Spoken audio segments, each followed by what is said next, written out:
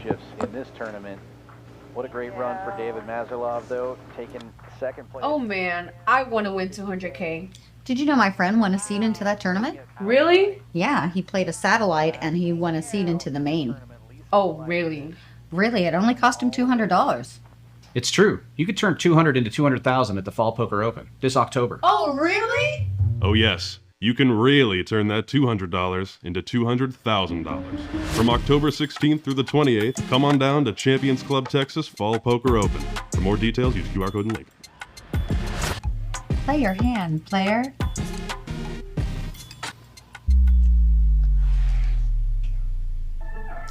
I'm all in. Play your hand, play your hand. No fuck, counting the stacks, stacking the bags. And no fuck, counting the...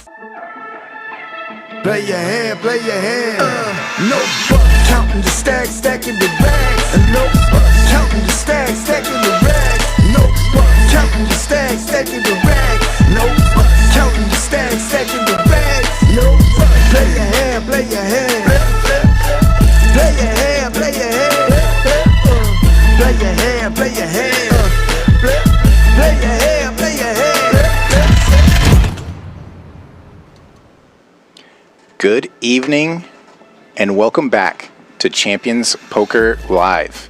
This is Kyle Miller in booth, joined by none other than Chris Ooh, one of our regular stream players. How's it going tonight? I'm doing great. How are you, Kyle? Doing amazing. Excited for this Monday lineup. We're about to introduce you to all these players. Pretty action lineup. 1-3 is the stakes.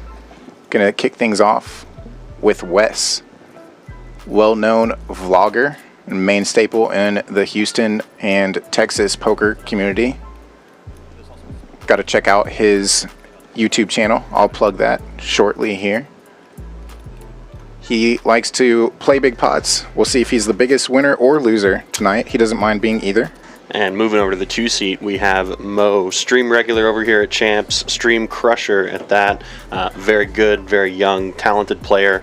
He's also not afraid to play big pots, put in big raises, play big bluffs. Always very excited to have him on our stream and always a good player to watch. Yep. And ATM rocking the hat tonight. Got a little Texans going on, hiding that luscious, beautiful hair hidden underneath. I'm going to go ahead and pick him as my big winner prediction for the night. He agrees. Okay, I'm looking forward to seeing that too. In the 4-seat, we have Guppy over here. Has played on the stream a couple of times. I've personally had the pleasure of playing with him a couple of times as well. Very solid player. Also one of these young crushers who plays out here in the Houston streets. So excited to see him mix it up with our stream regulars. Yep. And in the middle of it all tonight is Fisherman. And he truly will be in the middle of it all. He loves playing hands, hates folding. It's going to be either Fisherman or Wes leading the VPIP. It's going to be a very close battle on who plays more hands there. I'll take Wes for that bet if we're doing lines here. Moving over, we have Cowboy Dave sitting over next to the Fisherman. Fun fact about Dave, he is the founder of, or a co-founder of thenutbutton.com. Look that up if you haven't already. Quite funny. But he's also a stream regular, so excited to have him back here. And Var, he's in town for a while. I hope we have him back on multiple times. He finally got his chance, his shot in a lineup very similar to this just last week. And pretty bad card distribution, but he did great job with it. Hopefully better cards tonight. And looking on over at HV, fan favorite, great player, great action for the stream. Always plays big pots, doesn't matter who it's with, friend or foe. HV is always here to put on a show, and hopefully he puts on another one tonight. Yeah, two of my very good friends in the same shot right here, HV and James Duke, the legend, Mr. Blue Hair. Good to see him in the room as always, and I'm excited to see what he has in store for us tonight. He's always action, and interesting to try to translate what he says. So that is the lineup there. There you see the buy-ins. Looks like a couple players buying in north of 1,000, if everything is correct here. I believe that might just be an error. There should be a 1K Or the queen ace king. Matt, or they may have done some sort of like flip or started playing beforehand. Yeah, but very That's well. what makes sense. Yeah. Very possible. We see multiple players north of 1,000. You see that beautiful 1,000 chip in front of Guppy's stack, so he's definitely got about 1,800 in front of him. Yeah, a couple players just under 1,000. A couple players at 1,000. So they probably just got started with things early. And Fisherman getting things started with ace king, raising to 35 with it. Duke puts in the call. And right out of the gate, Knit game is on. That's why you see all the red buttons in front of each player, yellow dots in the graphics next to each player's name. We see a favorable flop for the Fisherman king high, but there is 3 diamonds available.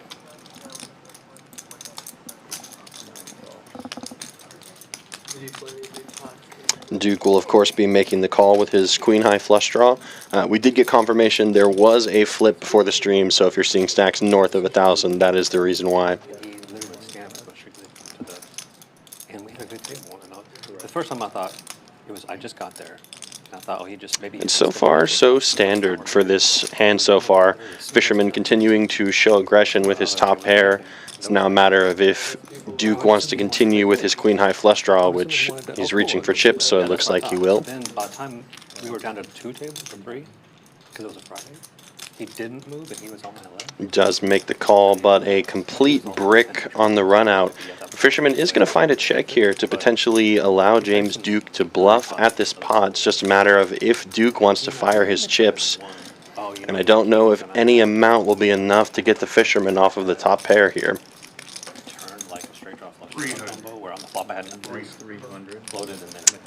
Instant snap call from the Fisherman, not folding for that amount, and a quick pot, $1,000 taken down by the Fisherman. Who's this guy? Like the day before. And a quick reload, it looks like, by Duke. Making sure to top off. Actually, quite a few people will keep a short stack during the knit game just so that they can kind of limit the risk and make it easier to get their chips in, play it a little more aggressively. Yeah, I think a lot of people prefer to play more tournament-type poker with this knit game incentive on. They'll just rip their stack in if they have a small enough amount. So definitely a valid, viable strategy. It's not one I prefer to take. I like trying to top up just so we can have big stacks and play for the knit game. But it's more fun that way, I think. But definitely valid ways to play it. Good for Fisherman, though. He's already gotten rid of his knit button first hand in, and with a somewhat dangerous hand pre-flop, the ace-king, so good for him to take it down immediately.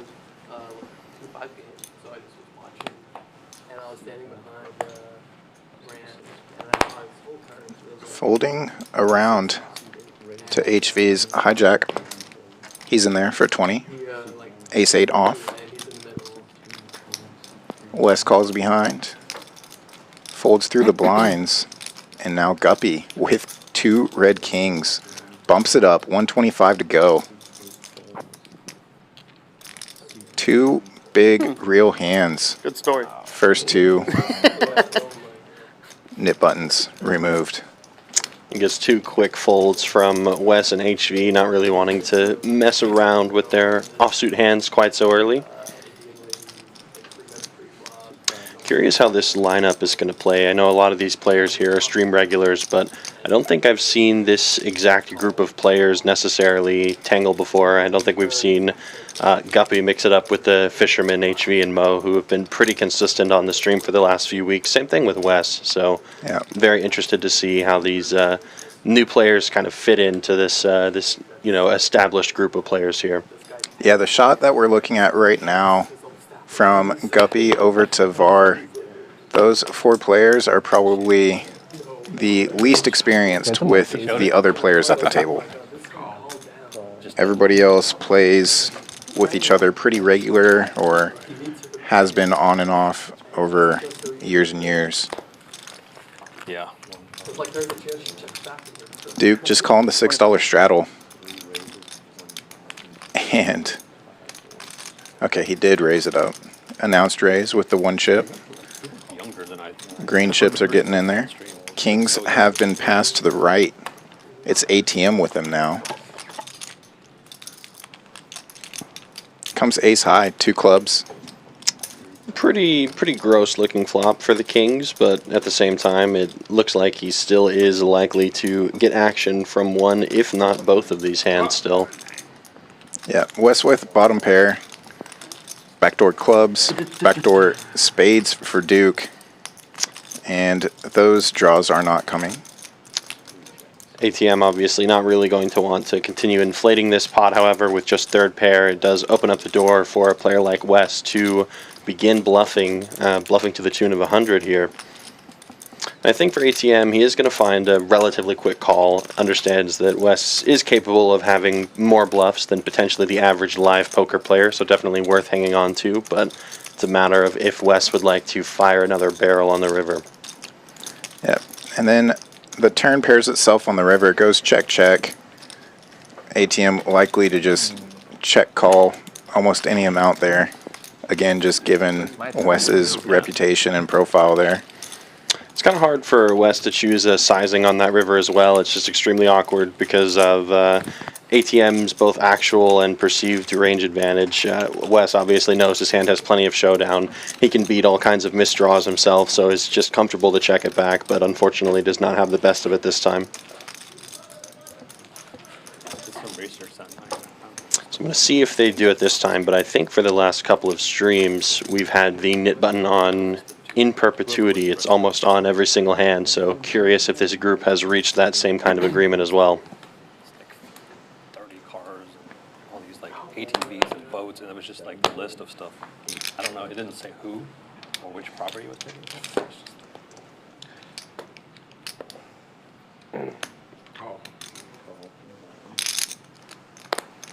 Just noticed we have some Guppy fans in chat, so welcome to all the Guppies out there supporting Guppy leader. I don't know if that's a thing. I'm just saying words. You calling the Guppy fans fishes? I don't know if that's appropriate. I mean, he calls himself Guppy. That's true. I personally enjoy the plays on fish. Another one of my favorites is when salmon plays. I always enjoy that too. The fish puns or the fish names are always fun. A lot of my online monikers for poker are shark bait related. Yeah. Shark bait, ooh ha ha.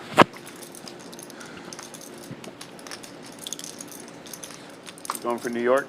What's up? No, I'm a Mets fan. Oh, that's right. Anyone but the Yankees.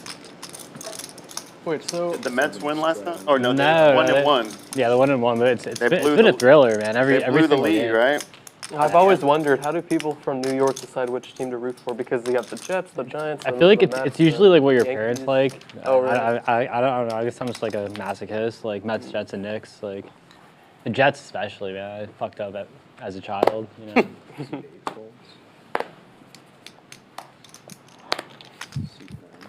There's definitely a divide. Like it's very rare that people like both the Mets and the Yankees. 2 black sixes buried for Duke. Calls a straddle. You got him, really? Immediately faces aggression and re-aggression. Ace 10, 3-betting to 165. And now 7's in the small blind. Gonna find a fold. Fisherman hates that, but good discipline. I'm interested to see what Duke wants to do with his 6s here. He is just going to elect to get rid of them. I think that's something that Duke may have to personally adapt to this game because he unfortunately has the pleasure of having 2 of the most aggressive players on the table on his direct left in Mo and Wes. So limping obviously can be a profitable strategy in some configurations, but in this one it's definitely going to be harder to play with Mo and Wes getting after it majority of the hands. Yeah, with Mo 3-betting, I think he knew this was coming. A 4-bet from Wes. You see a little smirk from Mo. He didn't want to fold. Oh! He will take down the nip button here with the timely 4-bet with the King 6. Nicely played by Wes. After you like talk. That's what makes Wes so tricky. Nick game or no Nick game, you could easily put that 4-bet in with that exact holding or far worse. We've seen it. Let the shenanigans begin. I just thought this was going to be the game that Wes finally lost. Yeah, I guess as the Guppies, Team Guppy in chat mentioned, this lineup is not exactly fish. Bunch of sharks. Tough lineup. There's going to be tons of 3-bets, 4-bets. That's the great news about the wonderful game of poker. It doesn't matter if you're a fish or a shark. If the cards fall in your favor, then so it goes. There's always a chance to win in this game. Queen Jack, big lay down. Not a lot of winning pre-flop here. Folds around to the straddles. We do have a double straddle on HV with the HV hand. Low suited connectors. And a 3-bet from Duke. Straddle on straddle. 125 to go now from the in position player.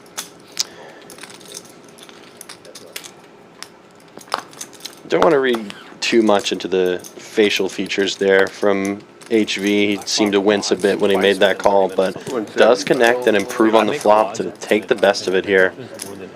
Still obviously not in love with this situation, though, despite flopping bottom pair. Doesn't necessarily have very many clean outs. If Duke does happen to have one of those few over pairs, then he's in rough shape. Oh, okay. Won't be making the fold on this street, though. By the time it ended, they only had $200. There's 3 at the And of the many turns in the deck that are good for HV, that is one of them. It does give him an open-ended straight draw as well. Duke basically committing himself to this pot with this bet. Only leaves himself about 615 behind after that bet. It's a matter of if HV just wants to stick the rest of it in there. Board is much better for his range. Just depends on if HV thinks Duke will relinquish anything in this spot. He does put it all in. Sixes for the nuts on both boards, like literally. I think it's going to work out for HV in this instance. I don't think Duke is ever folding an overpair here. HV does get it in good. Just a matter of if Duke is willing to find the fold. Oh, for sure, yeah. So it's ace, 6, 10, and an 8 on the. I believe so, yeah. They won the first one, right? Is it at Yankee Stadium? Or? Obviously, not to get nerdy here, but Duke holding the ace of diamonds is not good for him in this situation. All things considered, removing some of those turn to ace high flush draws that HV might have in his continuation range, like a combo draw of some sort. So really, HV is representing only pretty much value here. Duke has to know his hand is behind and is just wondering if he can gamble for the rest of it, and he does decide to make the call. Oh, yeah, Padres, yeah. They're the better team, for sure. Anything can happen. And they might think that everybody's all but like, because it's embarrassing to fold to it. So they make it home early, you got a pair? No, I have a pair. I don't think I've ever done that. Well, 2 pairs. You got 2 pairs? 7, ace, queen, does not come. 6-5 is good. And they decided to run it one time. Scoop it for HV, almost a $2,000 pot, and he is also going to be safe from the Nick game. And that's a good pot for HV to win, especially considering the events of the most recent stream. If anyone had watched, HV took a very rare defeat on the previous stream, obviously looking to make up some of the ground from that game, and he's off to a good start by winning a nice-sized pot and doubling up. The Mets are playing the Phillies. Oh, I had more than you? Surely not. I guess like Sounds like we're going to take an early look at the numbers here. Fisherman way out in front. HV not too far behind that. ATM up 100. Duke down 1.5 early. But it is early. Plenty of time to turn that around. We do stream 4 days out of the week here on our regular stream schedule. 5 hours each stream. Tomorrow, PLO, poker with the Stallions. And then Wednesday, we have a special one for you. It's Ladies' Night. Because if that's true, then I played Always a good time, plenty of drinks and action flowing. Whenever we have the ladies lineup, like they're like, oh, it's like, you know, going to be doing that at least once a month, hopefully more in the future. Oh, really? and then another special one I mean, Thursday. because he's LeBron's son. Oh, yeah. So great lineup, great action all week long. And then we have more special treats on the way. It's Fall Poker Open coming up pretty soon here. Just a week away, October 16th through the 28th. And we're going to be streaming plenty of final tables throughout that, plus some big cash stream specials. If you haven't already, hit that subscribe button. Drop a like while you're at it. Mo, raising, ace queen, offsuit. Early position. Plenty of callers, and now the double straddle looks down at queens. And again, this is what, to Wes's credit, he's so good at. This is just a perfect squeeze spot for him. Everybody's going to give him credit of these can be any two cards. They don't know it's actually two queens. And that's why he's just going to get called in every spot. All these players know that Wes is more than capable of having some non-standard 3 and 4 bets, as shown by that King 6 suited earlier. We are going to be, I believe, 3 ways headed to a flop with queens still well in the lead. Somebody missing? So, does come King High Rainbow. Fortunately for Wes, no one really catching a major piece of this. Even Mo's gut shot to Broadway isn't going to be enough to continue, and is going to be a quick C-bet and take it from Wes. Board quite favorable for his range, even if he doesn't like to see an overcard. Mo and ATM not really able to hang on in this pot, so nice work from Wes finding a good 3-bet. And then there's a cold call immediately. I like it cold. Thank you so much. Yeah, I've only played tournaments with Wes. You've played on stream with him a couple times. So, you know from personal experience, you got to be ready to go all 3 streets. Yep. And if I'm in a hand with him, I'd prefer position and a pretty strong holding. Yeah, I've had the pleasure and the misfortune of tangling with Wes Cushall on the felt, both in tournaments and in cash games too. So, stellar player. Obviously, will put you in a ton of difficult spots if you're not ready. So if you're not playing your A game, you will be punished. Rather have Jack 10. Or like pocket pair. 6s now for Guppy. Raises a 20. And another ace queen found in the hole. Here we go, 3-bet, 4-bet.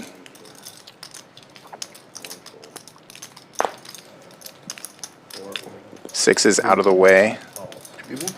Sorry about our graphics, they will get caught up here quickly.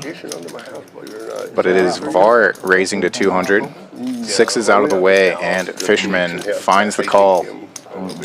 We're going to go heads up to the flop. This is the first time I played in a while. Var is dominated. A suited king queen in position. He does have a knit button to go with it. They're just getting action caught up. And I believe now we're going to be able to bring those bets in and see a flop. in like January. Yeah, yeah. Oh, is that where Quite unfortunate if Var saw a queen high flop, and he does not this time. 10-10-4 still going to be a pretty decent flop for the 4-better and for the 3-better, all things considered. So I'd love to see a small bet from Var here. It's a 4-bet pot, so you should be continuing with the majority of your range. No, they got new felts and everything now. He maybe should not expect his opponent to fold on this street, so he's going to have to be prepared to apply multiple streets of pressure to whatever his opponent's holding could be, so long as the turn is favorable for his range. And it is. It's a deuce of diamonds, which is honestly a fantastic card for Var from his perspective. Changes nothing about the board. Unless his opponent has one of those rare overpairs, he's not going to like his spot if Var continues to apply maximum pressure. So when I play, I just play here. You see Var doing inventory of his stack. He has about a pot-sized bet left behind. And if we're going to take this hand to the streets as a 4-bet bluff pre-flop, I would love to see a jam here from Var. Just a question of if he'll find it. Hayden Fortini and Kim Fortini on it, and Is he a player? Jim and Dory Coyle. really? Jim and Dory Coyle wow. also have an interest in it, and yeah. Var does Because- check back though. Yeah. Very heavily consolidates his range, makes it much less likely that he has one of his strongest possible holdings, such as aces, kings, queens, or pocket jacks, even with the jack on the river. And with the check back on the turn, it's going to be harder for Var to represent those strong hands. Now, luckily for him, his opponent doesn't have anything in this instance. Fisherman with just ace queen high. So if Var can find a barrel, he may still be able to take down this pot. Your villain or something? I don't know. You're losing me there. Fisherman's problem in this instance is he cannot even beat ace king, which is a very likely hand, but Var does not find the bet, and Fisherman's ace high will take down the pot. Yeah, and I think that's why Fisherman out of position was really just trying to get it to showdown. I think he was prepped to call most river bets, names kind of jumble around but my head like you mentioned, probably just worried about being dominated. Ace king has him. And Var obviously giving quite a lot of respect to Fisherman's range, not necessarily thinking he will be willing to fold any of his middling hands. I do think he had an opportunity there, but it's also impossible to know what your opponent could be holding on to. So it's easier to say than do, especially when your opponent may just snap you off if they somehow have a 10 or some kind of overpair themselves. Thank you. And then they're not a strip club, so players joke though, like we could just put one stripper pole in here and we're good. We're good to go. That didn't happen then. So yeah, so they shut it down. And then they open up another place, like In Austin. yeah, in Austin, and then someplace close to Dallas, but I've never been there. 6 raises. Well, this one's you know where it is on Pete and Rock Cliff. Yeah, but all the poker house players went there. At some point. 8 raises to 60. Fold. Oh, I'm sorry. I thought that was. Wait. 3 folds, 4 folds, 5 folds, 6 raises to 20, 7 folds, 6 raises to 60. No, 8. Oh, I'm sorry, 8 raises to 60.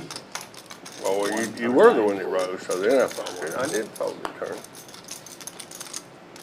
HV with aces and Mo with ace king. We're going to see a clash.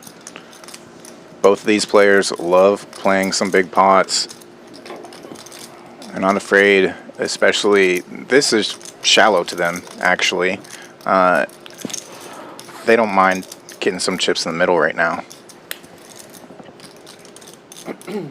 These two players also very good friends off the felt too, so some friendly fire here in this spot, but Yeah, and HV is going to elect to just make the call, which I love in this situation. Kind of what you'll see in a lot of live poker hands, especially at a low stakes game, and what a cooler of a flop. But you'll see in a lot of live poker games, people will genuinely overplay their hands like aces and kings in this spot when facing a 4-bet. 5-betting just looks so unbelievably strong that it will scare your opponents off of hands exactly like ace-king, where you won't have the opportunity to find yourself in dream situations like this one if you blast it and get your opponent to make a hero fold pre-flop.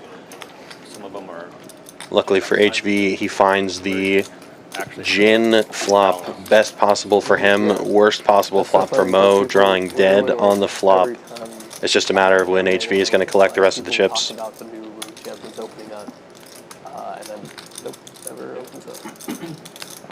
Oh, in Dallas, yeah. Yeah, SPR almost perfect already as that queen of diamonds hits the turn. 874 in the middle. That's why they still have all the good. Just over 1,000 back before Mo puts in 275. And I'm interested to see Mo's smaller sizing here on the turn. Potentially thinking the queen is a better card for HV's range. Thinking that HV could have more combinations of hands like ace-queen suited and queens as well. But he is still perfectly set up for a river jam. And given the SPR, I don't see any chance that Mo gets away from this pot on the river. Pot is going to have about $1,500 in it. Mo will have half of that by the time of the river. River doesn't really change much unless HV just got there with a hand like ace-4. So I think all the rest of Mo's chips are going in the middle and a snap call will be had.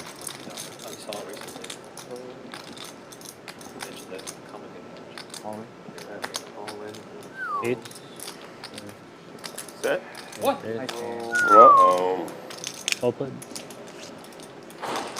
Anytime HV snaps you, it's an issue. It's over. He likes to take his time. That one, pretty straightforward. That's just the nuts right there. And a serious cooler for Mo. HV going to take down a huge pot.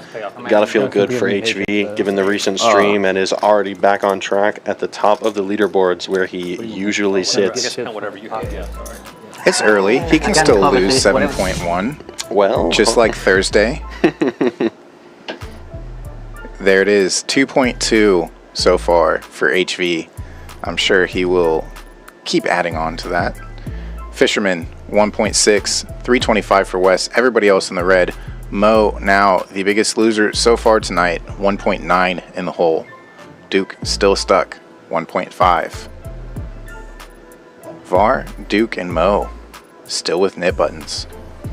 If I'm not mistaken, we're only 10 hands in, and I know these streams can tend to have north of 100 hands, so not even 10% of the way through this night. Still plenty of action to come and plenty of chances for these players to make it all back or lose it all back, depending on your perspective. It was really good last year. With the way that stacks get really deep here, all it takes is a big one. You can be stuck 3,000, 5,000, and as long as you're covering the table or matching the stack as the night progresses, as you see Mo is doing there, you have a shot at your money back. Nobody's locking it up here. And we'll have to see if this 1-3 game plays quite as large as some of the others we've seen in past weeks. I remember commentating just an absolutely wild 1-3 stream just a few weeks ago where we saw multiple nearly $10,000 pots, which is absurd for a 1-3 game, but such is the way of Champions Club. And that was just kind of like first orbits, right? Like Wes was just stacking people left and right. Wes going crazy. We saw a dry guy ace high flush draw versus a flopped flush for a $10,000 pot. A 1-3 game. Incredible action we have here at Champions. Catching back up here to the action, Fisherman is going to continue stabbing with his ace high, or his ace high rather. And HV doesn't have much to fight back with. Good news for HV is that a 7-4 high flop is perfect for his range, so we'll see if he makes good use of that image and potentially decides to put in a sneaky raise here. Yeah, talk about a Champions stream flop. 7-4 gets there. Zach Wilson in a couple years, watch. See, if I was in this hand with Dan right now, I would just muck. Just get rid of your cards. Yeah. Doesn't matter if you raise pre-flop. Full of aces. You lose right there. What a cooler. 2 pair beating aces. Yeah. So yeah, you mentioned how these streams can play pretty big, bigger than advertised. Within the first 4 hours of each stream, we do have to limit the number of straddles to just 2 straddles. You'll typically see at least 1 straddle on, if not both. And then within the last hour of each stream, it's optional to straddle 3, 4, 5 times over. We've seen the straddle all the way to the button plenty of times throughout these streams. Doesn't matter the stakes. Even on some of the 10 quarters, we've seen those straddles get there. One stream we even had them talk about if they could straddle into the blind. Thankfully, they did not. I haven't seen you for a bit. Battle of small pocket pairs developing. Guppy with the worst of it. And 3s and 4s usually are going to flop under pairs, as they both do. And continuation in position takes it for HV. All the Guppy fans in chat hate to see it. The only thing I know about HV is that he's always right. On Thursday, everything I do is wrong. I don't know. Well, some are bad plays, some are like... Good seeing XP Gaming Pro in chat. Most of it appears to also be Team Gup. Seriously. have nightmares about Tish was playing bragging about his UHV. Queen 10 hand. He tells me with his hand, and I go back and I finish the stream, and I'm just like, really? This is. He's bragging about it. Wait, I want to know what the hand was now. Well, we were heads up on the knit game, right? And then he freaking jammed. Var in there. First in for 15. Oh, Suited connector. Oh my god. Broadway connector It's a race. for Duke and Blackjack. I guess those are genius players. Wes's 4-bets have not had to be as creative today, picking up his second premium in about one orbit. And then small 5-bet and had ace king and had queen flops like jack high, and you get there with the king. Oh my god. Queen? I thought you got 8. Queens. When against your ace. No, last stream, not this time. Brunson flop. Queen 10 ace thing was The overpair for Wes. injury, man. Queen 10 ace. That Bets. was just rude at that point. 125 into 325. When he just ripped Queen 10 off. Quick bet and take it. Duke obviously handcuffed, wanting to play his hand, especially because the Nick game is still on. He, Mo, and I believe Var all still have their knit buttons active. You can see that there with the little graphic at the Actually, top of the I wasn't screen. turning dead. There's a lot of equity on the turn. In the past couple streams for 1-3, the penalty has been 150. So for those unfamiliar, Nick game, you have to win a hand. Last person to win a hand and show down a winning hand, whether by value or bluff, has to pay the knit tax.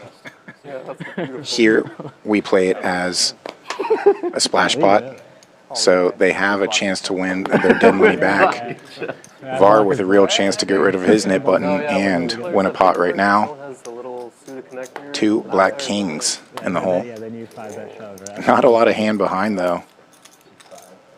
Back to the blinds. There we go. Ace wheel doing them a favor. Call with king queen. All 3-bet. Hand's about to be over. With queen 10. And then flop was king 4. 75's too cheap. He bet, I raised, and he 3-bets me on the flop. Smooth call. You know what I had? I have no equity, no nothing. So do you like this call in position the same way that you like the aces call in position? I mean, it's a slightly different situation given the stack depths, particularly because HV and Mo were relatively deep compared to the size of the game. I like the play. And in Var's instance, he's not particularly deep either. For him, a 4-bet sizing would probably be pretty awkward on pretty much any board. He only had about, what was it, 630, 640 in his stack before the hand was taken to a flop. So any 4-bet, he's going to be committed to the hand, and he's not getting a call from much worse from Fisherman given the stack depth. So I think a call here is fine. Obviously, you expose yourself to a slight bit of risk, but it's a good way to potentially get Fisherman to send more of his chips Var's way post-flop. So yeah, keep the bluffs in. Don't mind the flat call in this instance. I think if he had a hand that was slightly weaker, I would definitely prefer a 4-bet. A hand like ace-jack, ace-queen, even smaller pocket pairs, I would even consider an argument for a 4-bet just to try and clear out some equity and win the Nick game right there. But well played by Var. Commentator know, like, as soon as HV plays, don't love at some point. Yeah. Dude, like, if you were betting the turn, I'm ripping it. Folds around to ace-10 for Mo. Makes it 25 to go. And 4 of those 25s now from ATM. Guppy. Guppy making a move. I was putting myself in your spot. Here we go, chat. You're thinking, okay, well, if he doesn't have a 4, and then it just comes. 275. That's why I was like. King, jack suited, like plus button equity. Let's get some gups in the chat for this bold 4-bet here. And I don't know if ATM's going to want to call. He does decide to make the call, so we have 2 pretty suited hands going to war. Battle of the suited gappers and an absolute crusher of a flop for Guppy. Most of the royal flush. Royal flush draw. ATM does have 1 pair, so we'll see if he likes his hand enough to hold on.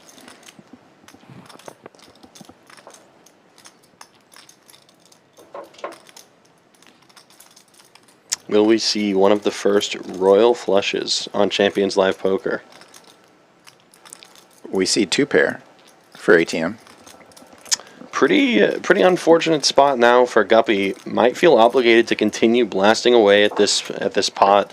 Even though he doesn't have anything right now, he still has the nut flush draw, Broadway for the nut straight draw, an incredibly strong range here, given that he is a cold 4-better from the button. And he does ship it in and a snap call from ATM, who has turned himself 2-pair. Even though this was a fair fight on the flop, ATM with a commanding 75%er now. ATM's pretty confident, by the way.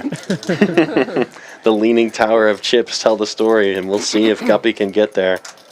Can chat summon a card for their man? They cannot. Huh? Nice. Yeah, ATM with that river actually thought might be a bad river card for him, but not counterfeit. What a flop for the King Jack, dude. Queen 9 gets there and holds. Got a feel for Guppy there just a bit. Any other turn card in the deck, and he's probably getting a fold out of ATM, just not that one. 100%. So Guppy now joining Duke and Mo. Now stuck initial buy-ins. Couple people stuck over 1,400. Couple people up over 1,300 or so. HV with the most of it, 2.1.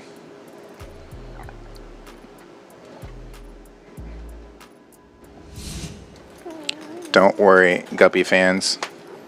Plenty of hands to be played. Even though Guppy is currently sleeping with the fishes, he will have plenty of chances to make his money back, especially in this lineup. There will be no shortage of action tonight, especially from the players who are on Guppy's right. So he will have the chance to potentially tango and play some big pots with them in position. So I like his chances of being able to make a comeback. It just depends on the card distribution. Yeah, and that dude's a grinder. If he doesn't win it all back and become the winningest stream player tonight in this lineup, I'm sure he's just going to go grind immediately after. He is probably my #1 pick of this 9 to play post-stream. Not me versus him, obviously, but he will be grinding it out. We see Wes moving ahead to open the 4-5 suited. Mo going to find the quick 3-bet with the ace-queen. And still holding one of those knit buttons, incredibly important for him, wanting to get rid of that and end the knit game. Wes with a quick defend as well. Both players playing incredibly deep, so this is perfectly fine. In some shallower stacked live games, I would disagree with the call, but not here. Deep stack poker lets you play fun hands like this. Both players are going to connect and see a piece of this flop. Wes with bottom pair and a backdoor straight draw, backdoor flush draw combination. A never fold spot for Mr. Cushall here. Front door clubs come in for nobody. Neither player with the club. The turn is quite interesting as well. Wes could certainly have some flushes as played, so I'm not surprised to see Mo checking back in this instance. And unfortunately for Mo, Wes's backdoor equity does arrive on the river with the 4 of hearts. 2-pair now for Wes.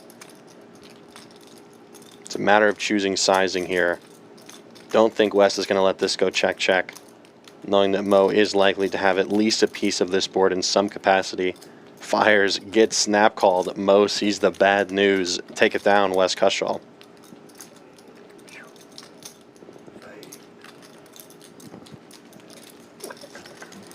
The only thing that surprised me about that hand was that Wes didn't 4-bet it pre.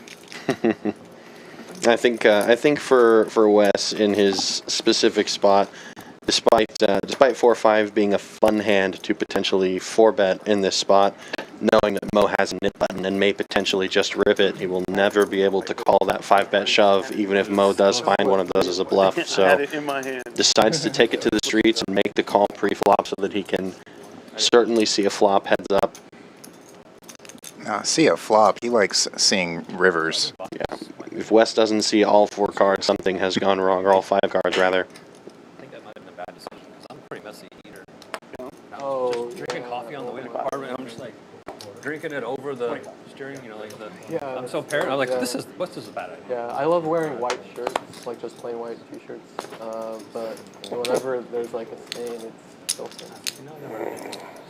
You got to get the 6-packs at Costco, man. Really high quality. Yeah, yeah. Like 25 bucks. $40. But I also like to eat like soup like pho, for example. Yeah. And then, Oh, you know, all right, Duke. Duke. Ace 8 off. 3-betting Good luck, out of the man. straddle. Small 3-bet. Queen 9-7. Okay. 2 hearts.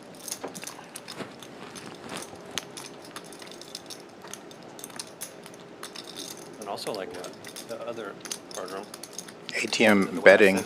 I'm Probably thinking he has pretty much 0 equity here, but have a big black one. holding more than he thinks, and position matters. Fucking hit button. Wait, who's in the nickname? There's just 2 of us left. Just heads up. Had a little defense from Mo there. Wow.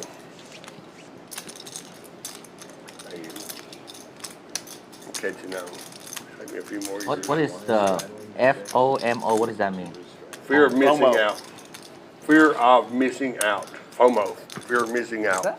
What made you FOMO, inquire if you about have that? What made you ask about FOMO, that? FOMO, if you have FOMO, like you see your FOMO, friends on like, vacation, yeah. and you're like, oh, I'm having. Like right now, I have Insta serious stories, FOMO and about like, teaching like, because they're having a yeah, lot of fun FOMO. out there, and I fear I'm missing out. No, because this text me, good luck on stream, and then FOMO. He was just Yeah. He decided to not go, but he's thinking, man, I wish I had gone now. Oh, okay. Yeah. This way. Yeah, we are missing you he texted me too. that, I was like, what is that? What? Tish, if you're These new watching. kids, right? He meant to put an H instead of the F. I think Cowboy Dave is also on FOMO. Folds again. It's always rough playing stream and just being carded. Come on now. Yeah. I've seen you go through that a couple times. Then you get the allegations of being a nit. Yeah. And it's, you know, you have to fight them off some other day because the card distribution will not give you the chance to fight back. Well, it's also, especially in a lineup like this, when there's so many 3-bets, 4-bets, you can't really get out of line. Because what are you going to do? Call 60 to fold? Yeah. 'Cause if you do that over 100 hands, X amount of times, you're just losing so much. I mean, you saw what happened to Guppy doing a potentially creative 4-bet and unfortunately getting maximally punished in this very heavy action game. So you have to pick your spots wisely. That's what the best of the best do on this on these streams. Mo has chosen his spot with aces, is going to bet and get raised by the Fisherman. Not really scared of much on this board, to be honest with you. There is a couple of straight draws and a flush draw available, but very standard call here from Mo. Obviously, would not be happy to see a spade on the turn. And the 8 of hearts is not necessarily the best card in the world either. Mainly because if Fisherman is finding these raises with these top pair types of holdings, those hands too beat him. Now, given the fact that Mo still has a nit button, I don't expect him to fold, especially not for the price of 175, but this is not a fist pump, get it in situation. He is just going to make the call.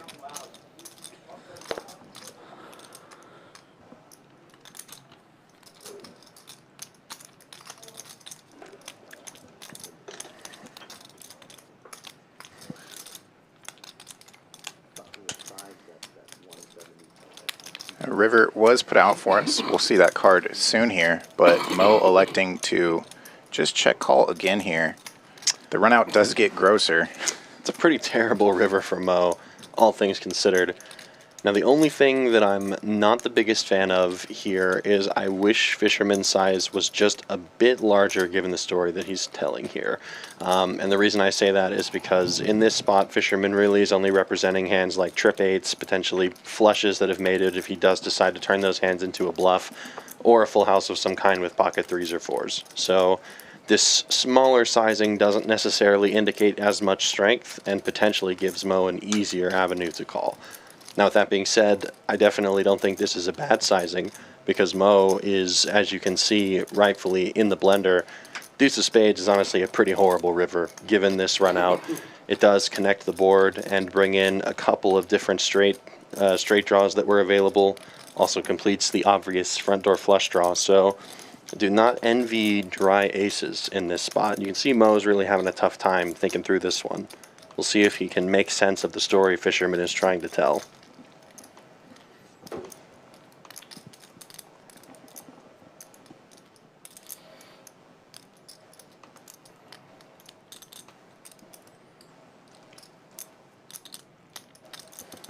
Frustrating thing for Mo is he has played a couple of pots, big pots, and made some calls that have not gone in his direction, so now he just has to try and isolate himself from those previous hands and see if he can make the correct decision here. A hand like aces with the ace of diamonds, ace of clubs might be indifferent on the river at this point to calling or folding, so it's a good spot and a good line that Fisherman has found for himself.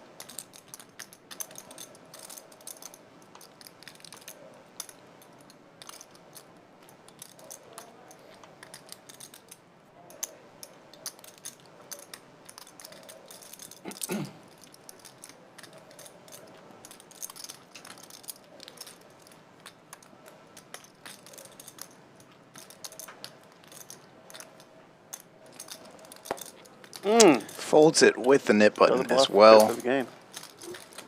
It's like Larry, no bluff on that. Got a feel for Mo. It's a really gross run out. I think Mo is going to find a call on a lot of rivers, but the deuce of spades is one of the ugliest ones you could potentially ever ask for. Only card that might be any worse would be the 6 or the 7 of spades somehow. 5 of spades maybe. So straightening out the board more as well. Yeah, do agree. And even then, the deuce of spades does complete some straight draws. If the Fisherman did have the ace 5 that he was turning into a bluff, that hand also just got there. So tough spot for Mo. 7-4. Obviously, not thrilled to have to make that fold, but it is a disciplined fold that will work a lot of the time in most live lineups, just not this one. Yeah, and huge credit to Fisherman. All 3 streets. A lot of people will just shut down, but when you're left with just king high red cards on a black run out, you do have to take your stab. Yeah, I can't. That makes sense. Live principle in general is if someone is betting into you on the river, I had the king of diamonds. even if additional draws have got there, they have it, and you should fold. Mo abiding by that principle, but like you said, good work by Fisherman to find this bluff line. Oh, there it is. There it is. There it is. Now he's changed his word. 3 players, all in for the double straddle line. I don't think so. I mean, you can have king 7, king 9. Ace 6 tray, 2 hearts. Most good for middle pair. Yeah, it's very good for him. He does catch the best of it. Both of his opponents don't have much of anything to bluff with either. Doesn't know. Yeah. He's out of position though, so imagine this is checking through once Fisherman realizes it's on him. Yeah, it's on you. You didn't hit. It is limp pot, so spades starting to come in, plus a gut shot for Fisherman. Where's the button? Oh, okay. It's pretty big. Hard to believe anybody has an ace here, since everybody just called the straddle. Mo putting out a feeler. And the king gets there. Fisherman obviously with a beautiful hand on the turn with the straight draw and the flush draw. King of diamonds is going to complete the best hand, and good defense from Fisherman. Mo still holding onto his nip button. Probably a 4 draw. You should give me $5 for all this, damn. No, I'm just kidding.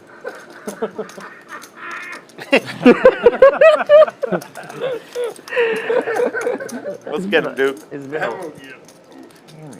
while. It's been a while since I hear that laugh. Yeah, I'm gonna get a little crazy a little bit later. You drinking? I'm trying to, You got anything on the game? Are you kidding? That was a I rhetorical got some question, parlay, right? just some team player props? parlays. Juju Smith-Schuster. Yeah, I wish I could do this more. I just, And Kelsey? Kelsey and one other guy on the New Orleans. Can't think of his name. Rashid? No. But I do enjoy this. Something Davis or Davies or something, I don't remember. Call 6. Raise. I'm seeing atypical blackjack in chat saying Mo's gonna be in depression after rewatching the stream. The other night, Mo actually did Still got a chance. make incredible and correct folds in really gross spots time and time again. That time, unfortunately, Spades. incorrect, but sometimes you actually make a lot of money by saving a lot of money. We don't know what's true now. You said King 7, and then you said King 9. And then... One of the most popular poker content creators of the day and age now. Folding is boring, but it is correct sometimes. I'm gonna let you pick up a seat for me next time. May not be playing from the school of Rampage, Mo is, but he is nonetheless making quite many good disciplined folds. And just thinking about that hand, I have to agree, against a lot of live players, that is a great fold, even if it doesn't feel good. You just have one pair at the end of the day and have to relinquish your cards. So HV is going to pick up a real hand with the ace-jack. He never likes having real hands. He typically prefers really bad, middling cards. Occasionally mix it in there with a secret HV premium like ace-8 suited or something of the sort. Yeah. See, now ATM has an HV type of hand. Out of position, everything is just screaming HV, but it's ATM with it. Guppy, lifting it up out of the straddle. Ace-queen off. But ATM with one of those quintessential 4-bet bluff hands, and you know that ATM is not afraid to be aggressive when the time calls for it. Does find the 4-bet bluff with the ace-jack offsuit. We'll see how Guppy chooses to respond. Obviously, in this exact situation, he's well in the lead and doing great, but in the long run, it's a good fold right there from Guppy. You're often crushed and have no idea where you're at, even on an ace or a queen-high flop, so it does make the disciplined fold, and HV's aggression will pay off. I want to see change. HV is locked in. He wants revenge after last session. He's talked about it here. He said felt like everything he did on Thursday was a misstep, but taking every step in the right direction to kick off this Monday stream. Think about it, Mo. Think about it. Last time I was out of position. When? That's what I'm saying. Every time you're out of position, you always got me. But every time you're in position against me, it doesn't end well. No, but last aces was out of position. I'm talking about like seat. Oh, okay. Okay. He got you with technical.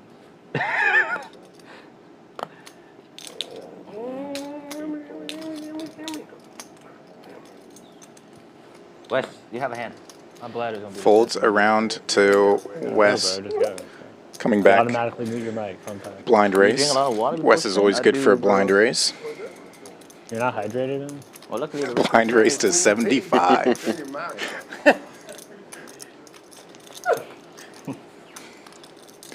Ace-jack just calls. And what a flop for the blind 10-4. You raised a 75 blind. I didn't realize that. No, he wouldn't do that. Yeah, you missed a raise, sir. That's easy money. I'm gonna look at what you have.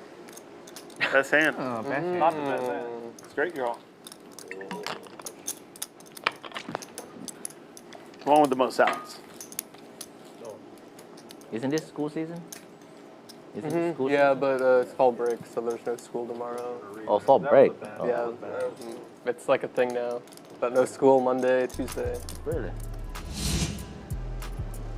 Look at how active the table is. No shocker. It's a very active table. Fisherman leading the way so far, 57%.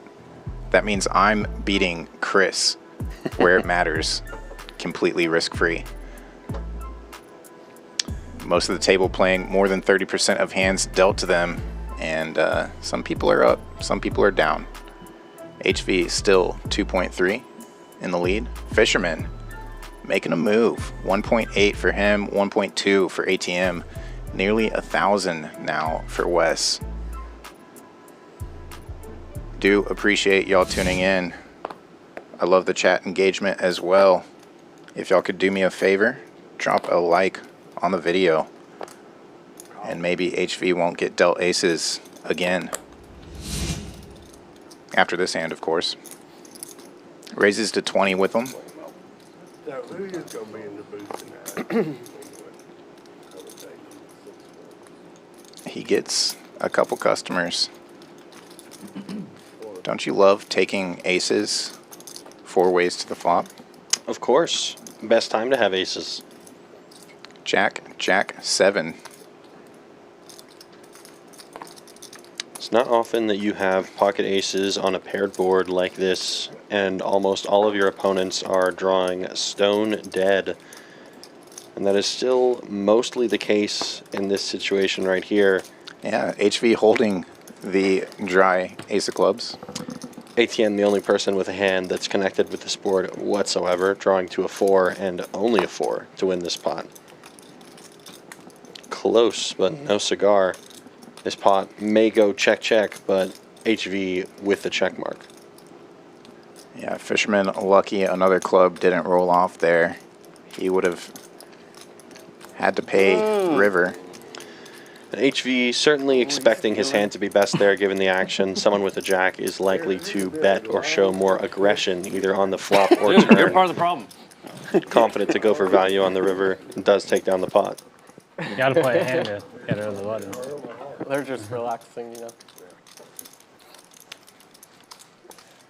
I hope it goes on the full stream, to be honest. I think that'll be funny. What happened to play? A full stream next I mean, one. Happened before like 2-3 hours. It had a heads up round? Yeah, for 2-3 hours. Oh my goodness. 12. I do like the every orbit, like it goes, every orbit, the people that are left have to pay like a $10 or $5 to every player. That's Aces have been some way to, like, downgraded yeah, to jacks. Yeah, once it's or it gets added onto the button. What a sad life. Downgrading a couple of pocket pairs lower. Yep. This is one of my favorite hands, actually. It's grown on me over time. Like, it's kinda 10-7 like, suited. I mean, I'm not saying Mo's doing this, but if every I was time going he to say, I folds- know you're not talking about 4s, so. The suited 3-gappers, those hands are also extremely fun to play, especially in tournaments when you know your ranges. That's a great hand to play on the button. They're so tricky. They're tricky for you to play, but trickier for your opponents to put you on if you make a strong hand. They sneak up on your opponents. But yeah, 4s, I always think it's interesting when people have favorite hands that are the small pocket pairs. Wow, just top set, all diamonds. And it's no fun taking aces like 4 ways to a flop, so let's take jacks 6 ways and flop top set. Seems fine to me. He could get paid here, even though it checks around. Board's starting to straighten out more. I'm saying getting paid because Fisherman leads out of the small blind with the ace of diamonds and now 3rd pair. Jacks can't go anywhere yet. Duke making the call as well with his backdoor flush draw and his turned backdoor straight equity. Unfortunately for him, his backdoor straight is unlikely to come in, but still possible. And the ace of clubs is a bad card for Fisherman, improving now to 2 pair. HV, of course, never folding. Snap call. Ship that pot to HV. Wow. Yeah, Fisherman actually very lucky. It was all diamonds on the flop. Otherwise, HV is bloating that pot quickly.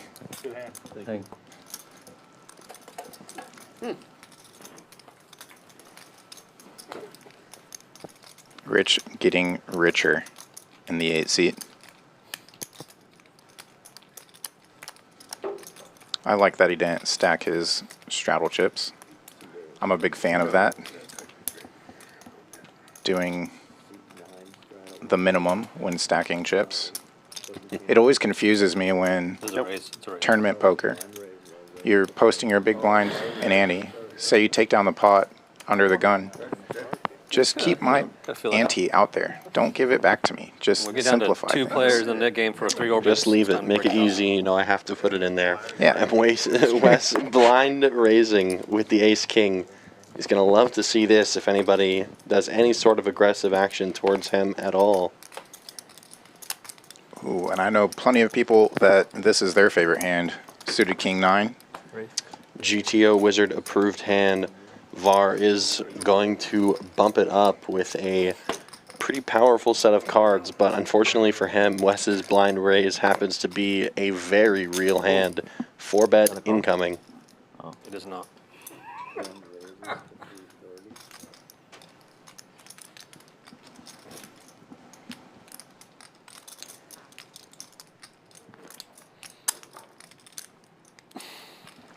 I do hope Var took the time to watch back the stream he played last Thursday. He and I talked post-stream quite a bit about it. At some point. Oh man! I was just saying, I'm looking at the chips. I don't think Var only had like 400 or 500 that his stack was indicating. He had quite a few blacks and some greens as well, closer to 7 or 8. I think the stream is correct now. Bad time for Var. Absolutely runs into it, and a king high flop is no good. Backdoor straight draw or backdoor 2-pair draw. His only hope now. Ooh, there is life. Straight draw, a 6, a 9, or a jack, and we are shipping this pot towards Var. Brick City. Not this time. Wes going to take down another pot and add to his winnings for the evening. Unfortunate for Var, found a good spot for a 4-bet bluff, but in this instance, Wes had it, and had it from a blind raise nonetheless, making it even harder to play. Honestly, that might have been factoring into Var's move there. Like, is he really going to 3-bet me off of a blind raise? I'm just going to go with this. I do like the aggression. I like the line. I think Var, as I was mentioning, probably watch back the stream, realize these players come to play pretty aggressively.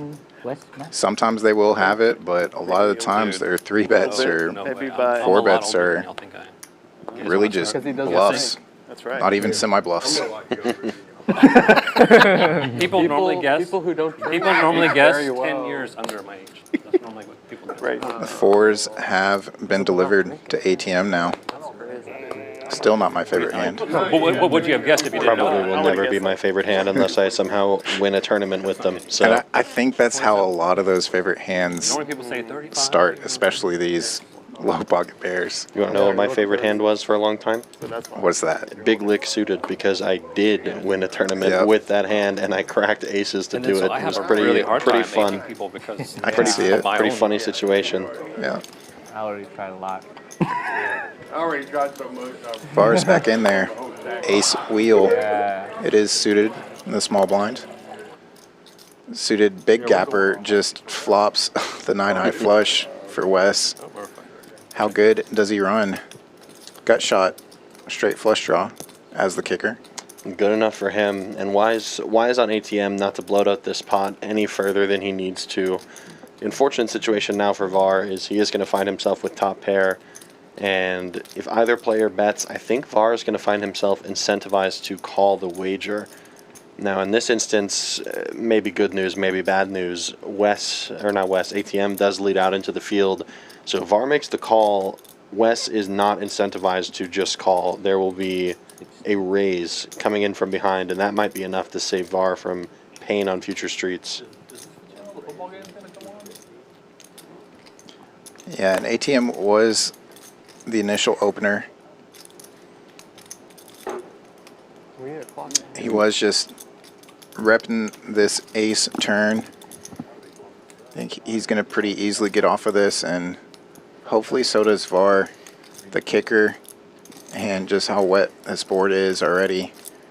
If it were Wes doing the betting on the turn, ATM folds and Var can just make the call, and this is a much smaller pot for him, but unfortunately for him, his top pair is no good and cannot be good for the rest of the hand. Var did just get taken to the felt by Wes, though. Hopefully he doesn't take this as an opportunity to get some of that back.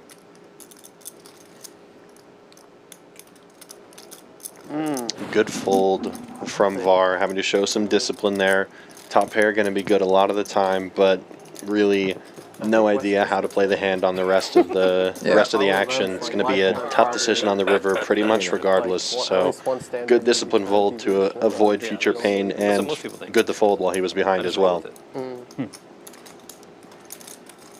Yeah, even with that kicker in position, 47. you're still just, what am I going to do on any river? There's no river you like except for maybe another ace or a 6, and even then that could just get you into trouble on those monotone boards. So good to exercise pot control, and when someone begins blasting it, it's just time to get out of the way, and Var rightfully does. I mean, hair and clothes help to bring it down a little bit. Mm-hmm. But now the gray is just... Yeah, I personally like runouts like that too, where the ace of hearts is unaccounted for. So you can kind of say, hey, maybe we're sharing that ace and you're just free rolling me this at this point. Var now looking down at a premium ace king. Guppy suited ace was the initial raiser. Duke doesn't like folding the king queen, but he knows this pot could be action pre. Very unfortunate for Mo and for Duke, who have had playable hands, but just not really had playable spots for the most part tonight. Guppy kind of in the same boat, pondering if he can do anything, but again, facing that action with his exact holding, it makes sense to make the fold and does decide to get out of the way. You gotta do what you gotta do now. Always good when you can't remember who you bet on. I feel like those are the ones that bet.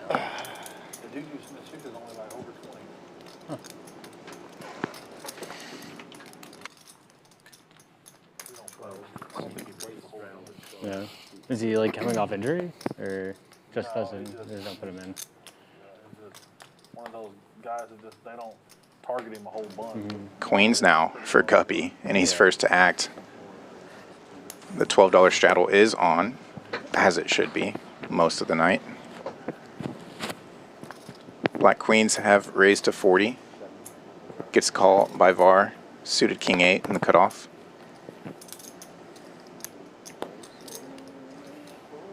Wes with 2 cards gets in there. These are nice looking cards as well. Suited 7-6 out of the big blind and ATM. Let's go, my man. Jack 8 flop. Okay, part of it. Got the jack. Everybody catching some here. Wes flops another flush draw and no waiting on the turn. Bad news for ATM, who does turn 2 pair while Wes has turned his flush. ATM not going to be folding. Guppy just kind of sighs with the queens and does make a disciplined fold. Var 2 pair as well. The problem is this flop and turn are just such action. It's a brick on the river, so Wes is going to be able to take down this pot, but I think he's going to get paid, if not in 2 spots, at least one. 2 pair versus 2 pair and a flush. Good spot for Wes. Yeah, let's see his sizing, because as you mentioned, he could be thinking I could get paid in both spots. And then he might even want to be sizing up some because it was so multi-way. He could be up against another flush. Unlikely, but if so, he does want to try to fold out some middling flushes that have him beat. I wasn't going to say that ATM is likely to fold here. And now, kind of annoying for Var. You can see it, like, he's facing a bet. He's facing a call behind when straights and flushes are possible. Or rather, flushes are possible. So it is kind of nasty seeing yourself with top and middle pair here.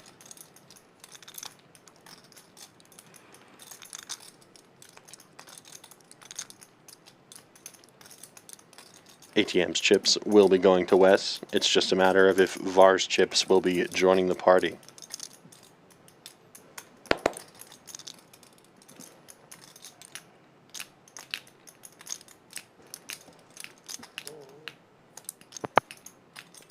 And I think Var will be finding the fold here. This is one of those spots where the good news for Wes is if ATM folds, I think Var does not have a choice and he has to call. Yeah. So given this much action already, though, I think Var can get away from his 2 pair. Yeah, when action picked up as that flush, that front door flush came in, you almost feel like you're overcalling, but you would hate to just fold the winner as well.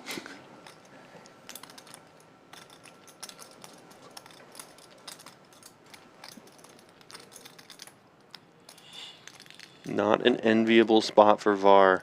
Counting out chips, though. Looks like he has pulled 200 into that stack that he's shuffling over there.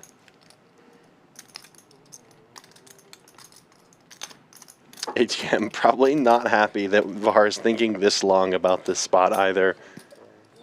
He does make the call. Wes gets paid twice. Twice as nice. And shipping another pot with another flush. That's exactly what I Great sizing. A medium. Based on what? Yeah, I think if he goes bigger, he gets called in one spot, not both. No, because I was watching. I think his bet sizing is great because it accomplishes a couple of things. It targets two-pair type of hands like the King 8 and the Jack 8, which, to be fair, you can't necessarily put your opponent on. But regardless, if your opponent somehow has two-pair, they're definitely going to find a call in that spot. At least one of them will. And if he goes too big, he kind of puts himself in a gross spot because if he then gets raised, it's almost certain that his opponent has a higher flush, and folding flushes is no fun. So Wes making sure not to overdo it with his bet and potentially expose himself to get blasted off of his flush. It is also possible that even with his exact sizing with 280, let's say I'm ATM and I have the, you know, the ace high flush there, and I raise to $700 or $800, I'm not really liking my spot either as Wes, even with a 7 high flush. There's just so many flushes that I lose to for value. So really gave himself all options there with his bet and got the best possible outcome, which was call. Call, and you're good. Call, and you win. It's not call, and someone else has a better flush. Yeah. Somebody pips you. And someone has the 8 high flush. You know. He's sitting over there with the queen high flush, like. I think we've all been there as well. Yeah. Ace 10 raising to 80. Cowboy Dave finally got some cards to play with. That's what you hate when he Even out of position, I think he's going to see the flop here. Let's see how the action goes before it gets back to him. ATM finds a call. Suited Queen 10. Does have those clubs dominated if Dave comes along, which he does. 3 players now, 3 cards to come on the flop. That's typically how you want most flops, just 3 cards. Anything else and you have a slight problem. Yeah, you get a little floor call and yeah. Coming down to an ace high board here. ATM suited Queen 10, finding nothing at all, but Dave and Var both finding connection with this board. Imagine Dave will be following along for the turn.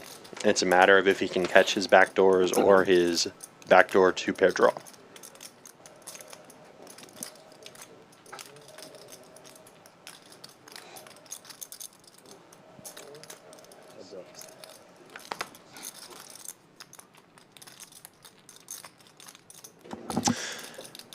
The Jack of Diamonds not really changing much here. Going to quickly go check. Var content to get the showdown with his top pair with a reasonable kicker. The 5 of clubs is an interesting card for Dave. If he does decide to turn his hand into a bluff, he does now have the removal for that introduced nut straight, but he does not do so. Is going to check, and Var should take down this pot one way or another. You got paid so much. Var got to feel good about his hand now being checked to in 2 spots. His opponent should be betting with better. Does go for a value bet, about half pot sizing. Dave definitely suspicious. I don't blame him. It did pretty quickly go check on the turn, so Dave might not necessarily be putting his opponent on a hand as strong as top pair, but that's exactly why you play these hands like ace with a middling kicker in this sort of way. Potentially disguises the strength of your hand and doesn't overinflate the pot whenever you are behind. The finance, like, anyone could spend like 30 seconds reading. What about the only way out of this trap here will be Dave to find the check raise with removal to the nuts. And it would be an ambitious play, but even then, I don't know if Var will be able to find the fold given his stack depth. Dave does wisely get out of the way, and a nice pot taken down by Var once again. Well, they want someone to look at the books to make sure there's nothing going on, but you know. Yeah, I think Dave kind of just frustrated right now, looking for ways to take down a hand and tip the dealer. What's up, everybody? We're doing it again here at Champions Club Texas. It's the Fall Poker Open, October 16th through 28th. We're kicking this off with our one-day, $100,000 monster stack. We're going to follow it up with our $250,000 guaranteed mystery bounty, where Champions Club Texas is kicking in an extra $10,000 bounty. Of course, we have our main event, which is a $1 million guarantee with a $1,500 buy-in. Check us out on all your favorite social media platforms, and of course, Poker Atlas.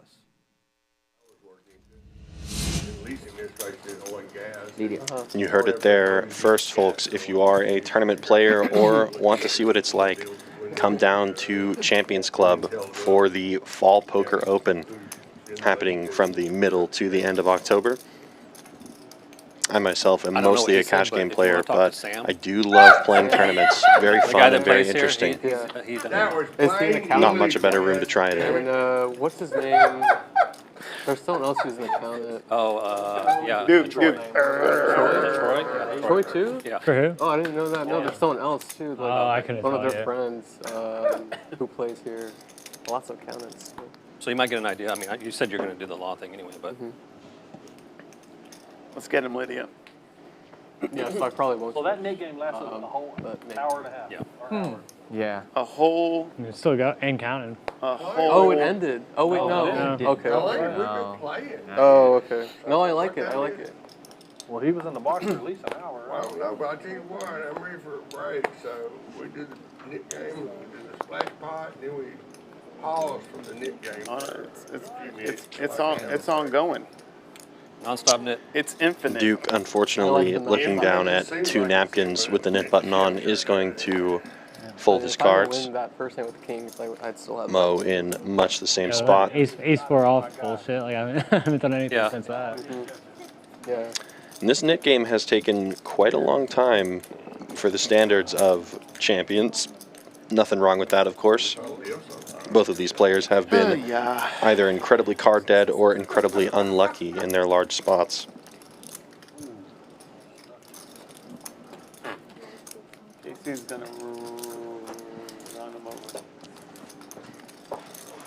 And they were talking about FOMO earlier. If any of you in the chat have FOMO, JC at home. be sure to reach out to us, and we can potentially help get you a spot on the live stream. Dude, I saw the. Always fun to have new players on the live stream. Jersey swap between the Variety of stakes from 1-3 to 10-quarter and up on certain occasions. Very fun room to play in. I can attest to it myself as a player on some streams here. 36 to stay in the mix. Duke finally finding a real hand, but running into a strong pair from Wes as well. Duke raising it up to 36. Wes making the call with the pocket tens. And I don't know what Mo has, but that is a man who wants to find a 4-bet, but he does not, or a 3-bet rather. Instead, it will be the ATM making the 3-bet, raising it up to 150. Duke in an annoying spot. He's been holding on to his knit button for the greater part of an hour and a half and does not want to keep it. Does have one of those 4-bet bluff type of hands. Here you go. Lead you. And both players making the call of the 150, so we will have north of 450 going into this pot, headed to the flop. Pocket tens comfortably in the lead with aces and jacks holding each other's outs and also holding each other's flush outs. And we do see an all red flop, still safe for pocket tens. Backdoor flush draws on board for ATM. Quickly checks around, but the ace of spades on the turn is going to change things. And the really unfortunate part here for Duke is he cannot get rid of his knit button this hand so long as ATM does not fold. ATM with a bet and a quick call from James Duke. We are heads up to a river, which is the 7 of diamonds. Doesn't change anything. This will be a chopped pot, assuming neither player folds. Duke not in a folding mood. ATM puts his chips in the middle. Duke's will be right there. He checks to him. It's a matter of if Duke wants to turn his hand into some sort of semi-bluff here. Has plenty of showdown equity, but he does have the nit button. I don't think ATM's folding if Duke ships it. Ace. And it quickly goes check, check. James Duke not happy about it because it is a chopped pot. Nit game continues. And ace jack wins.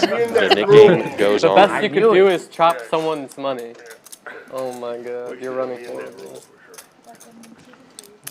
Nice to pick up chips, not so nice to keep the nit button while picking up chips. And that is unfortunately the story for James Duke. Best hand he's seen all night, but will not result in removal of the nit button. And Mo and Duke are still heads up. Good D. Oh, Taylor Swift. I slow played a hand too. I was going to re-raise you. There's Taylor. Look kind of weird. Need a drink. Looking really weird. What are you so happy about down there, Finally bro? raises, right? Just called. He finally raises his first time. Yeah. He's happy he doesn't have to pay 150. I should have won that. 10 balls? And then you start thinking, I was like, okay, I'm back raising Okay, you. no, If he I'm folds. two more shots. I'm just worried that he finally woke up with that big hand. I was too, that's why I checked back. And then you three bet, I was Like ace, queen, something maybe. he's about to rip it. I wasn't folding the river.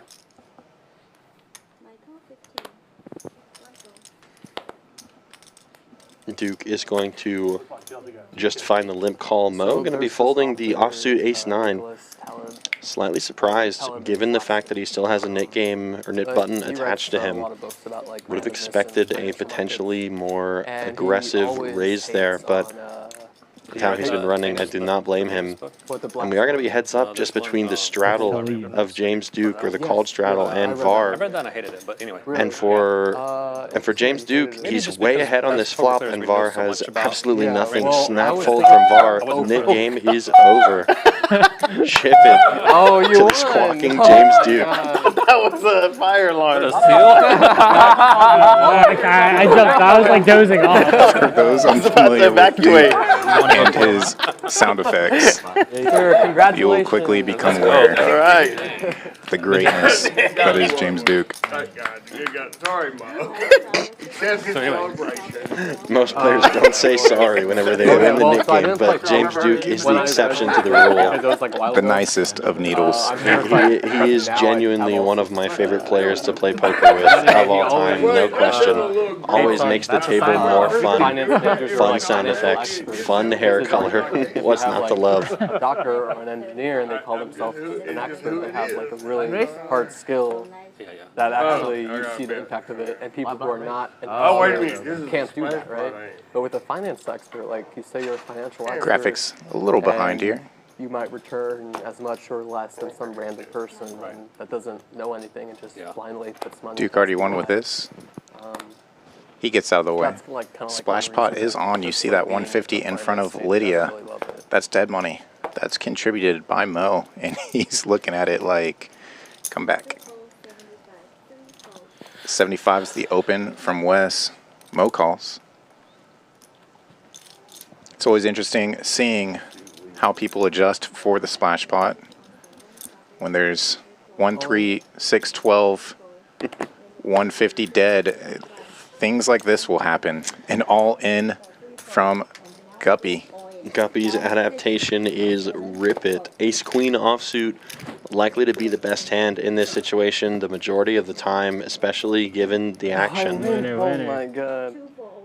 You gotta show the win. This is the hand. And for the Guppy fans in the chat, one taken down by the Gup. Yeah, momentum going his way now. Short break, guys. Short break. It's a 172 plus the 150. No flop. You're not mad about it. Like 1700 here. All right. Yeah, I just felt like so much of it was obvious to someone who plays poker. Well, I like the way how he explains it. No, I get what you're saying. So there is something that really makes me think of poker, because he has this like argument, like let's say like there's like a really respected like trader or something, or finance expert who consistently like returns really profitable return. So his argument is, or this is how he explained it, you start with like 100 of these financial experts, and they go out in their different guess it's all in work, everyone you know, Yeah. gamble with other people's money, and after 1 year, let's say, you know, the market usually returns positive. So let's say 60 of those people. Mo first in for 20. So King 10 now off. we have 60 winners, right? And the next year, let's say there's like Suited ace 40 wheel left or whatever. for Var. So whatever. Eventually, you get down to one person, right? Just because. Solver loves taking the aggression with these suited ace wheels. Try to fold out better ace X.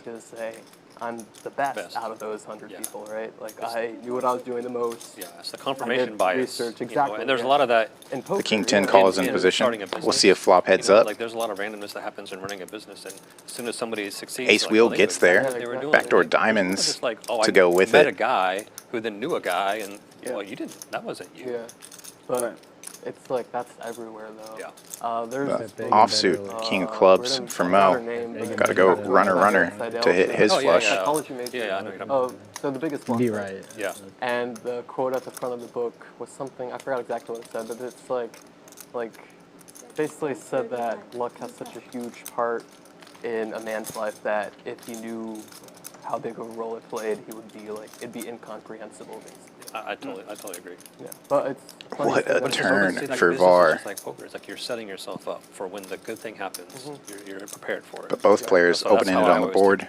do my business. Var, But still, I had some crazy random stuff pair, happen to me and that worked diamonds out. come It's in like, for where him. would I have been if that didn't work out? Unfortunately for him, however, Mo left with just king high. Yeah, my dad has had a good career as a lawyer, and when he was just like a baby lawyer, starting out, he had like no reputation, and they sent him to the airport because he was working on like some breast implant litigation, and they sent him home because he wasn't necessary, and the judge Just shy of 180 in the middle. said that he didn't want to start. Var's trying to think, how do I get the most here? That one thing that you know accelerated his whole career.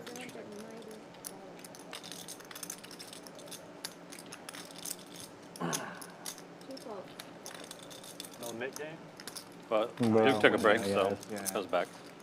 Nothing too crazy there. But momentum maybe starting to swing for Var a little bit. When the guy's out, right? Yeah.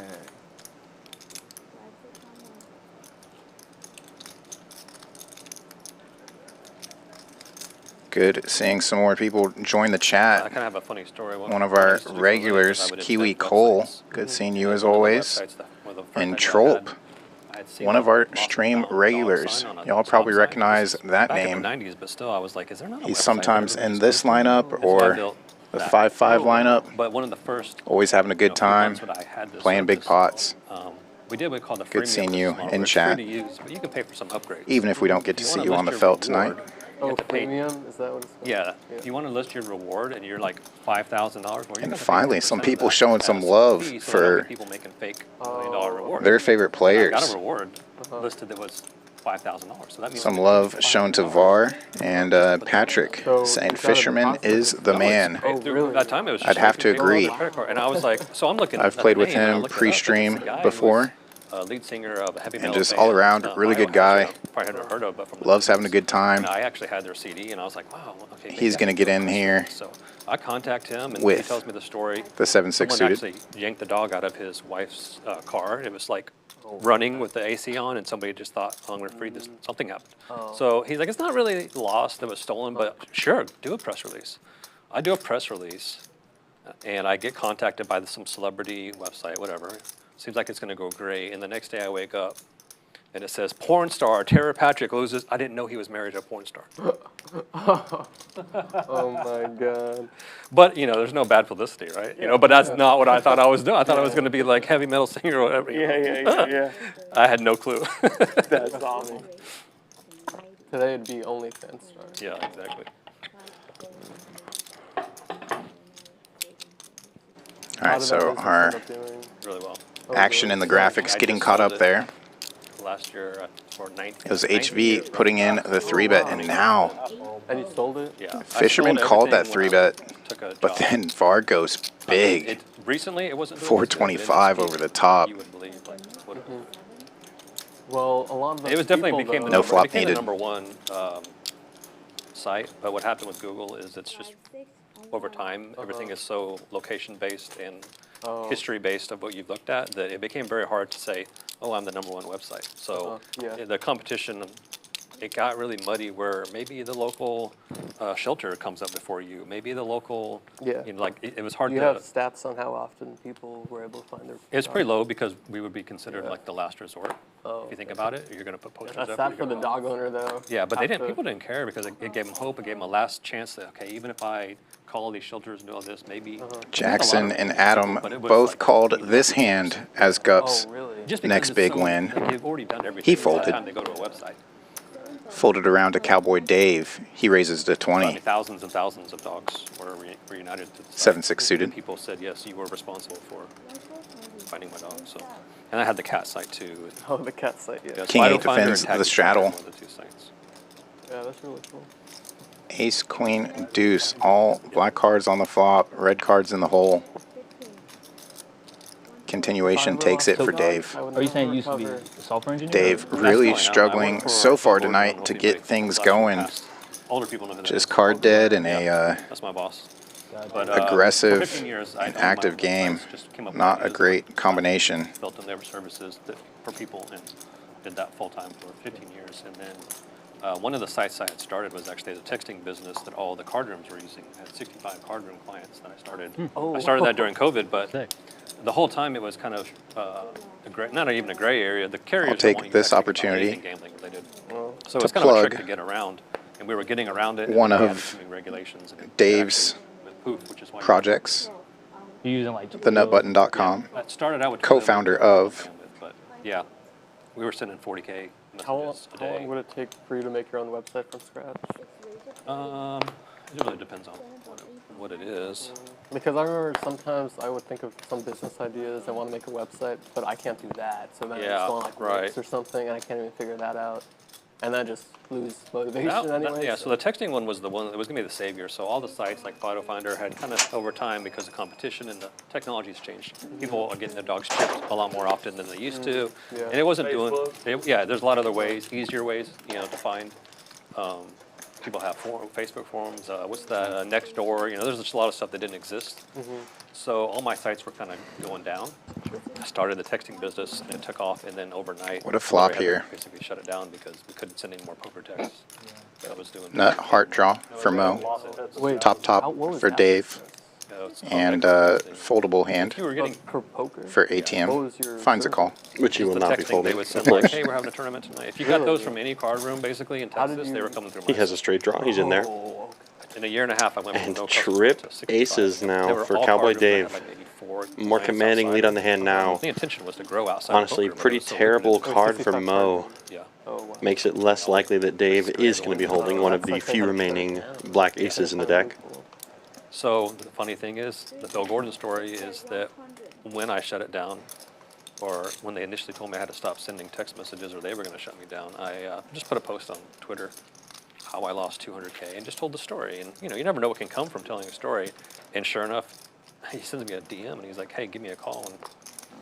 And I know you from poker. The Gordon guy? Yeah, he was like part of Full Tilt. He was one of the first investors. And so I call him up and he's like, tell me what's going on. I own a texting business. I'm like, what? So he tells me what I can do to get around. And he was right.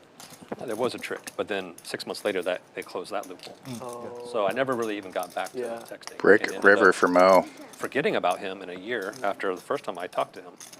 Put another little feeler out, like, hey, maybe I'm looking at going back to work. Maybe I can get him. He DM, call me right now.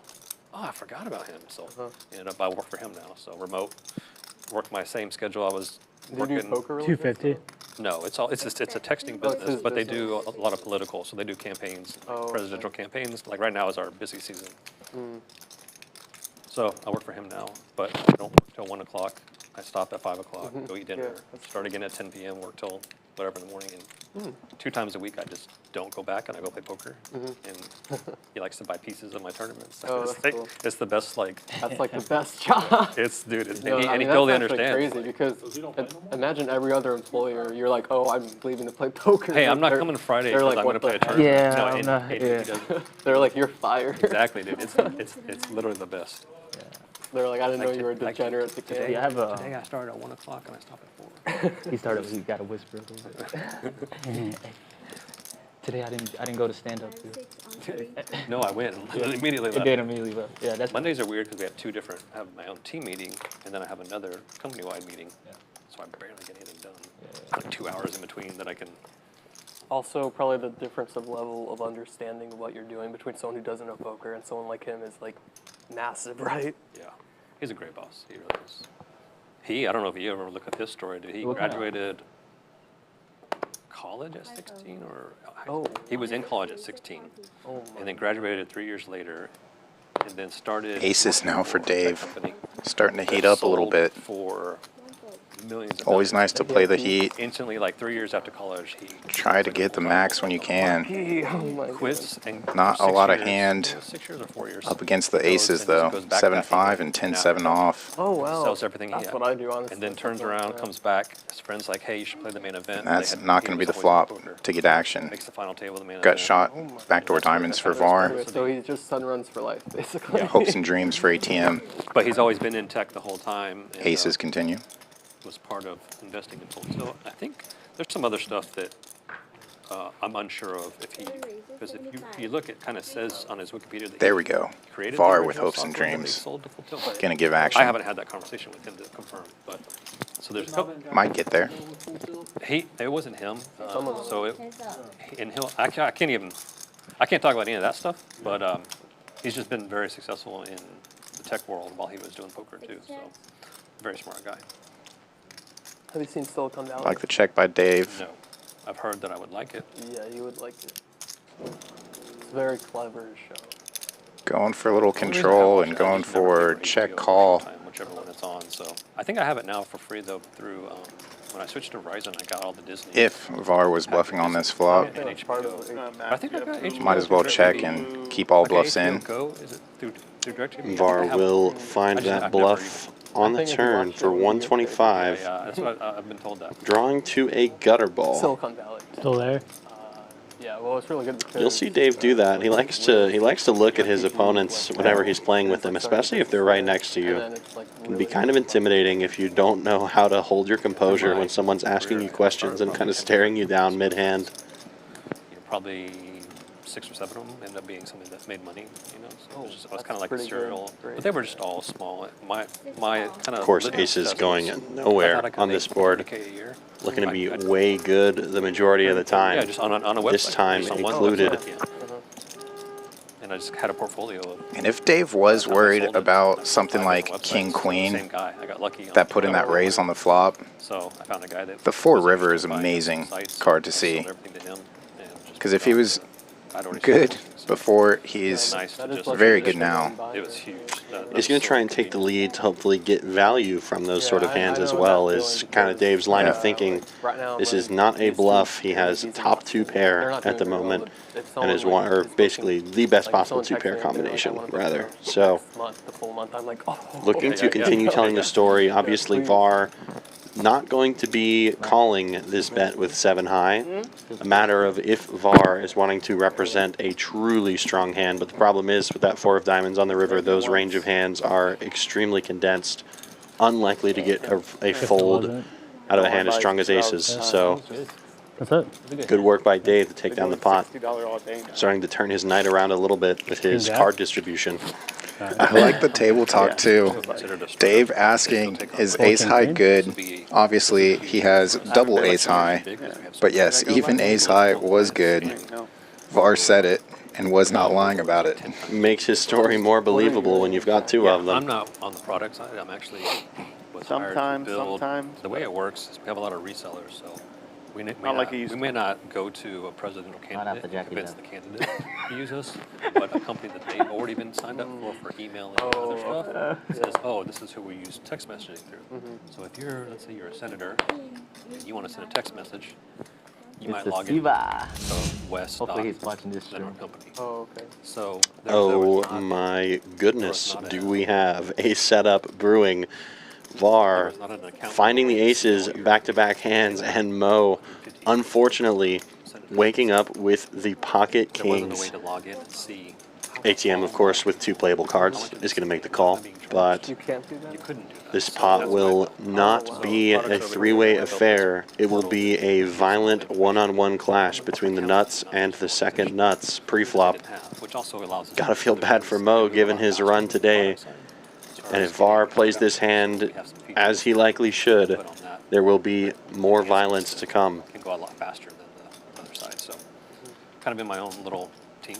And just, no analysis needed from me this hand, ladies and gentlemen. We both know how this story ends. A tale as old as time, 4-bet from the aces. Mo, gotta feel good. Holding 2 kings, getting 4-bet. Could be against a variety of weaker hands like ace-king, queens, jacks, ace-king suited. Yeah, exactly. It's like this should work. Yeah. Hard for Mo to do much of anything other than find the 5-bet here. Sometimes they don't all work, and you try to figure out why. That's why I know so much that luck is a big factor. But Mo, interestingly, is going to elect for just a call, realizing he has a player in between, giving ATM the price to call.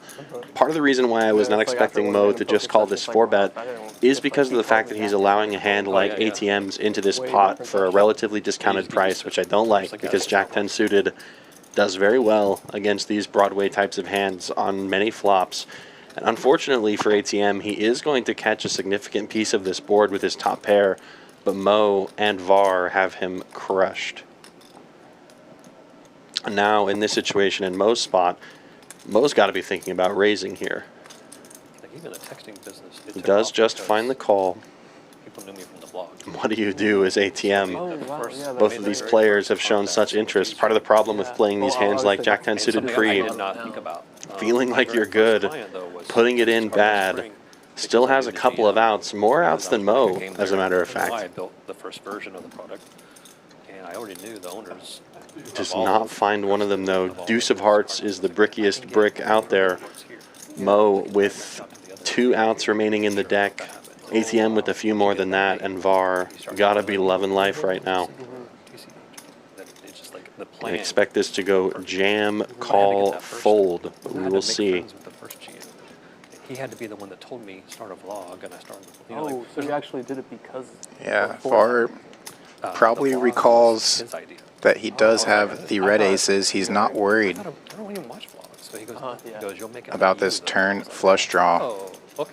Well, that's pretty genius. I mean, that's what they all do. Right? If he is beat, he is beat, so be it. I'm not folding aces here, and neither is he. It seems like it doesn't matter. Only losing to hands like pocket jacks.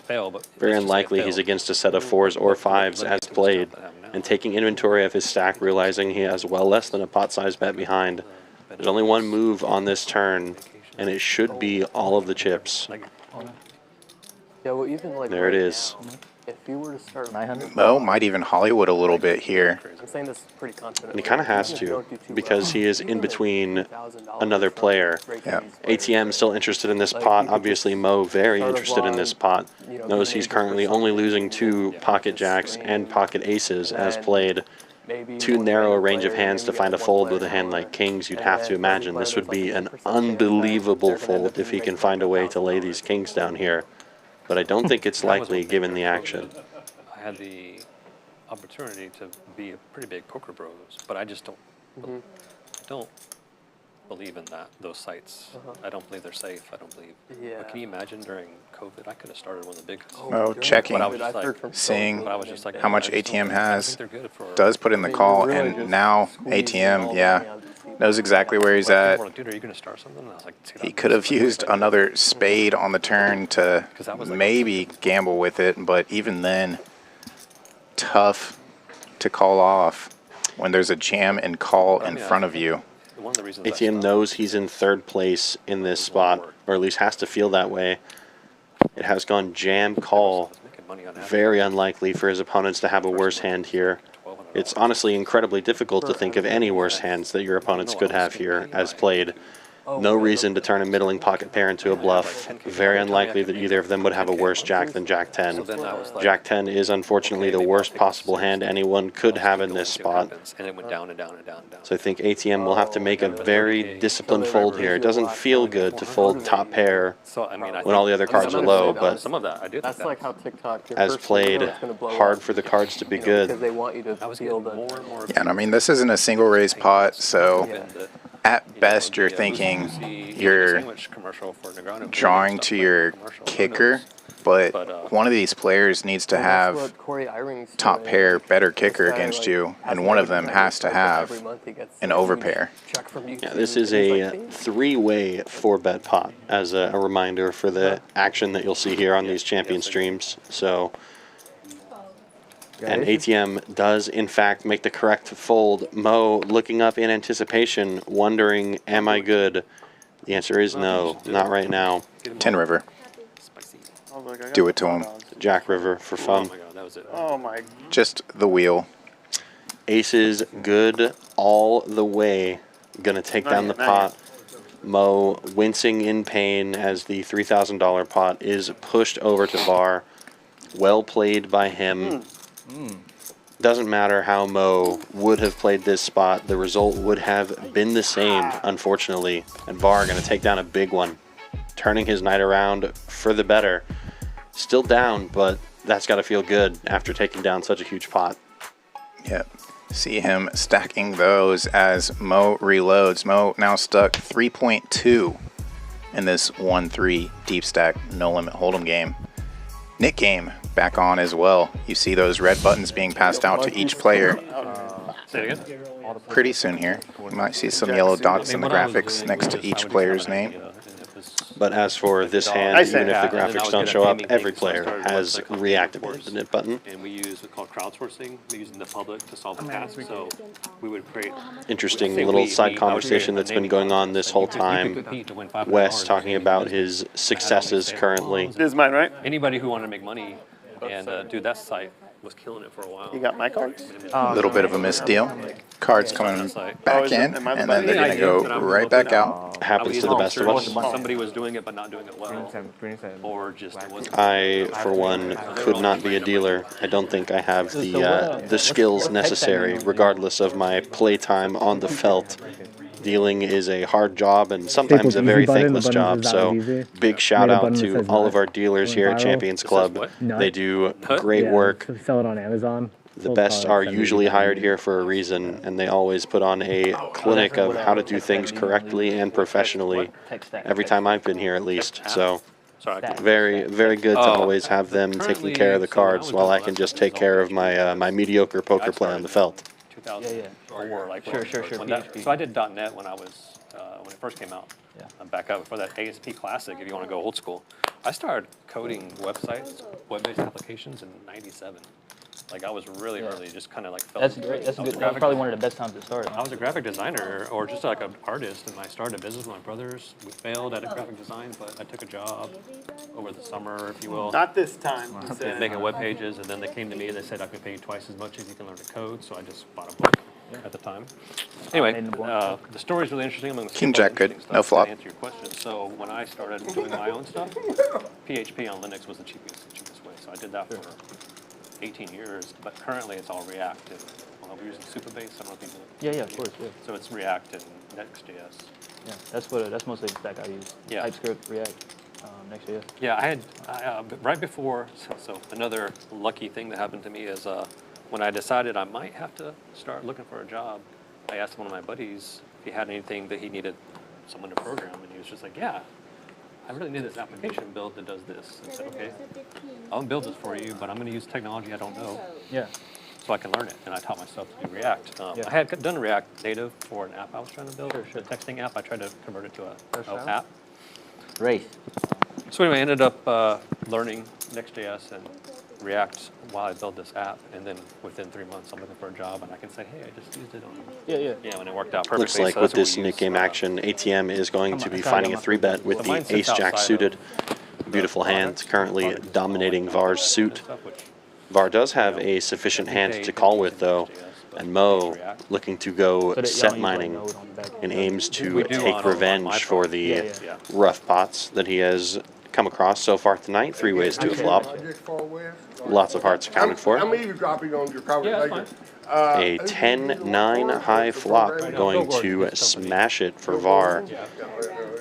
Does check through very quickly, and I don't think it'll go check on the turn. Var is going to likely be betting his top 2 pair with all these flush draws on board, and unfortunately for him, neither of his opponents have anything that they can call with. So it should be 2 quick folds and a quick win on the nib button from Var. Biography on Peter the Great, which is really interesting because it also talks about like what's going on elsewhere in the world in the like 1700s. But anyway, there's this one part where it's talking about the King of Poland and how the King of Poland. Shahid, really, but they're calling it back. No, they're not. He like looks pretty mad. Shahid. He had something like 300 Rashid Shahid. Rashid Shahid. I feel like that's like a name you know. And then it even said that eventually later in life, he looks so mad after you catch these like getting in bed with one of his daughters. I thought it was going back. That's horrible. Yeah, that's the type of stuff that you see when you're reading about old people. Currently an interesting ongoing discussion in the chat about what it means to be card dead. Definitely got a feel for some of the players in the lineup tonight. Definitely not had a favorable distribution of cards. It's always tough being card dead, especially in a lineup that is both action and full of capable opponents as well. Bad combination doesn't make, and it's very hard to find a win in that situation. Fisherman, with one of the first raise and take-its of the entire night, is going to open up the King-Queen offsuit and quickly take down the pot and remove the nib button. Nice, easy, and stress-free. Honestly, I miss those days of getting rid of my nib button in 2 seconds flat. Yeah. And we've looked at VPIP. Now let's look at PFR. Consider it a type of aggression frequency. Raising when entering pot. We've seen no shortage of 3-bets and 4-bets pre-flop. Sometimes we even see some 3-bet flops and turns. Action lineup. Tough lineup. You love to see it. Other things you love to see. HV up 2,700. Wes 2,400. 1,400 for Fisherman. Var getting closer to 1,000 in the green after felting early. ATM and Cowboy Dave also in the green. All other players in the red, looking to turn things around. And in particular, it's been a nightmare session so far for Mo.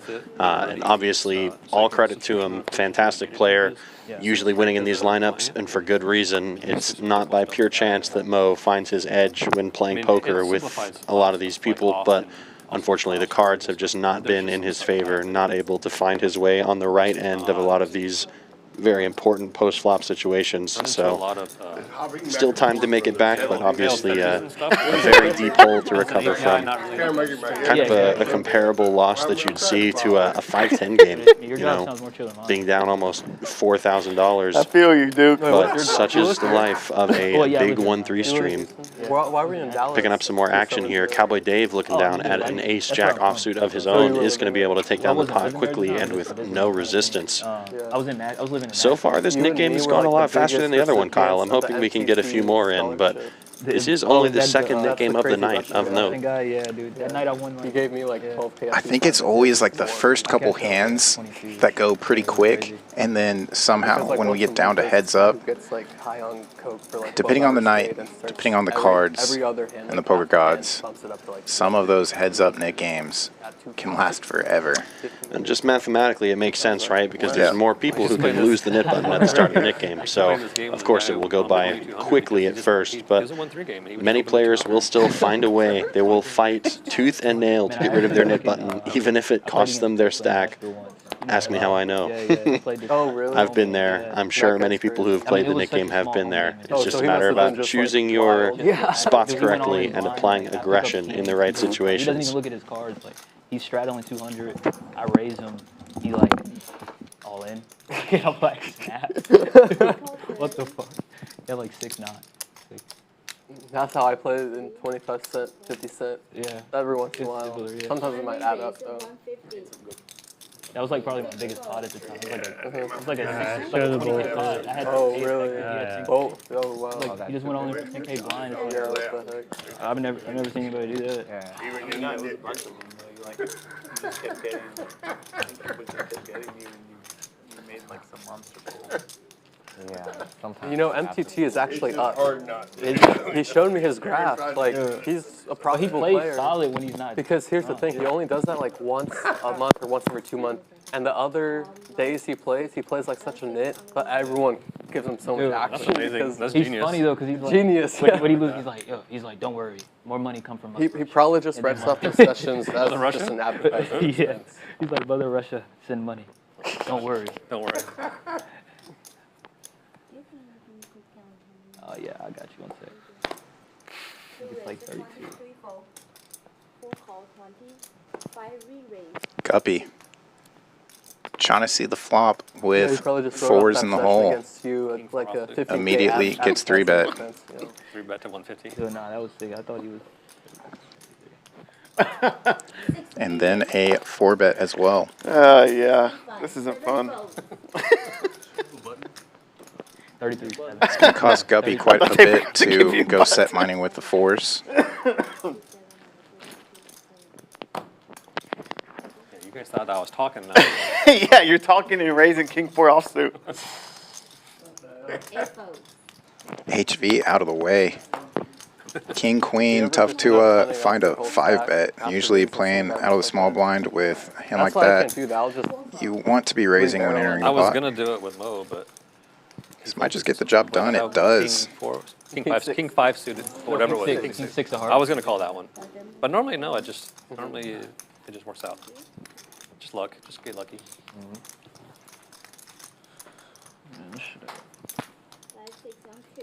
I don't really know all that much about playing this game, but I just enjoy the conversation. Yeah, isn't that that's one of the greatest parts about poker is all the side stuff, man. I Like, mean, all kinds of people. I mean, doctors, physicists, oh yeah, dude. Like, computer I couldn't meet all the different people that I've met. Yeah, exactly. Also, Yeah. like, where else could you do this? Like, sitting around 8 other people for hours. I try to tell my wife, like, you're forced to talk because you're all staring at each other. Yeah. You know, it's great. Like, if you want to. I mean, sometimes people don't talk, but No, because I can't talk of like. Where's the fun in that, though? but like if you play with enough of the same people, then it gets to where like there's just nothing but talking because you're just staring at each other. Like, what are you gonna do? That's why like getting into some of those private games can be even more fun because just hearing rich people's stories is crazy, dude. Crazy stories. 2 favorites? Okay. I mean, if I get into those kind of games, I'm going to tell people stories. Well, yeah, we don't tell any stories. You just listen. We just listen. Yeah. Play this for those aspects. Just top 2 for Wes. Above average flop when playing Jack 10.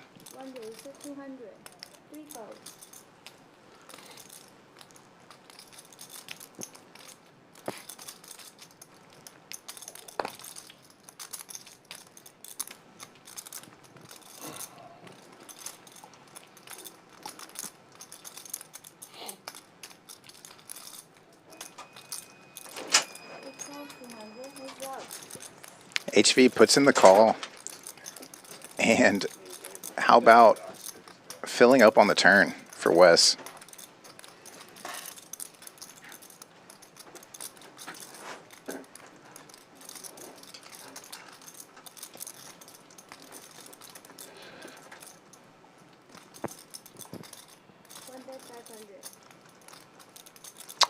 Wes going pretty polar here on the turn. Why not, especially after improving as heavily as he did? Show the Queen 9 of clubs. Yeah, it makes no sense, That'd man. probably be the best game. Wins every hand. Could be. Ooh, he was wide open. But you got the smart play. Good for Wes, though. Going to be taking down that pot. Still 5 of them left in the Nick game here. Yeah, a good story. Duke is growing up in high school. I played basketball, and I literally worshipped Bobby Sura. And now I've played poker with him more than once. Is that right? Like, what are the chances you could ever play with someone Well, that, right, you can. I mean, or get to meet I mean, someone I and play interact? poker It's the World Series, not Exactly, like, this, but people with movie stars. yeah, now I play Helmuth and like it's just all this, but like even people that are like outside of poker, it's crazy. Yeah, you get to play with Spider-Man, you know. Fun fact, Spider-Man was player X in Molly's game. Yeah. But yeah, oh, you Because the book, she says the name. Threes in the big blind for Mo. Andrew Garfield? No. Kobe. Just calls. Yeah. The original. HV's race.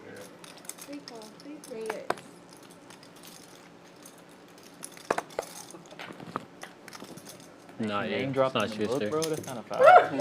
Yeah, not yet. Seven I deuce forgot gets the there. reason why she didn't do it in the movie. Oh, nobody's playing it. It's funny, he's played though by, Who reads books? crap, what's that actor's name? Oh, yeah. Michael Cera. Yeah, yeah. Rainbow flop, Which doesn't 2 really, over like- cards, That makes Michael Cera's like a funny guy. No, yeah, I know. backdoor, straight If they- opportunities for They HV. He admitted in the bets movie it. they were going to kind of mix up the characters. Gets called by his They're not good gonna friend, Oh, yeah. ATM. Exactly. No, But they called him a movie, you know, whatever. Movie that guy actor. Bilbo, or whatever, Bilbo. He basically had a character too, the guy who like... I met ATM. somebody that claimed that they were a dealer in Molly's game back in the day. Checking. I can't remember who it was, but somebody I knew. HV and betting.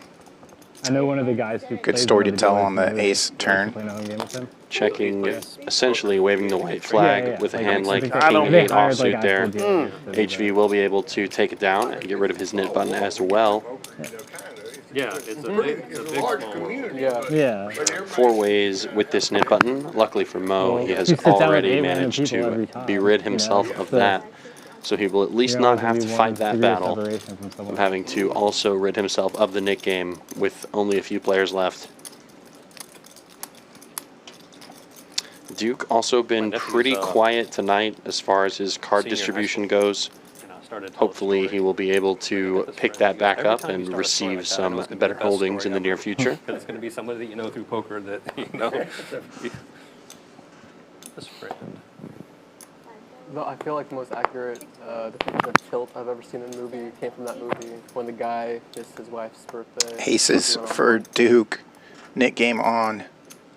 I believe I helped summon a little bit of the run good for him. I remember that part. Bumps it on up to 35. Guppy. Just running into it tonight. Avert your eyes, chat. Duke is all in. Guppy not going to be happy with that one. Oh man, and you heard him say, Nick game, this looks fishy. Why are you just jamming? Oh, how much is it? Nobody jams aces, right? Right. That just screams like 9s, 8s. Guppy thinking he likely has 2 overs. Does Guppy want to flip for the knit game is what he's asking So you're himself. only going all in because it's the Nick game. No, I didn't say that. I just said it's a nickname. But you might have heard that. Tough spot for Guppy. He hasn't played a lot of poker here with Duke. Oh, I got a Gets to shot. see Yeah, it. yeah. For the aces. You don't have to. Of course. Nice hand. Nice hand.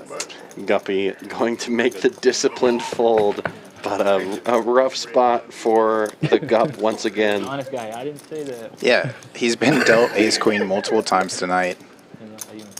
The only time he really got to play it was when he jammed in the splash pot and took it down. No resistance. But Might I add that even though the winnings graph may not be in his favor tonight, he has played his ace-queen correctly so far, every time tonight. Gotten it in when he's needed to, folded when he's needed to, even if he was slightly ahead, still made correct folds in theory. Definitely a well-studied grinder of a player. He'll be just fine in the long run, but short term definitely hurts. Wasn't very familiar with the construction industry. folds around to Mo. Yeah, a lot. Yeah, a ton, bro, a ton. It's a lot of red tape, and so they try to Mo streamline drawing to the nut low. Ace deuce. They got their unicorn, so they got their series. Ace wheel for Guppy. That's suited. Are we heads up right now? To like my stock options. Ace 5 definitely one of Who's those the other guy? young kid 3-bet hands, as we like to say, but doesn't elect for it this time. ATM going to flop himself the best of it on a Queen Jack 10 board. He might just get this one to showdown, honestly. Unless the other two players somehow catch a bit of a miracle, which doesn't look very likely. Not sure Mo really wants to bluff on this Broadway board. You jinxed it into existence. That's how I jinxed Duke's aces into existence. So the more I yap, the more things will happen, I suppose. Nick game is heads up in this three-way pot. So does Guppy float? It's going to be hard for the Guppy to float in these tough waters with a paired board and 3 Broadway cards available. He knows he's drawing to a king and a king only, basically. So Floating that stuff by hand for gonna be a fold. Best hand technically improves. Not really. Still has 2 pair. Jacks and 10s with the queen. In order to salvage the Nick game, Mo's gonna have to bluff, and bluff he does not. Guppy is unfortunately the victim of Nit game number 2. But I do enjoy it a lot, so. Not react, man. I mean, if the stuff we can do, so it's just so. I mean, they're pretty much building the ecosystem around. Again, just smart, long-term plus EV play by Guppy to get out of the way there, not just within that hand specifically, but also with the context of the Nick game. So many times we see players get too wrapped up in not losing the Nick game, and they lose way more than the nit tax would cost. Cuts his losses, pays the 150, has a shot at winning his money back. $12 straddle is on. There's 150 dead in the middle. You might see some action, some larger than normal raises. Basically, 50 is Wes's first in. More than a year, I was just kind of doing like level 1 stuff. And it would have converted my stuff to be much more efficient if I had. King Queen gets in there. Now I'm learning. 5s as well, and 7 deuce. Do you chase your dead money? Just one of those nights for Guppy. In the spot where you need to wake up with the hand, you wake up with the absolute worst of it. And is just going to make the disciplined fold. It would have been a funny shove, but and it might have worked, but definitely a terrifying thing to even think about. Given how many people have already called the 50 in front of them, most of the players sing the flop now. Ace, Jack, 8, Rainbow. Only player he would really have to ever worry about would be Wes or potentially Mo. Yeah. So definitely a possible squeeze angle, but do not try that at home with 7 deuce offsuit. Ace high flop, however. Ace Jack 10 on the turn. I remember Mo's pre-flop holding Broadway coming in on the turn. Technology created by Facebook. Right in the guts. Web development faster. Just the nuts on the rainbow board. Most of the players here do not have any sort of fighting chance other than Wes with a Broadway draw, same as Fisherman. Cowboy Dave going to be betting 125 and getting called by Wes, music to Mo's ears. In this spot, when you're this multi-way, yes, your hand is good. I'm not even sure if it necessarily needs that much protection, just because of the fact that there's no flush draw, but Mo basically saying he wants to get all the money in right now against a hand like 2 pair, and unfortunately for him, I don't think anyone has anything to call with. Wes potentially doing a little bit of Hollywooding, but it looks like Mo is going to take down this pot. Hell, I can't do it anymore. You know, I have to use my phone to figure out how many big blinds I got. I won a scholarship doing math problems in my head. You know, and it just goes away. Obviously, very different for Wes if he had a combo draw here, but gotta just get off of it. Queen 9. Yeah, that was a problem. And I exaggerate. Yeah, especially with how connected that board is and most of the table seeing the flop. Somebody has to have a straight there. You'd really hope so, but yeah, it's unfortunately for Mo, not going to be able to cooler a lower straight or 2-pair, which to be quite frank, there's a lot of 2-pair combos available on that board. Ace 10, Jack 10, Jack 8, Ace 8, all of it's possible, especially with this dynamic of the Nick game attacks out there. So don't blame Mo for the play. If he knew exactly what his opponents had, he would likely just call in an attempt to get a bluff on the river. But still takes down the pot nonetheless, which is a step in the right direction, given how tonight's gone. Plus 650 for him on that hand once you factor in that dead money. And he's lost one of the Nick games himself, so it's nice getting some Nick game money back. But yeah, felt it twice. He's up against it, trying to get all the money back before the end of the stream here. Looks like the graphics are slightly behind on this hand. Looks like Fisherman made a raise and is being called in one spot. We do have like SQL microservices. We use mostly like DynaDB on the back end. So, DynaDB is pretty great too. I mean, I didn't like it at first, but it makes pretty efficient, honestly. That's like a SQL-less? That's yeah, it's no SQL. It's made by Amazon, so it's like... Graphics fully caught up. It looks like Duke actually is the one who made that raise, getting called by ATM and Fisherman. Going heads up to an ace-high flop, ace-jack 9. Oh, yeah, Dynamo. I thought you said Mongo. Pretty gorgeous flop for the pre-flop aggressor's range, but in a multi-way pot, Duke just electing to give up. Puts in the check. 9 on the turn. Not the best card for Duke. Not the best card for ATM, but I don't think ATM is going to be folding on this turn. Texting business. And I put a tweet out, does anybody know anything about Amazon Web Services? And this guy who watched my vlog was an Amazon architect. Did it for a living, was off for like vacation for like 2 weeks and just talked me through. So he helped you out, yeah. Like, study this and then learn this, and then I would build it. He's like, yeah, okay, now you need to look into this. And I just like would just learn what he told me to go learn, and then I'd write the code. And at some point he's like, hey, you know, my girlfriend's off 10 on the river. Now, and she's kind of bothered. Better 2-pair now for ATM. But you know, understood. He's like basically cutting Fisherman still blasting into him and gets a snap called. That's going to be a good sign for ATM. So it was all, scoop it in the pot. I don't know if you know anything about SQS. It was all SQS and lambdas.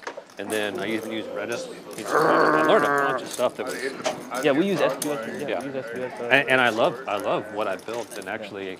Fisherman definitely not afraid to find these bullets on the river, but this time his opponent does have a strong enough hand to make the call. Technology that they already had. I didn't hear what you said. I didn't hear you say you're good. They converted to previous company. They had the company you're in now? Yeah. Deal me in. They had a way to send messages, if you will, really quickly, and they had a messaging engine, if you will. Yeah. And they just try to convert that.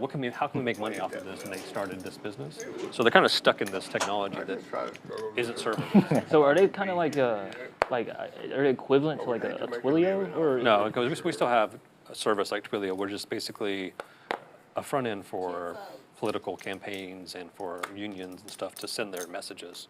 I got you. They just kind of went after that vertical market and took off. Yeah.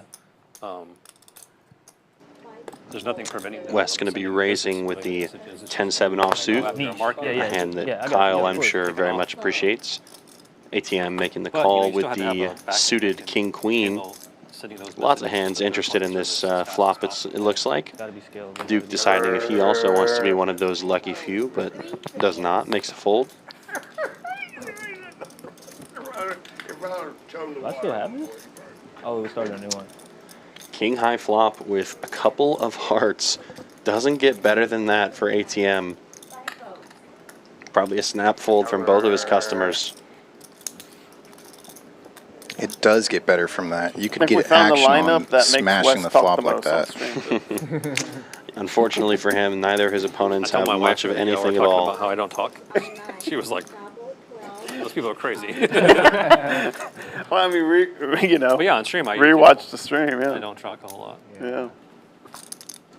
Yeah, Wes has been super chatty tonight. It's interesting. Yeah, and it's nice to hear talking about his personal experiences. I'm sure it's very interesting for anyone who wants to hear about that. He's just concentrating. He's stuck or what? He's sharking it up over here. I mean, No, he ain't. I don't have my buddy Tish. Let's make him. Usually when Tish is here, I talk about 25. it. 25 from Queen Jack off. And 100 for Guppy. Double jacks. Jack has shown up a couple of times tonight.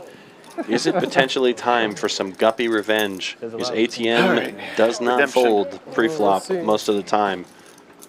We are heads up to a flop. The Queen Magnets. So unfortunate for Guppy.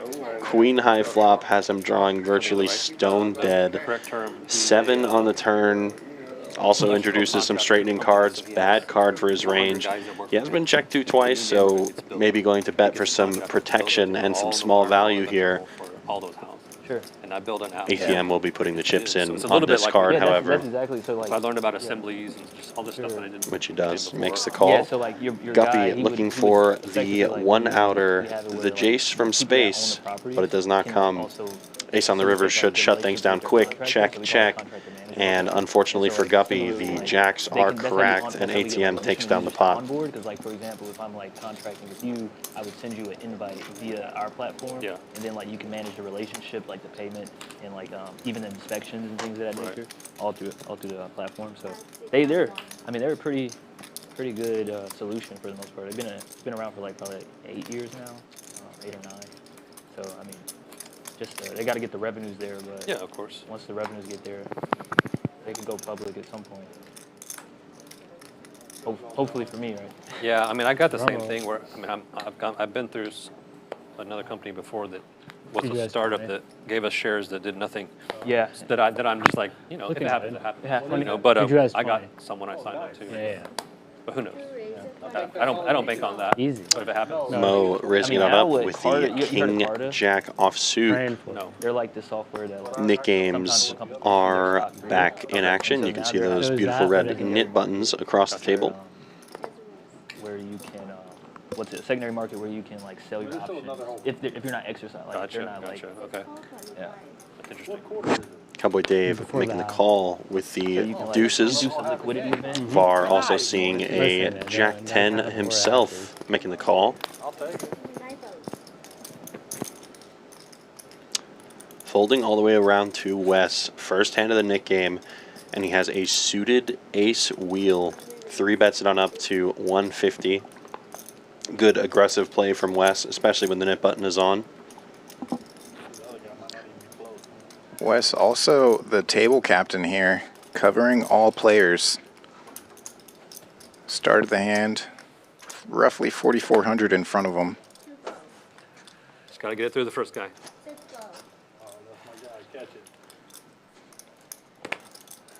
Jack 10 in position, but hard to know where you're at sometimes, even if you connect against a 3-better. Oh, Wes with fake aces is going to take the pot down. Click it next time.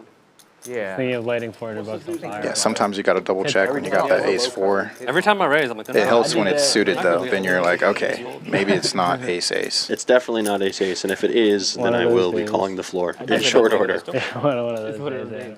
I ship it. He wakes up at 8. Yeah. Have you had any funny stories, interesting stories of extra cards or missing cards in the deck? Yes. So obviously not at a public poker room in Texas. This was a few years ago, just playing at a friend's house. We played a hand of PLO, which is, you know, always fun.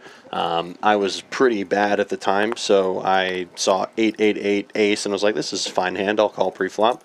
And then the flop was 8-8 deuce, so I was a bit confused seeing 5 8s as a part of the deck. So kind of had to silently tap the table and be like, hey guys, I'm sorry, but this hand is over. I have more than quads. I have rare 5 of a kind.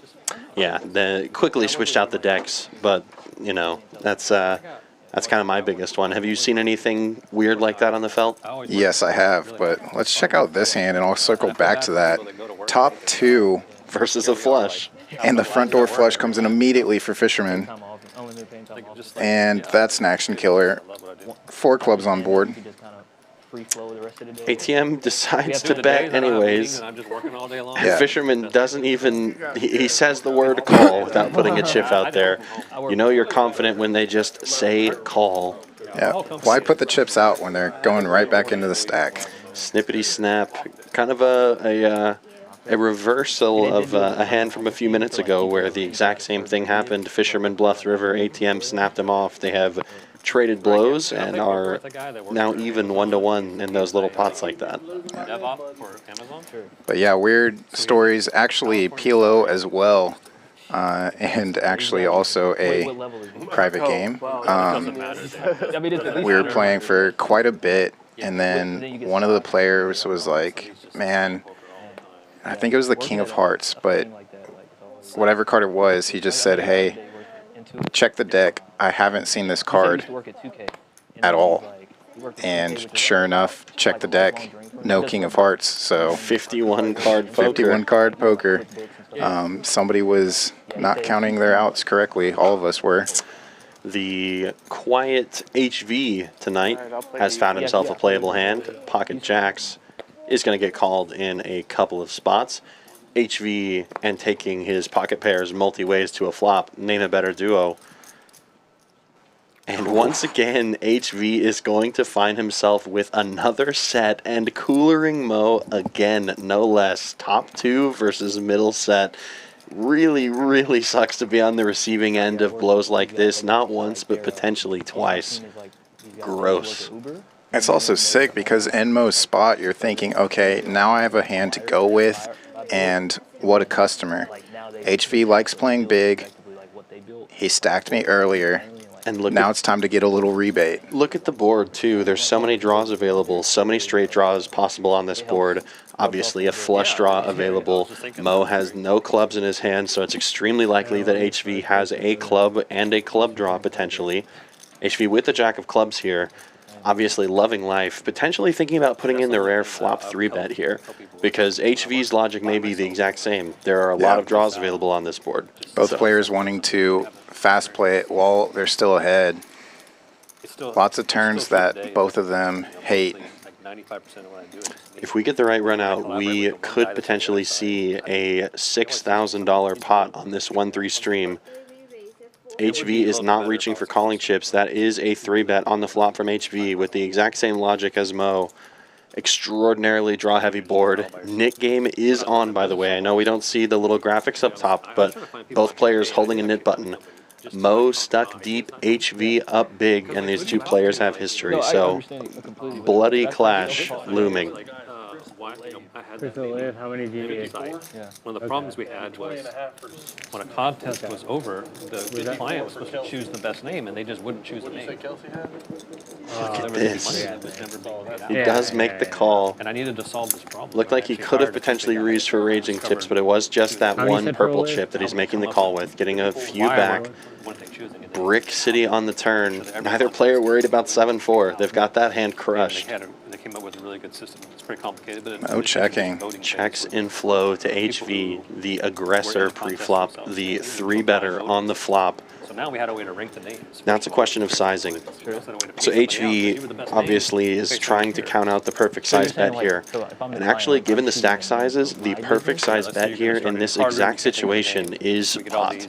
Pot with about $1,000 in the middle. Mo with about $3,000 in his stack. So betting $1,000 would mean that the players would have an SPR below 1 and can more easily get it all in on the river. Time to find the best name. See, I've seen something similar with like a UI. Not sure if HV is exactly aware of the precise value in Mo's stack, but a pot size bet is the best play in this situation, or close to it at least.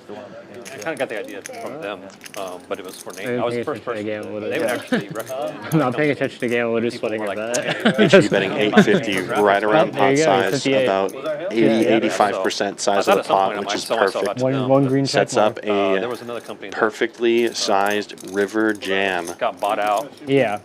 Mo in this spot.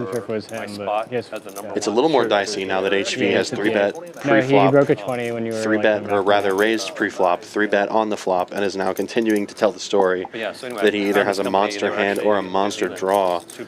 But Mo's got top 2. I don't see how you can get away from it on this street. May just call here, and then look to evaluate the river. does make the call. So we are in for a showdown. King and a king only can save Mo here. No jacks remaining in the deck. And the 3 of spades is about as bricky as a brick can get. If HV rips it all in on this river, which I think he might, I don't know how Mo's supposed to get away, Kyle.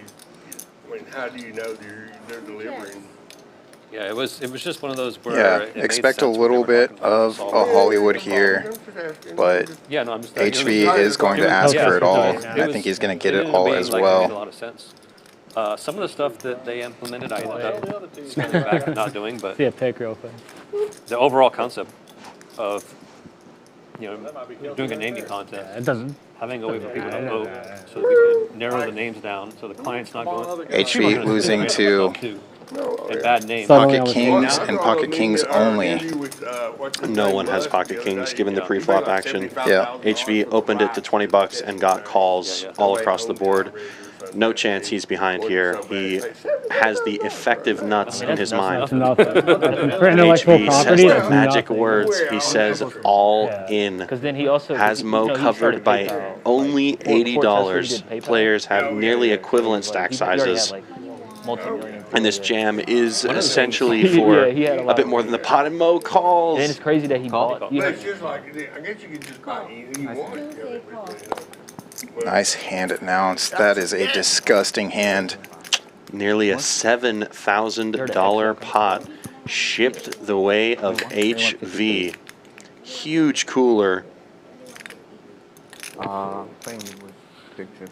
Huge props to Mo for obviously keeping his composure in such a big situation like this. Been running bad all night, still has a smile on his face. Joking with those at the table. Yes, 2153. Yeah, it was HV asking, like, it's set over set, or what did you really have there? He knows Mo's not going to play that out with just a single pair. So there you see it. HV up over 6,000 now, and Mo stuck nearly 8,000, asking for more chips. HV's revenge session could not have gone much better than this so far. And you got to feel for Mo, who, even though Guppy and Duke are also both having tough nights and are both stuck, Mo is stuck incredibly deep in this big cash game.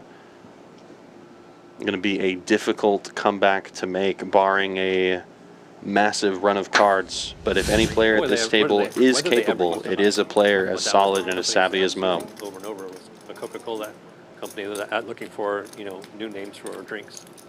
But mostly, I think they would just download the list. And yeah, I can imagine them because they need a bevy of ideas. They probably have same problem that you have with tunnel vision, being too close to come. Exactly. They probably need the same. And I think when I sold it, I told the guys, here's a market that you can really explore, is the branding agencies using you to get ideas, and I never really did that. Because you could expand upon it, we're just marketing to those people. If you go talk to those people, figure out hey, what is it that you find most useful about using this? You could add more features that tailor towards them. Exactly. Eventually, scale. I built a bunch of stuff and then they never used it, but see, because that's the other catch-22. Because Wes playing the 7-4 and doesn't get there somehow, but ATM gets there once you have twice on the flop. Trip queens. Definitely going to be winning this hand. Just a matter of win. Double flush board for nobody. ATM already with the check mark. And checking it over to Wes. Wes, very capable of bluffing, and bluff he does. $75 also blasted out with the 7-4.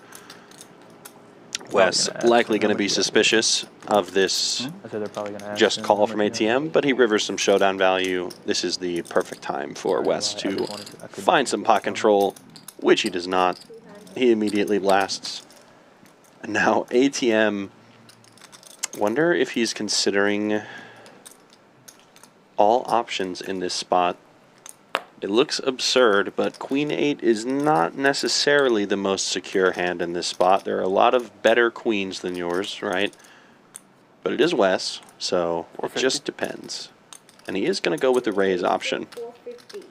Wes turning his hand into a bluff on the river and now likely understands pretty directly where he should be at. ATM going with a bit of a small sizing for the raise, though. He's not really representing a super strong range of hands.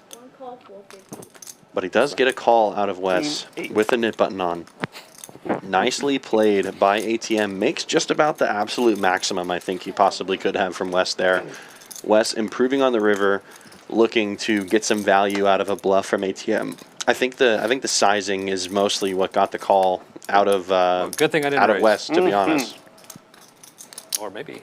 Relatively small raise. I would have said, no way, I pay. No. And I would have thrown up. If you had one. I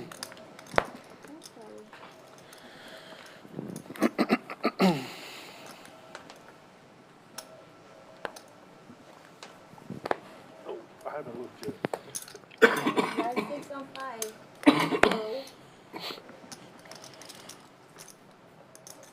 Dave out of the way. $6 shadow is on. Var's in there for 15. It's ace 4 and 4-4. 3 betting to 45. Wes lost a pot, so now he has to win a pot.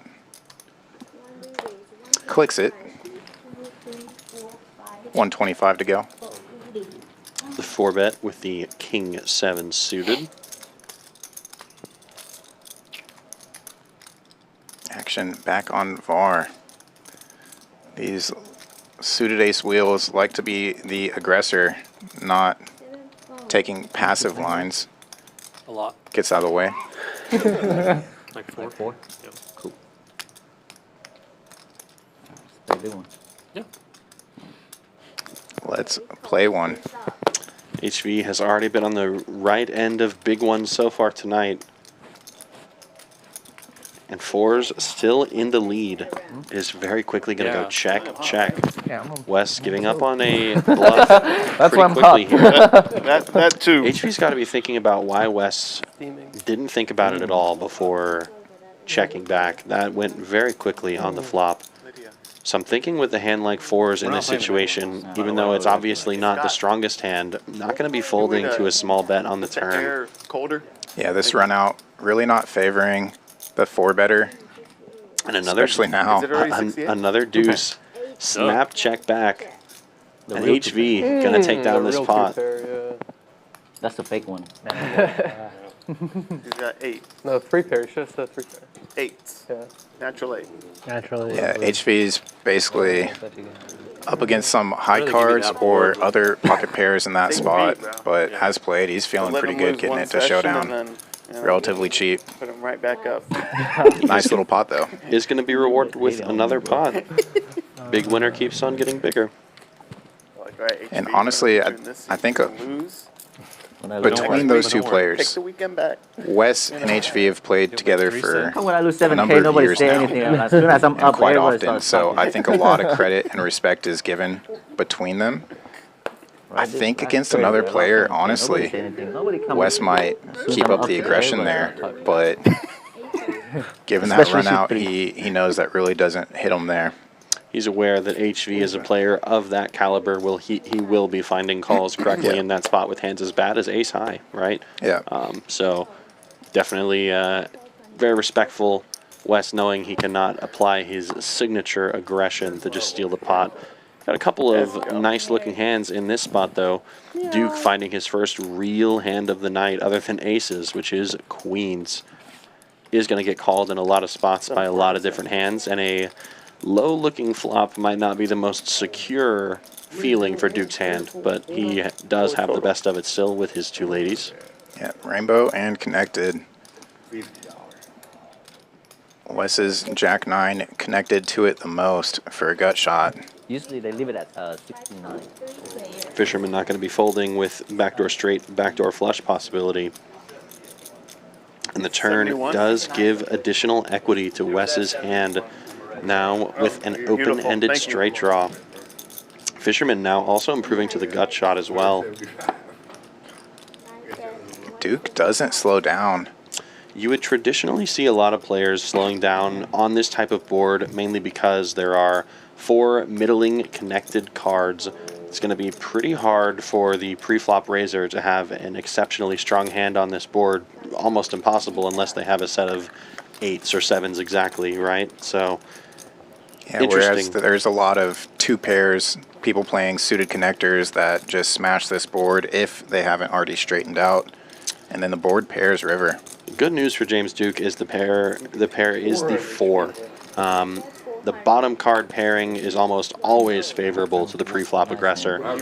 Duke is going to be able to take down the pot and be rid of his nip button, going for the triple barrel with the queens despite the sketchy-looking board. And Duke will be successfully taking down the pot and saving himself from the nip game as well. So will not have to pay out the tax. Good for him. Yeah.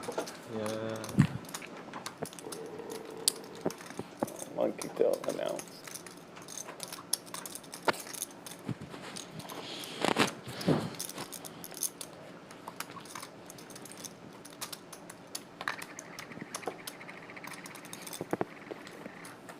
That's telling me to get out the new game. It's telling me, bro. It's speaking to me. It was speaking to you. Saying, yo, you can't lose this. He's 10 for HV. First to act and raises to 20 with it. I like that he's consistent with his sizings. Simple strats are nice. Every time I raise a Simple and implementable is the way to go with live poker.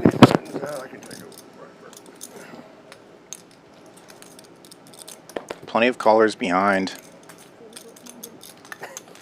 Texas heads up. I normally would like 6-4, but there's 2 of them up against all these shared Broadway cards. And somehow we find 2 Broadway cards on the flop. King 10-7. Bit of a connection for everybody involved in this hand except for our twin 6-4s who have notably picked up a straight draw. It is now possible for a 6-4 to win the hand. Still checks through. And a king on the river. No one's super happy about their hand, but I mean, HV's got a 10. Nobody's been showing any aggression at all. I feel like HV, yeah, he does bet. Makes sense. Nobody's got a king if nobody's betting here multi-way, so just fire your bet, get called by worse. If anybody has worse to call with, which in this instance, Var does. No queens. Best hand.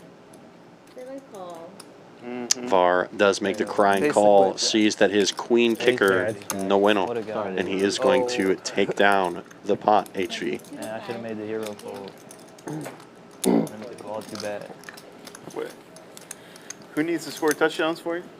I don't remember his name now. If I heard it, I know it. No, Olivia.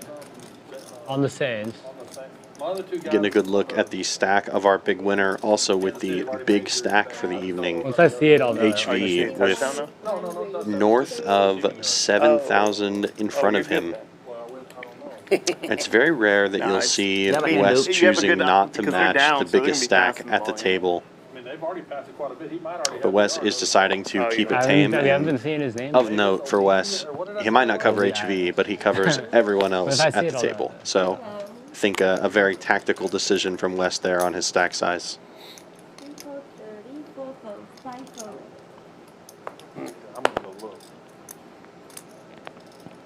You were mentioning earlier, Kyle, how Wes, HV probably have a lot of respect for each other. I imagine Wes is not looking to get bloody with another player he respects quite a lot, so tactically choosing to keep his stack where it is makes sense.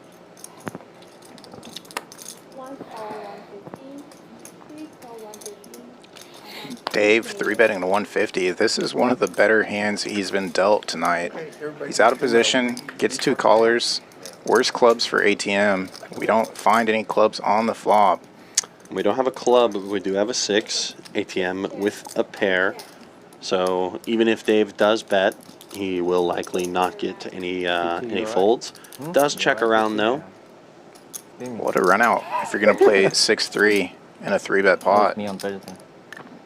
Yeah, I do. Does improve to a gut shot. Dave and Wes with no interest in putting any funds into this pot, knowing that they essentially have nothing, no hope, unless they get a miraculous river.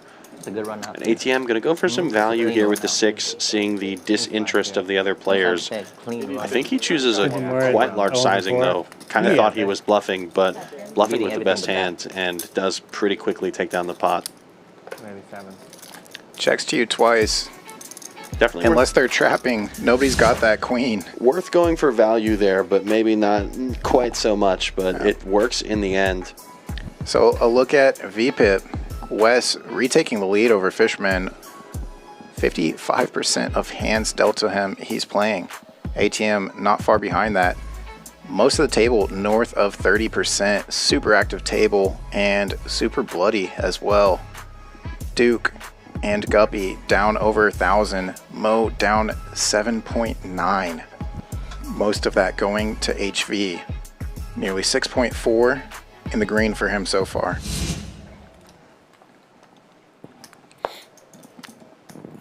It's always darkest before the dawn. Coming up on closing out our 3rd hour of the stream. If you like what you're seeing, let us know. Hit that thumbs up button. We do appreciate it. Helps us continue to stream action cash games 4 nights out of the week, weekly. Also keeps us in your algorithm. Make sure you come on back tomorrow. It's PLO with the Poker Stallions. 400. Duke goes to 400 with the jacks out of the straddle. Not afraid to size big, and he does take it down. I lose value, but but I did win a couple of chips. Yeah, $105 for me. As mentioned earlier, we have a special ladies' night this Wednesday. I had a good one too. Gonna be doing that at least once a month. Special cash stream. Always a good time. Plenty of drinks flowing and guest commentators in the booth. Always like that. Then Thursday, back to some larger stakes hold'em. HV hasn't said a word all stream.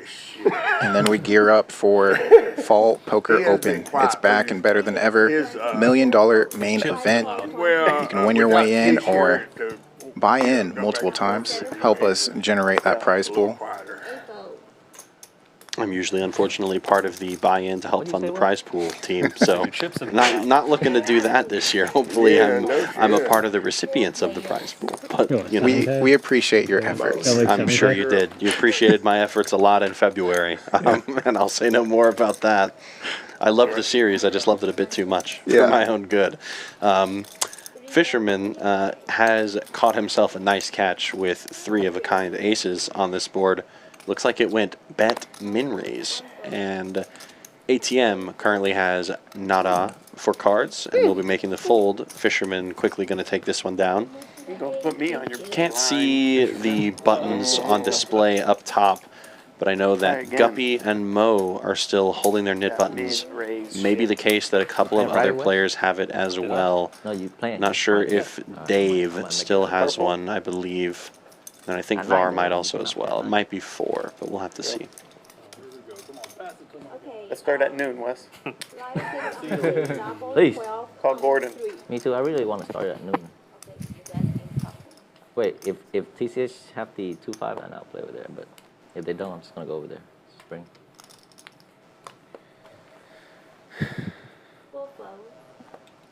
Yep, Dave and Var do have their knit buttons. No, spring no. Too far. King 4, raising, with an opportunity to get rid of it, buys the button. I don't go to people's territory.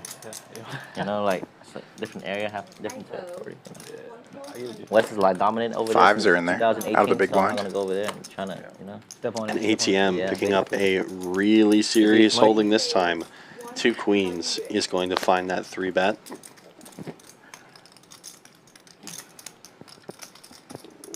ATM doing a lot of calling tonight with his holdings, but does find himself a 3-bettable hand. Wes, of course, with a pocket pair, not going anywhere. Set mining while deep is desirable configuration. We are heads up to a flop with 5s crushed, They do have a club, so this is a fair enough fight. ATM is going to elect a check. No club in his hand. Turn 4 of hearts. Wes still considering his options, but he does have some showdown value with his 5s. Is going to check once more. ATM may feel incentivized to bet now that he has been checked to multiple times. Does want to deny equity to some clubs. Obviously behind a King X type of holding. Not this time, Satan. No, he's just.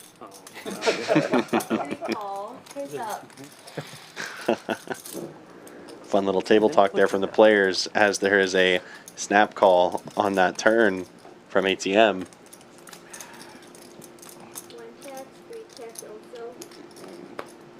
Wow. No club. What are you doing? I know. What am I doing? 400 would have maybe worked. Fun little table talk. Nice, man. Referencing the hand history between the two of them. ATM not in a folding mood to a player like Wes. You saw me snap player with just in this tournament. What a great run for David Mazurlov, though, taking second place. Oh man, I want to win 200K. Did you know my friend won a seat into that tournament? Really? Yeah, he played a satellite and he won a seat into the main. Oh, really? Really, it only cost him $200. It's true. You could turn 200 into 200,000 at the Fall Poker Open this October. Oh, really? Oh yes, you can really turn that $200 into $200,000. From October 16th through the 28th, come on down to Champions Club Texas Fall Poker Open. For more details, use QR code and link. Play your hand, player.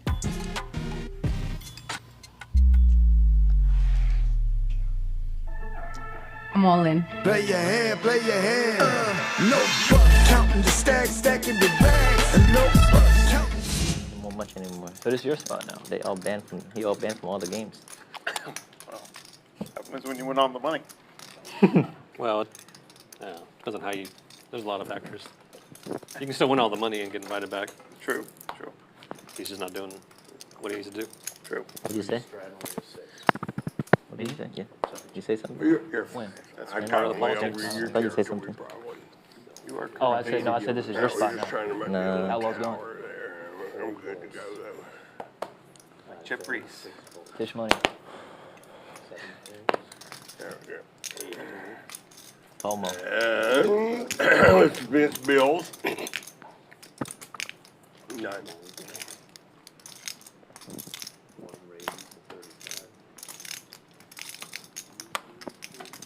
Yo, how old are you, bro?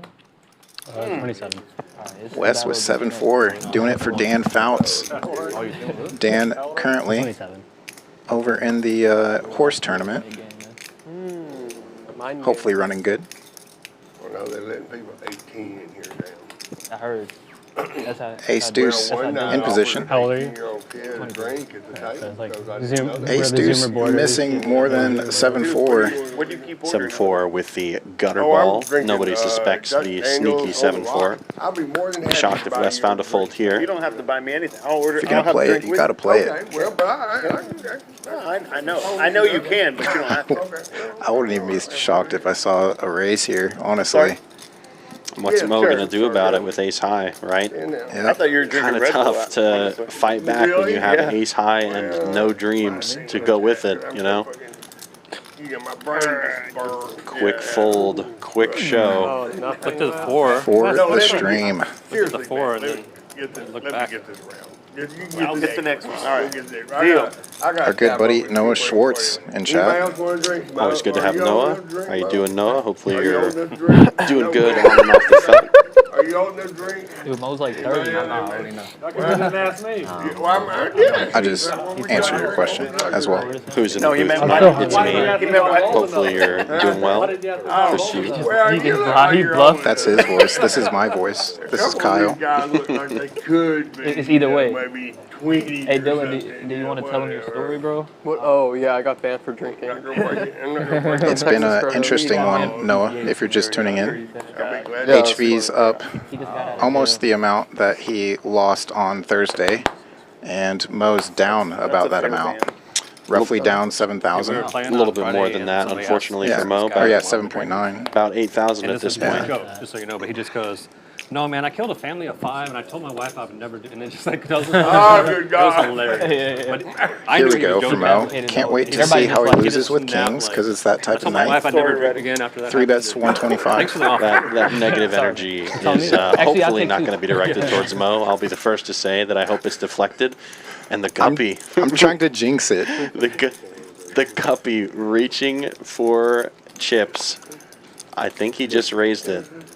And if he did, Mo is thinking to himself, I know what happened last time. Yeah. Surely He not may again. want all the crushed ice, though, too. And this time, I'm drinking a fortunately for Mo, his opponent is not very deep But and I like has you to be absolutely blessed, nothing. Chris. I like a rock. 5-bet rip, snap fold. Take that pot down, Mo. Or whatever you like. Yeah, Mo's probably not too upset with that, honestly. With the way his night's been running, if I'm in that spot, I'm like, damn, here we go again. If you got it, you got it. I'm all in. Anything but the 1942. Easy game for Mo, though, picking up these 2 kings to take down that pot. Also, gets rid of the net button. Doesn't have to pay another net tax. A tough spot for Guppy tonight, trying to get creative, given that the deck has not cooperated with him, and unfortunately for him, just not panning out in his favor this time. I think that's actually the seat that Noah had. I just get like 3 bottled water. And kind of similar thing, pretty card dead, and not the best of table draw. I like that. For each stream, we do randomly draw for seats, and in lineups like these, really professional players, some sharks, it can be pretty rough when you've got a bad seat draw. Picking up the action here, Var picking up the jacks is going to raise to 15. HV with the quick 3-bet next to act. And given that both of these players are in relatively early position, it's not as weird as it looks to see a call. People at Champions Live Poker are used to enormous pots, and trust me, $100 in the middle is normal for a 1-3 pot, even in a 3-bet pot like this. Unfortunately for Var, though, king high flop is bad for his hand, and honestly not amazing for the perceived ranges here either. HV as the 3-better is going to have all of the kings, all of the strongest pairs in his range. Of course, Var cannot be folding given how his hand was played pre-flop, but he does find the best of it on the flop, HV. And improves to the queen high flush draw on the turn. Could be a bit of an action killer now. Ace of clubs available. HV is going to wisely check behind. The river is another king, so a great card, of course, for HV's actual holding. Var, pretty much as played, shouldn't do much other than just check, and now HV will find a bet and potentially get heroed off by Var, who might think HV is just messing around with a dry club type of holding, but HV with the best of it. One of the most standard hands you'll see all night. Not an inflated pot, but played correctly by both players. HV does have the best hand, is going to take down the pot, as he has with most of his pots this time tonight. It's your character. Var, unfortunately, still going to be holding on to his net button as a result. Or is it actual? It fades off eventually, you know. Okay, nice. It starts out real super dark blue, and then it starts fading, and then I got it cut back, and maybe out again a little, and it does it again, you know. That's sweet, man. That's awesome. The young ladies. Funny little interaction in chat. Some of the Guppy fans are wanting their man to lock in. But no, I'm just kidding. That's awesome. No, I get Maybe you guys should give Gup a post-game talking to, give him a motivational speech for the next time he comes onto the stream. Always happy to have him play. And of course, anyone else who would like to join, definitely reach out to the Champions Club team. The list is moderated and run by the lovely Mr. Ed Batinga. We have a form that you can fill out to join us on the stream. Offer all kinds of limits from 1-3 to 25-50 on the correct occasion. And obviously you can see stack sizes are big, action is good, V-pips are high, ranges are wide. It's a good time to play, so definitely come on down if you haven't given it the chance just yet. Good friend. That's very cool of you to do. I mean, poker brought me lots of friends. Guppy, trying to get things done with King 9 here. Dave, with a pair and a knit button, gets there again. Bottom 2, up against King High. Guppy now unfortunately cannot get there. Any card on the river will still result in Cowboy Dave taking down the pot. The tough part for Guppy is I didn't really see the action on this hand. I'm presuming that Guppy raised pre-flop. An ace-queen high board with draws available is fantastic for Guppy, and he does go with the professional maneuver, which I was just about to talk about, is an overbet on this texture of a flop. Lots of draws available. Broadway board is fantastic for the pre-flop aggressor. Your opponent's not really likely to have a super strong hand, and this action will get a lot of folds from a lot of different holdings. Unfortunately for Guppy, Dave is at the stone top of his range with 2 pair, so it is going to be a fruitless effort this time, but at least worth noting that Guppy is playing this hand to the best of his ability possible. And the fact that he went with the overbet and then got raised is a pretty telltale sign that, oops, I've run into it. I fold. Nice hand, Cowboy Dave. No, poker is being good. A good attempt from the Gupster. You can hand it to me. Yeah, I think he obviously had some plans for a Diamond River. Put that dry king of diamonds in his hand to use. Got to tell the story early if you're going to tell that story on the river, though. 12 or 14 hours a day. Did his job correctly to tell the story, but he ran into a non-believer who happened to have a good reason to not believe. 2 pairs, 2 pair, especially in Hold'em. I respect you for tournaments because I can't. Can't do it. But no, I did real well with poker. It enhanced my life for sure, in many different ways. I encourage people. I try to get all my friends to play, you know, or anybody. It's just a wonderful community, you know. It's camaraderie and winning money or it's crazy how much goofing off you can have while you're trying to steal other people's money. And you're all just getting along. Doesn't make any sense. Well, I think games would save the world because it's a neutral place to be competitive and trash talk and kill each other without really killing each other. Right. You know, I mean, so. Yeah. I think games are good. Absolutely. Picking up the action on this board, we are seeing a 3-bet from Cowboy Dave and a call from Wes with the ace-jack, and the Fisherman is going to take the 5s to the mines and see if he can catch gold with a set. 3 ways to a flop we go, and no set for the 5s, but 5's still the best hand. Pretty hard to feel that way. Given the action pre-flop, though, Fisherman is going to check, and Dave is going to blast it at this board. No resistance from Wes, and the Fisherman is the only one who can staunch the bleeding this hand, but doesn't do it. Good aggression from Cowboy Dave here. He is going to take down this pot, and I like to see that from him. Obviously has not had the most favorable run of cards so far tonight, but has been able to make the most out of what he's gotten and is able to apply good pressure on that king high board texture, take down a nice pot as his reward. Can you bring me another one of that? Fun when it hits. Thank you. Yeah. And whenever you get a chance, just the 3 waters. Yeah, thank you.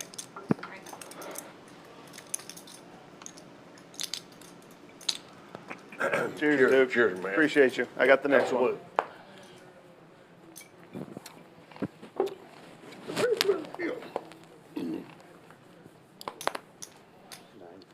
Oh, I made that.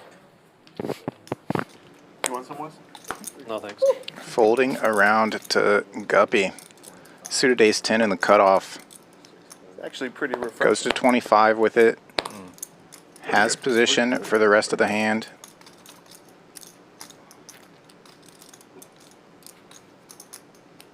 Heads up in the knit game. Var's thinking, gotta defend. Var clicks it back to him. 90 to go. One player wins this hand. Looks like it's going to be Guppy. Guppy jams it. Guppy blasts it into the middle and has had enough. He will take down the pot. His opponent had nothing to resist with, but, you know. That's why I don't add on during the Nick game. Yep. Talking about a point. Why add on in the Nick game when you can just blast your stack in the middle and force people to fold? Doesn't always work. Sometimes you will find yourself in some true cooler situations, but such is the name of the gamble you play during the Nick game. I don't take it that was the splash pot. How many people are left, or was that the splash pot? This will be the splash pot now, and given the configuration, that is a blind 50 raise from Wes. Usually he's good for blind 30 and 1-3, but there's an extra dead 150 in the middle. You got to size up the blind raise. ATM gonna limp in with the 10-9 suited. If I'm being honest with you, not a fan of this play given the configuration, because players like Guppy are not afraid to blast their stack in the middle. James Duke might have a better hand, but it sure doesn't feel that way. ATM gonna quickly relinquish as well. You got to show to win. And Guppy does show the deuce and is gonna take down the pot. Nice work, Guppy. Peels an ace and thinks that's enough. And to be fair, it is most of the time. And now he adds on as the next Nick game starts. My goal is to never lose the game, bro. Looks like 2100 is the add-on for Guppy. I lost one last stream I played. Got it in pre with the really telling a bad beat story. But for the Nick game, it is a bad beat. You know, queens into I had aces, he had queens all in pre. Like last two in the Nick game, river's the queen. That's a setup. Like for the Nick game, last two at the disc, aces, queens, and he hits the queen. That's Dave talking about his hand Yeah, cooler no, situation. I'm not telling the story with if it's not Tish. a Nick game, you know. All in pre, aces, queens, queen river. And as we speak of the aces, so they are summoned for ATM. Raising it on up in this new iteration of the Nick game to 25. Check. Yeah, ATM really just plays any two cards. Aces among them. They're cards with letters or numbers on them, so ATM will be involved in the pot. Just happens to have two matching ones. Bad flop for James Duke in this spot here. Flopping top pair, but no good, sir. Not this time. It smells, it's that bad? It's that nasty. Thank you. Duke, of course, making the quite standard call. ATM still monstrously in the lead. And that does not change on the turn 7 of hearts. Does bring in some additional straight draws, but ATM continuing to blast, and Duke with top pair. Thank you. Likely to still call. Patty's going for it. Green card. Yeah, he tackled him. Yeah, he tackled him. Check.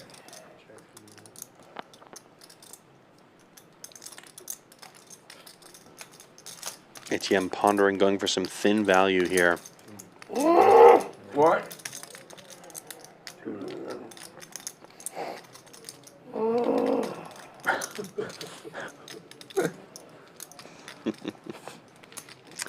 Unsatisfied noises from James Duke. Not a fun spot with just top pair on this board. Good thing is you'll get to see it. Yeah. I think I'm just gonna go.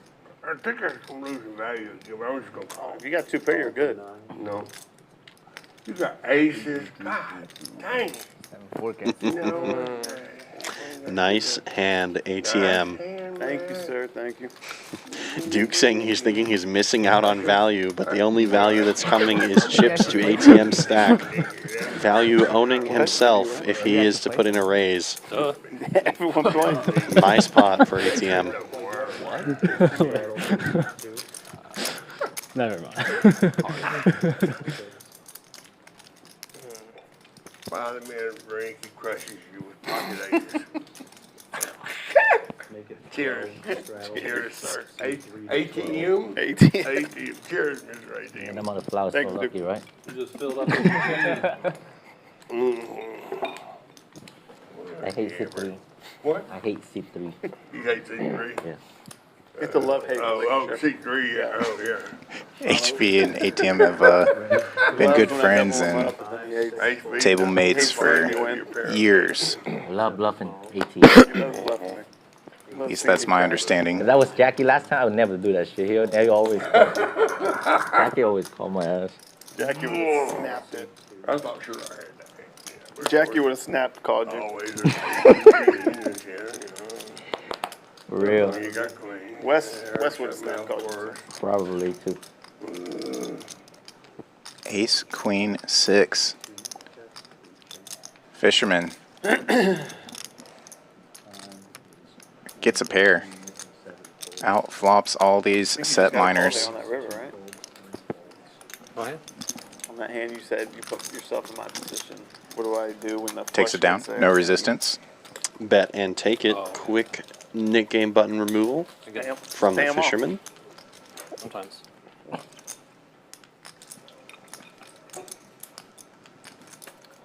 Pay him off. Just re-raise the flop. Sometimes you got to. I did.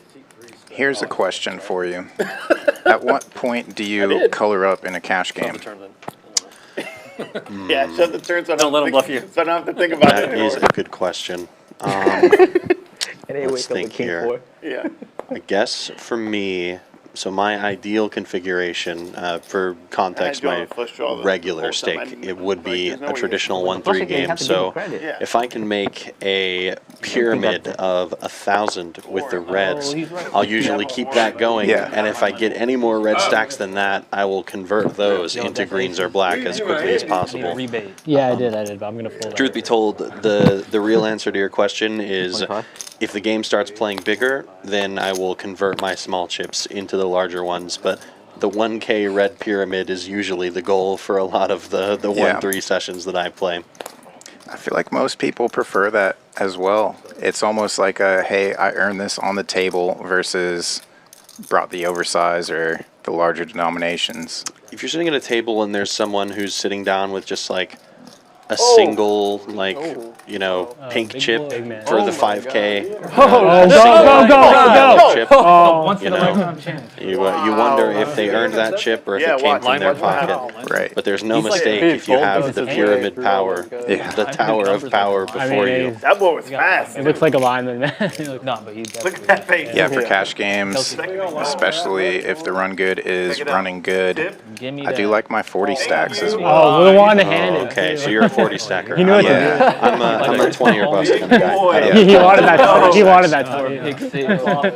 I always find it confusing for He's gonna be talking about that for the purposes of counting out chips and sliding out bets and clean denominations, but at the same time, for others, it is just a flex. It feels like, look how many chips I have. James Duke will be getting more chips this hand. Unfortunately for him, HV has absolutely stone nothing with 8 high. James Duke with trips. This will go quickly. Bet, fold. Doesn't even have to put his chips on the felt for HV to fold. Nice hand, Duke. It's the thought that counts sometimes. And the only person to take HV down in a relatively decent pot this so far has been James Duke. Good on him. Thank you. Everything's great, Emily. Thank you.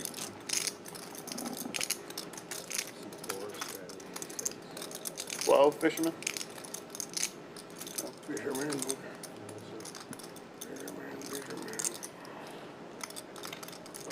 I can't afford $20. Okay. Oh, come on.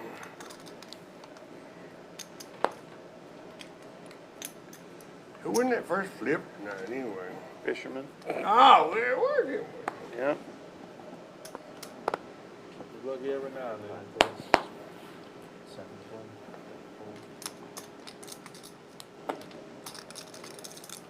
Kings now for Duke. First act as it folds to him. Duke has found a couple of those quite pretty pocket pairs this game. Has seen aces, queens, and kings now. I said it, but I meant to raise the 31. And Wes gonna immediately 3-bet. Bad timing. This is the GG poker hand. This recently won a lot of money online. It's probably not going to win a lot here. Not when Duke puts in this 4-bet. He's got a 4-bet all in. I cannot tell you how much I love the way James Duke puts his chips in the middle. I say that genuinely. It's so fun every time he's in there. It's the old school like movie meme of just pushing it in, actually pushing it all in. You know what? If it falls over, it falls over. I'm all in. Oh, it's so good. What's that? Like 15 around? I have at times done a good James Duke impression for his all-ins because his all-in is that iconic at Champions Club.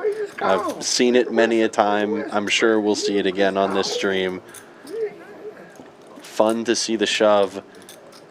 Obviously, Wes snap folding the speculative hand that he 3-bet with. For Mo, it's a little trickier, especially when you're stuck so deep, seeing 2 black 7s. That's a yes. Thinking about gambling for a flip, but Mo knows it's a good fold. It is a good fold, Mo. Nice fold. See that one on TV. You can read about it See in the that one paper on later. TV. God, I got the Or right answer. maybe see it on the computer or something. See it on the internet.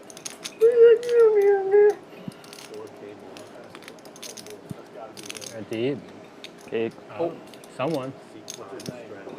I can't. No, there's it was Shahid. It was Shahid. It was Shahid. Yeah, it was Shahid. Oh, it's not. Yeah. Oh, yeah. Yeah, Olivia. Yeah. We have just about less than 2 hours remaining on this stream. Holding on the defense. Yeah, They declined it, yeah. That's your guy? Still plenty of action left to come, we hope. That's for Shahid or whatever. Tell me that dude's name. 25. 12 is away. 12 is away. It's, I think. It was like, oh, well, I think it's 12. I think 12 is due, yeah.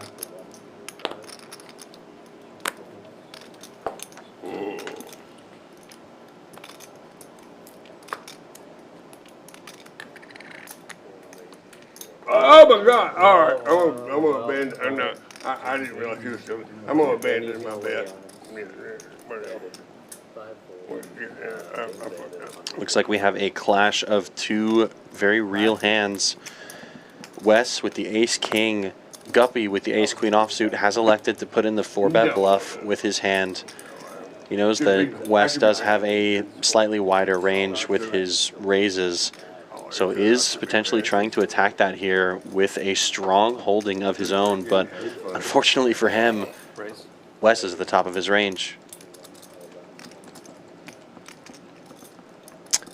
Guppy's night just continues to be filled with spot after spot that I do not envy. Not fun. Guppy added on a bunch of additional chips in order to tango with the titans of the table, but unfortunately the cards have just not come in his favor. Throw a slanty just Every spot he's picking, it feels like he's either pipped or hand-tied, given how you're supposed to play these hands correctly pre-flop. And the question now becomes, will Guppy find the ever so rare 6-bet bluff, or will it just be a fold? As it has been tonight, it should be a fold, and I know Guppy knows that, but it's a matter of if he's willing to be disciplined in this instance and make that fold. Because I'm not sure if Wes is in the interest of folding ace-king pre-flop offsuit or not. Yeah, with this sizing, he's saying he's not folding at this point. This is a nice little signal to Guppy. And just as Guppy had added on, I saw Wes had reached for some chips, added on chips a couple hands ago. Some of these stacks are getting pretty big. There it is, and a snap call. And he snap calls. The rare 6-bet bluff all in, and Wes is not in the mood to fold. Tough luck for Guppy. And I've been on the receiving end of it before. We all know quite well Wes is a one-timer. There will only be one flop, one turn, one river. Best of luck to Guppy. Gonna need it in this spot. Hearts are live. Hearts are live. Queen's definitely live.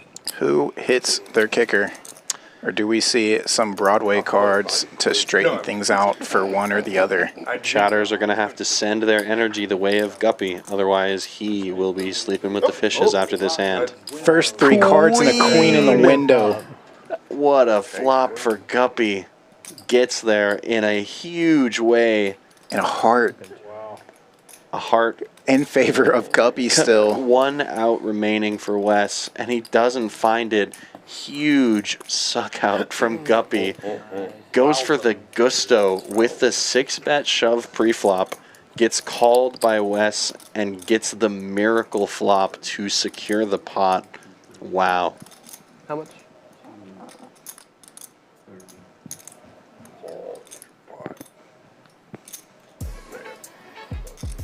And with that, we are going to take a look at the new leaderboards.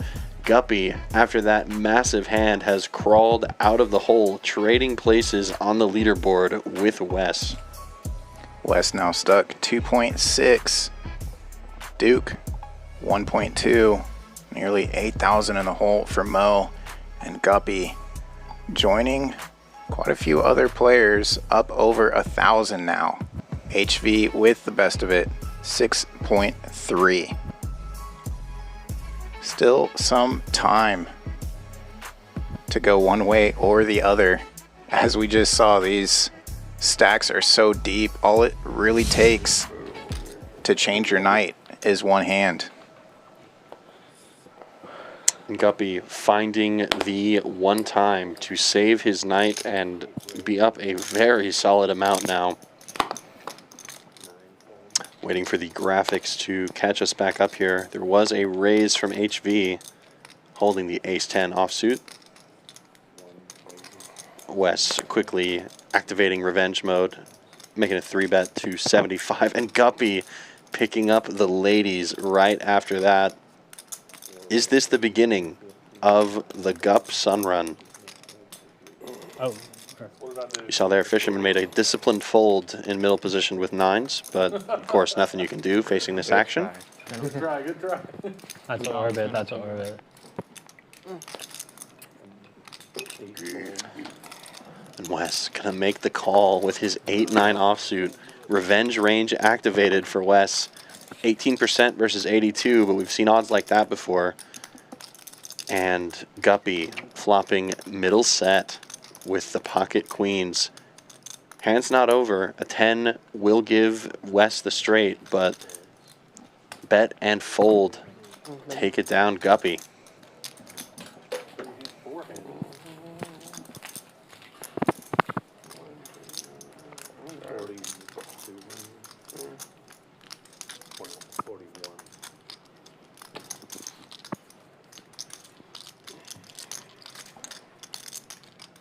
All of the Guppy fans enjoying the chat now.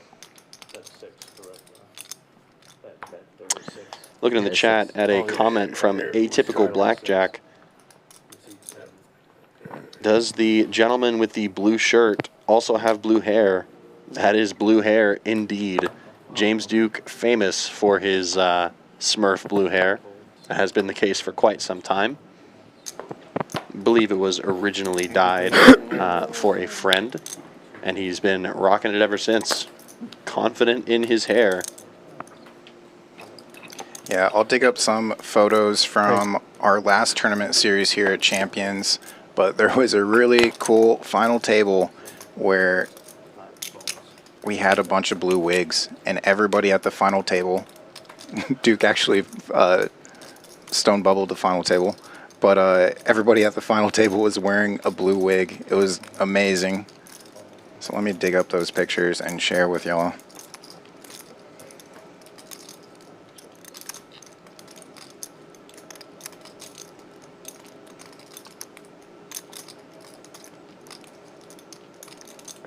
Fisherman is gut shot to Broadway.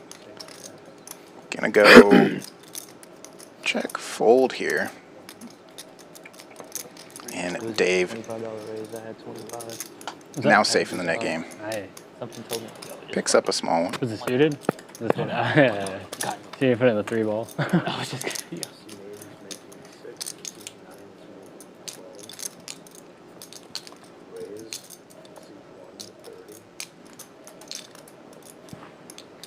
Yeah, he's not triple straddle, and so he just raises his flag.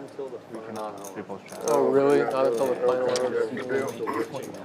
final. Sometimes in poker, it is better to be lucky than good, and it is a quite dangerous combo when you are both lucky and good on the poker table.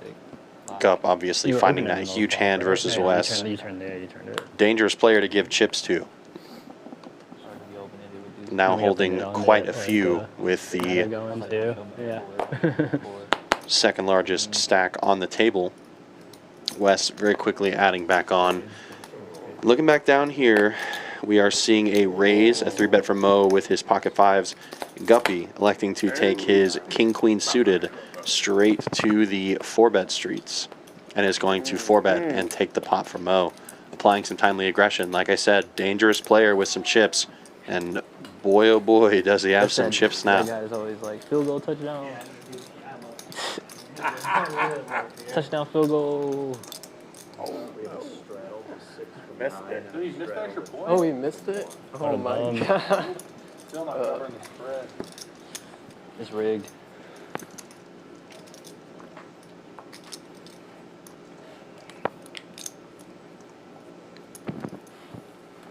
We could have won it with a field goal had they made that.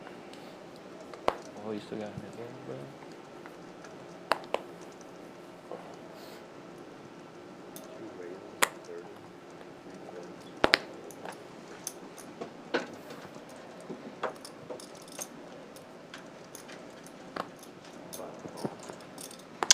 Fisherman now pulling from the sea 2 aces.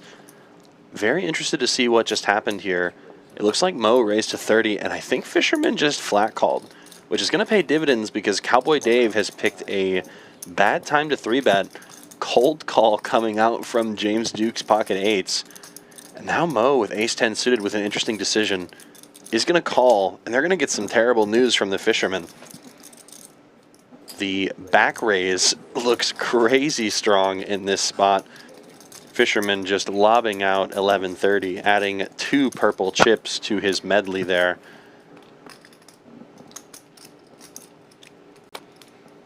Mo and Duke both have to be asking themselves what the heck's going on, but the bet is just too large from the Fisherman. And the tricky play with the aces pre-flop works out to perfection. Hands are good. This guy. Hands are way good. Aces are also ahead for sure. I had a good hand to see. A good hand to crack those. That is super true. I see Kyle interacting in the chat. If you do come down to the Fall Poker Open, as with any major tournament series here at Champions Club Texas, they have professional photographers on site who are periodically taking pictures of the action. So if they do happen to see you on the table, you may potentially get a high-quality professional poker photo taken of you. I know I have a couple of those, courtesy of the media providers who do that I have saved for my own use. So fun little side perk that you can potentially get. Cowboy Dave getting a perk this hand. Var doing no favor. 3-betting. King 10 on the button. Yeah, it was like last 4-bet incoming. Last year. I didn't understand the English. And 4-betting out of position to the button should be relatively large or large-ish. Obviously, man, everybody's here. Does get the job done. Ignore it. Duke, I'm ready when you are. Yeah, first time we I'm not ready. I'm afraid. You let me know. HV looking at those chips. Those are all locked up. No. I got the next one. So you know, it's never fair to say that HV's chips are locked up, Kyle. I think that's not to be disingenuous to HV. I guarantee you he's not afraid to play a $10,000 pot with any of the other folks on this table if the cards do come correctly. Not afraid to put his stack in play if he does have the correct configuration of cards. I was like, what? And will be applying that aggression if he sees the chance. Yeah, he's trying to figure out how he can double up right now. It's going to be hard when he covers the table, but Wes also 7K deep. If he can just find a way to get it all in, aces versus kings against Wes and Guppy, he definitely has a good shot. Yeah. The classic Mariano special right there. Once in a lifetime hand. Ace 4. Yeah, bumping it up out of the big blind. Trying to get some of it back. Certain he will this hand. Nobody has anything they can really put up any kind of fit with. Wes applying the aggression, does still have his knit button as a result of the unfortunate situation earlier in this iteration of the knit game, and will take this pot down as well. You were a little bit ahead. One pip away from going crazy. Just pass it to my guy for 50 more yards, please. He'll get one touch before. No, Deuce's already done it. Oh. The other guy's already done it. Oh, so last one. The New Orleans guy. I mean, he might already have done it too, and we ain't paid attention. I don't know. I don't doubt he had 1 for 4 at that time. 1 catch for 4 yards. Took up three knit buttons out. Dry season over here, man. Victim. I see those as the victim buttons myself. Yeah, 10-8 gets in there. Just calling the straddle. Raise. 7 raises, 25. 8 raises to 75. And here we go again. Var constantly up against it. Raises to a quarter. And then gets 3-bet. 3/4. Is going to quickly defend his king and jack, unfortunately dominated. The good news for him is he does have a gut shot to the nuts. The bad news is HV is still well in the lead with his ace-king offsuit. Standard c-bet and call incoming, you'd have to think. Chasing dry gut shots is not the most appealing thing in Hold'em, but given how deep both of these players are, I like a call one time in this type of spot. And if we don't improve on the turn in some type of way, then we can find a fold. No king, no jack, no queen on the turn, we fold. But Var choosing to go a different route, raising it up to 225. And I like this play against the majority of the player base for Hold'em. Yeah, they're now 4-2 and bound to the 9th. Just because a lot of players may potentially be overstabbing an ace-high flop, regardless of if their hand is good. Nobody out. So this move should get the job done against pretty much any pocket pair that's not an ace You got it, Louis. or some kind of set. Not going to work this time. HV with the real hand. And Var is going to improve on the turn. He does improve with the jack of clubs.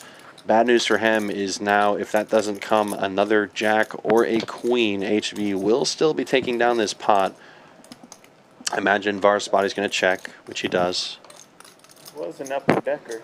HV going to check back, still not beating any of Var's value hands, beating any bluff possible.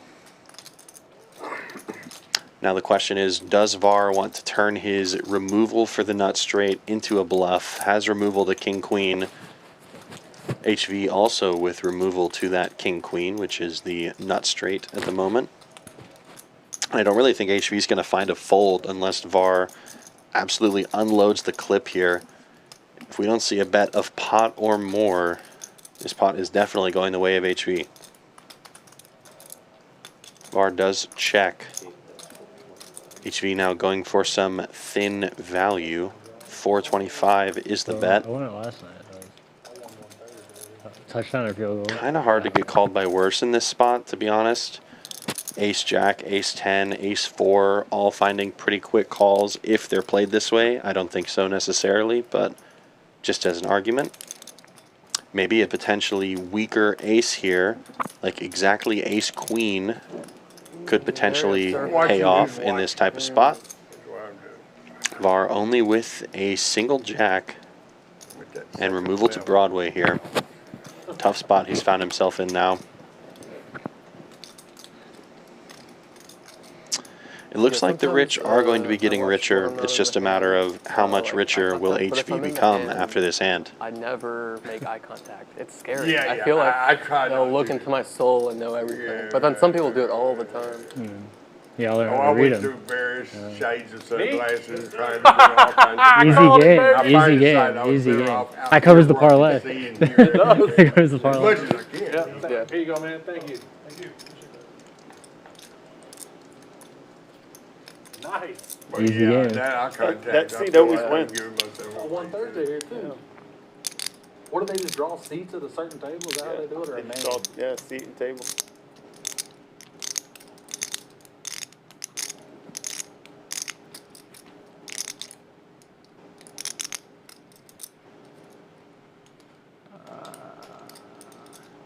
Bro, you've had it like every time.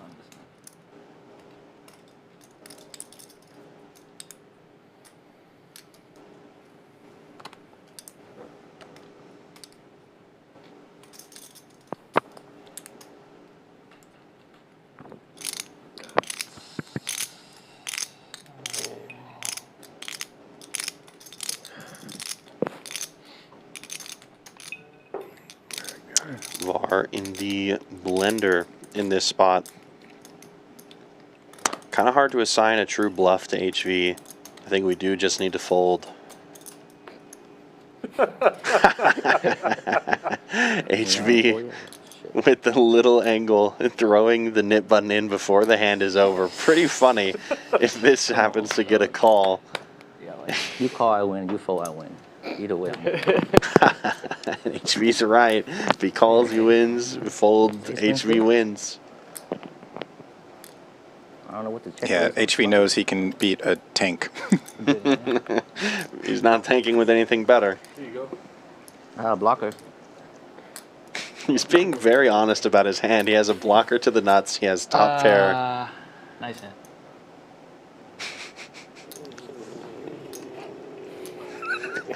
King Jack good. Who said that? You gotta show it. Good blocker, right?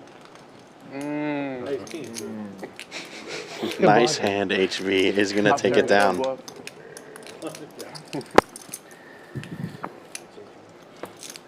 on now, throw it to him, whoever he is. Nice. There he is. Is that him? Yeah. Run, you son of a gun. They'll take 6 yards. You'll take 6 yards. Was that a 6-yard game? Wasn't more than 7. There's a bunch more of those. A bunch more, yeah. Well, it depends. I mean, we could have missed something. Yeah. Eight-tie spades.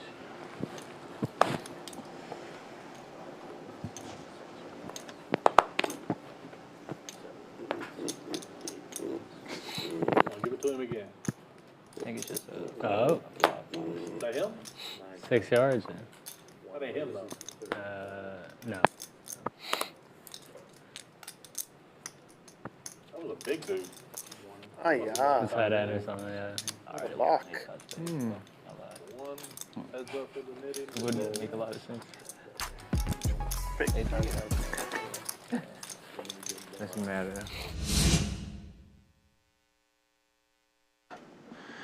Looking back at the statistics here, the PFR, an aggression measurement statistic, seeing how often players are raising before the flop. Lowest at 20, highest up in the 40s, and looking back at the winnings, HV up still quite a hefty amount, up almost 7,000. Mo down more than 8. Wes down 3. Most of the other players here sitting in the green. That's a bad beat. That's why I don't watch football. There's too many rules I don't understand about. Kings now for Cowboy Dave. I told him to raise with this one, Still got time. There's 10 minutes left. and he did it. Ace-8, 3-betting.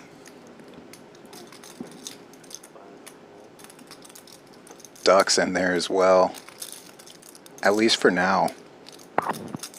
Somebody tell Dave to put in the 4-bet. Hopefully he's listening. I don't think somebody's going to tell Dave to put in the 4-bet. I think Dave's going to tell Dave to put in the 4-bet in this spot. And he certainly does. Pops it on up. Don't see how much exactly. 235 is the wager. And HV would be in position of these players of note. That's good for him if he does want to get speculative with the ace-8 of diamonds here. It looks like HV is in fact going to call with that suited ace. Does want to potentially take his equity post-flop. Look at Fisherman now. Just checking the stack depths here. Looking like he's also planning on making the call. It looks like he's going to go swimming in search for the last of the 2 deuces remaining in the deck. Which he does.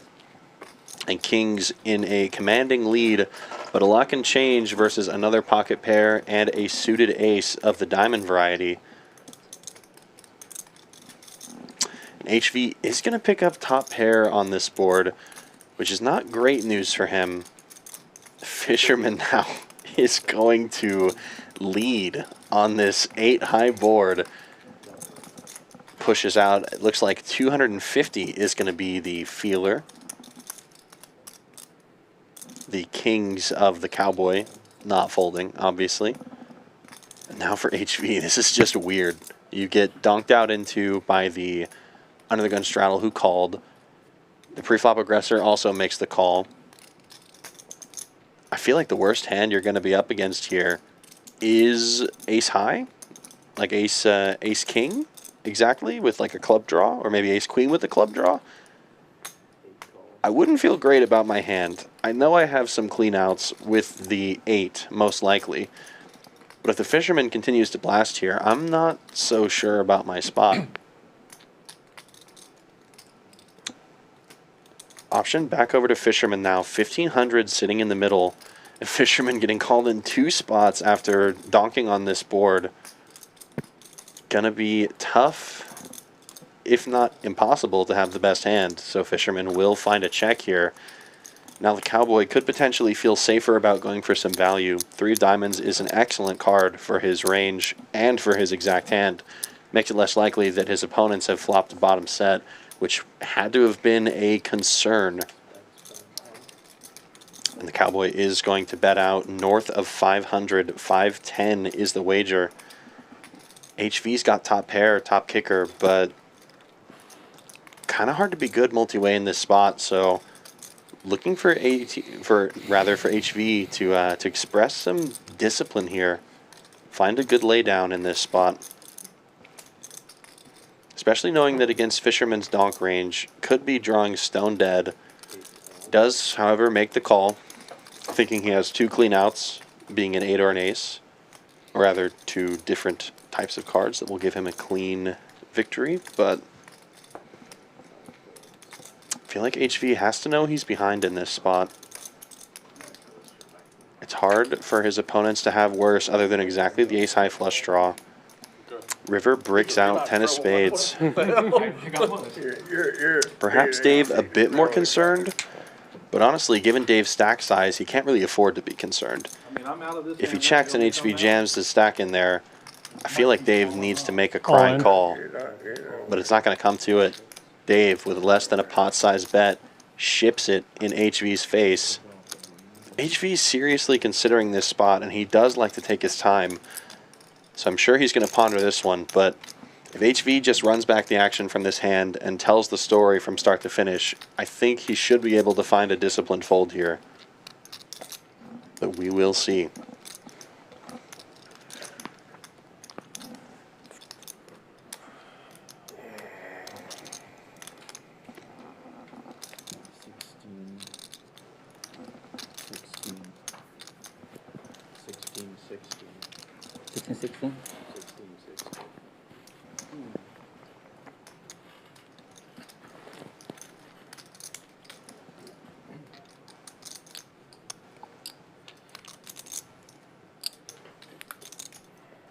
Dave has earned this one. If he gets paid, started off the stream so card dead, was extremely patient all night long.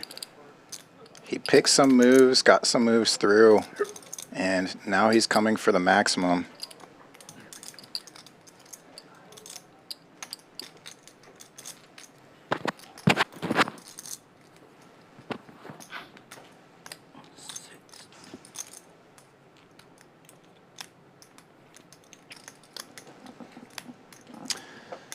Kind of been silent because I think I've said my piece for this hand, but HV with multiple factors to consider, Looking at this board, the only hand that HV reasonably beats as played is a hand like Ace-King, Ace-Queen, Ace-Jack, Ace-10 of clubs that is missed, other than Ace-10 of clubs, which doesn't prove to beat him. So he beats Ace-Jack, Ace-Queen, Ace-King of clubs, maybe a hand that's gone for the Hail Mary with a dry Ace of clubs. But other than that, this line screams pretty heavily of overpair.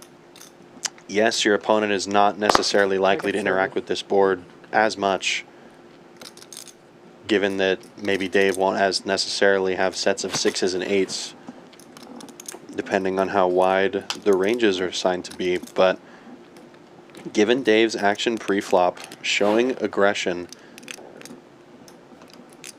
pretty hard to see Ace-8 being good here unless he is catching a Hail Mary thrown in overtime by the Cowboy.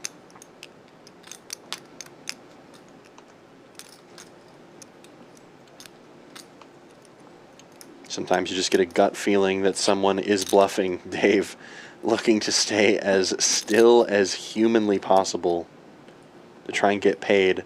And it's hard to stay perfectly still in this spot when you've stuck your entire stack in there and you're praying for a call at this point. Dave knows his hand is good, given the fact that HV is tanking. Beats every combo of 2 pair, only loses to a random 3, which would have assuredly called by now. Obviously losing to full houses, but that's not in the question. Can HV put the puzzle together? He does not want to fold. What are you thinking about if you're sitting in HV's chair right now, Kyle? Like you just said, this spot is just so close. At this point, I would probably lean towards randomizing it.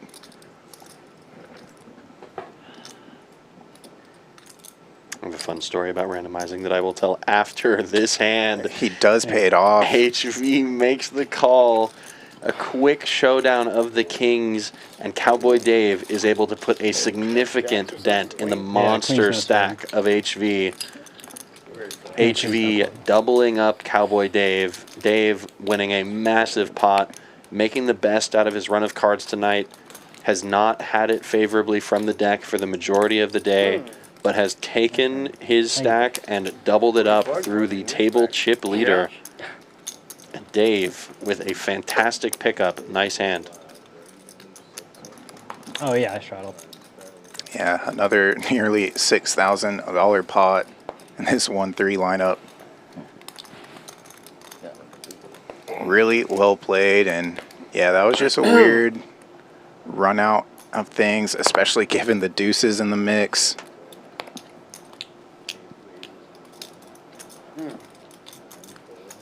Now he has to look down at 5s and play his hand immediately after. Deuces behind, put in the call as well.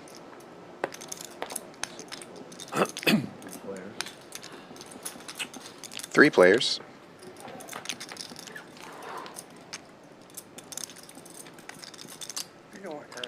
King, Jack, 8. One more hour. I know, I'm fighting. 2 diamonds on board.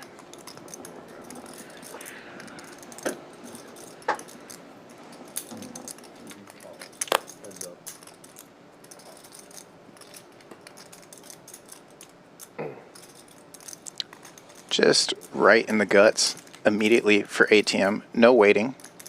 Double flush drop ward for nobody.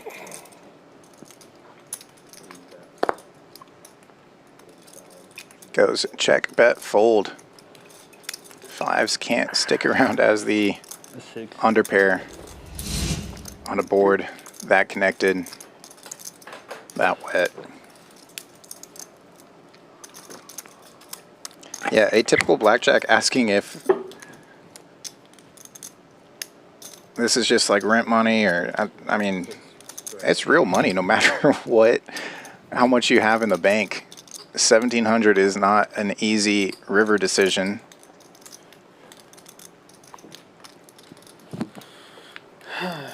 A lot of these players are regulars or pros. Well, at this pace, we got about 5 more hands, Joey. 1 more hour. A lot of these players commonly playing some large pots north of 3,000, 6,000. But end of day, you still want to make money and lose the minimum, win the max.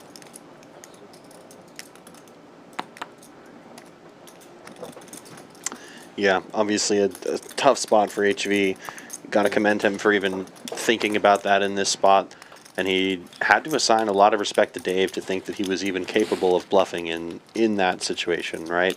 If you are at a random 1-3 table in the middle of Vegas or in the middle of Texas or California, and someone does that, they always have it. But on a stream lineup like this, where players are capable of making bluffs, it's a lot harder than it looks. So obviously much different when you're sitting across from your keyboard as opposed to sitting on the felt having to make those decisions real time. Yeah, and we have the benefit of complete information. 7 deuce, for instance, we know that it got there. Very likely to get paid unless a heart comes on the river, slowing down action. Would have gotten probably a decent chunk of change out of the 2 10s from his opponents, but instead 7 Dewey. That was awesome. Adjusting the board to show 7 deuce as the winner.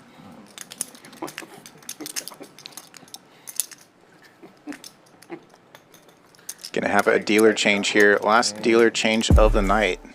What's up, And a everybody? quick We're word doing from it Brian again here at Freitas. Champions Club Texas. It's the Fall Poker Open, October 16th through 28th. We're kicking this off with our one-day, $100,000 monster stack. We're going to follow it up with our $250,000 guaranteed mystery bounty, where Champions Club Texas is kicking in an extra $10,000 bounty. Of course, we have our main event, which is a $1 million guarantee with a $1,500 buy-in. Check us out on all your favorite social media platforms, and of course, Poker Atlas.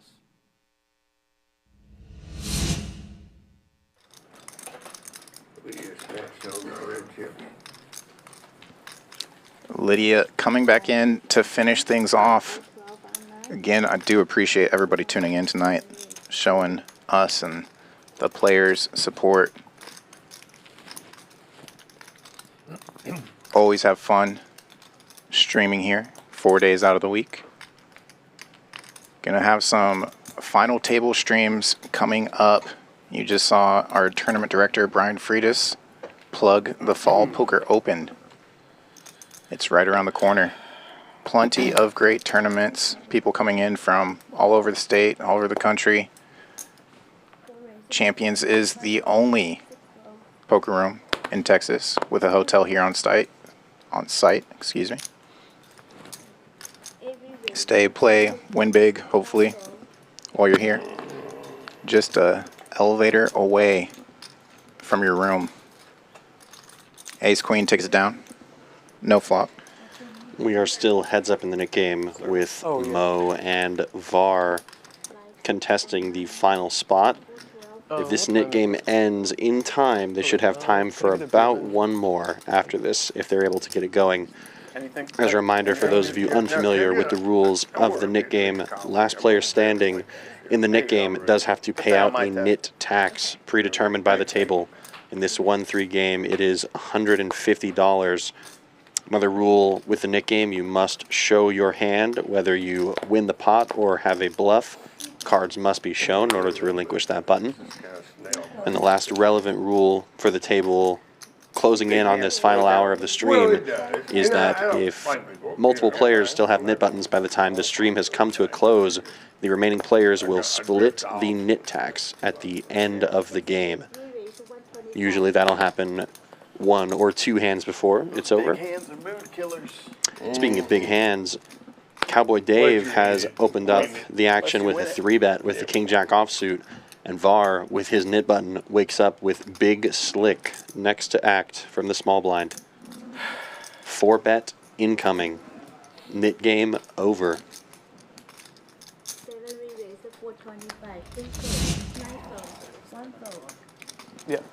Goes big.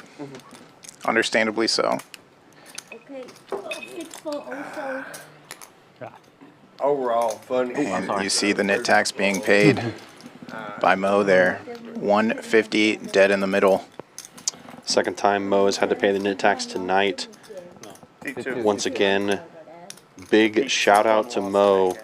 One of the best players on this table. Certainly very fun to play with all the time.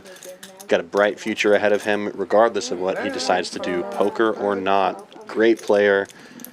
Obviously taken all of the cooler situations in stride tonight, as would a true professional. Still able to sit there with a smile. Takes a lot of confidence and courage to do something like that, so big props to Mo. You won the touchdown. You won the touchdown. Your free roll. It was a free roll. Now you're free rolling it. Correct. See, earlier I mentioned I'm a fan of 40 stacks, but I'm not a fan of ATMs, whatever that is. Yeah, that's just a dirty stack. Is what that is. No rhyme, no reason. Just reds in one stack, greens in another stack, other chips in the other stack. Is the logic there? Can't say I'm a big fan, especially coming from a recent swing of tournament poker that I've been playing. Never fun. Never fun to have dirty stacks in those events. Back to the action, though. This is the splash pot with 150 in dead money. James Duke has bumped it up with ace-queen suited, and Wes Cushall next to act with the ace-king of diamonds.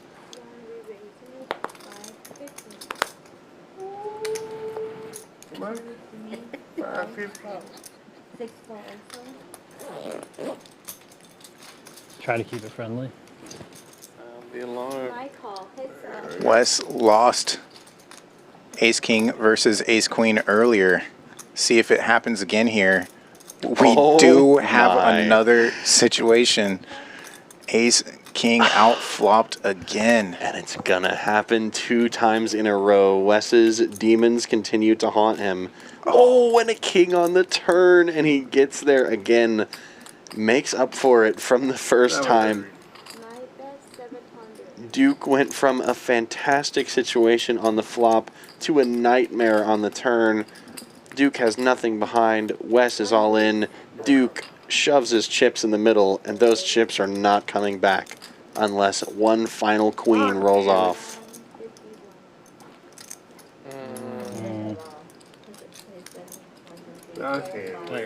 Table reacts to the cooler. Suck and resuck. Is it possible? It is possible. I don't think anybody folded. No Queen River.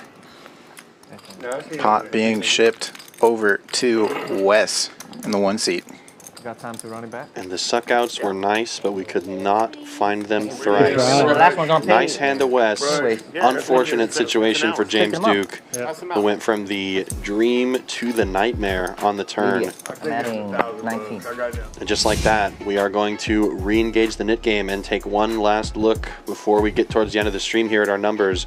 HV still in a commanding lead, up 4,000. Cowboy Dave close behind after that huge pot. Mo and Duke stuck deep. Mo stuck the most of it, down 8,000. Wes also down still, but doing better after that hand. Everyone else in the green and having a good night. But with the final hour of the stream in full effect, one more nit game and an uncapped straddle, may we remind you, the game could certainly have some overtime bloody pots. Yeah, what a game to win a $4,000 pot and then still be stuck 1,300. Just your typical everyday 1-3. Wait, yeah, why is it not a splash pot? Y'all have home games like this, right? You just won the splash. Chat? Oh, that was Everybody, this is just normal? Just your casual 1-3, 175. Yeah.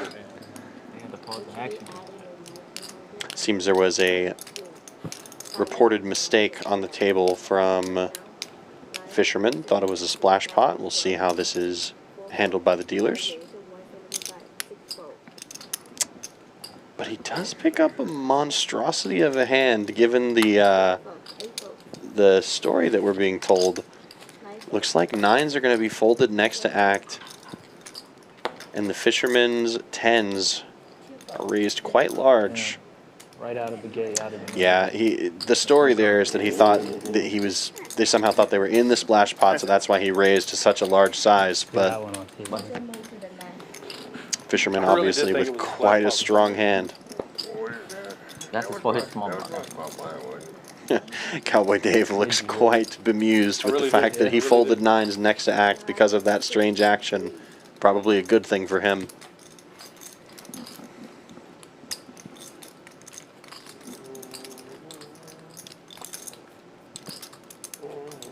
Plenty of oversized chips on the table. You see those yellow birds, oversized octagons worth 1,000 each. Purple octagons worth 500 each. Plenty of those in Guppy's stack as he reaches for chips. Ace Jack first in for a quarter. Shout out to Jackson G talking about the comeback that Guppy did have to make in this game. Stuck deep to up big.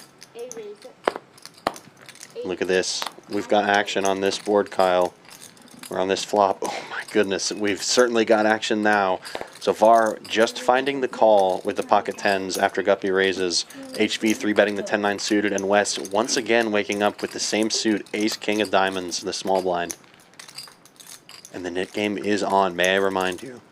Incredibly important factor here.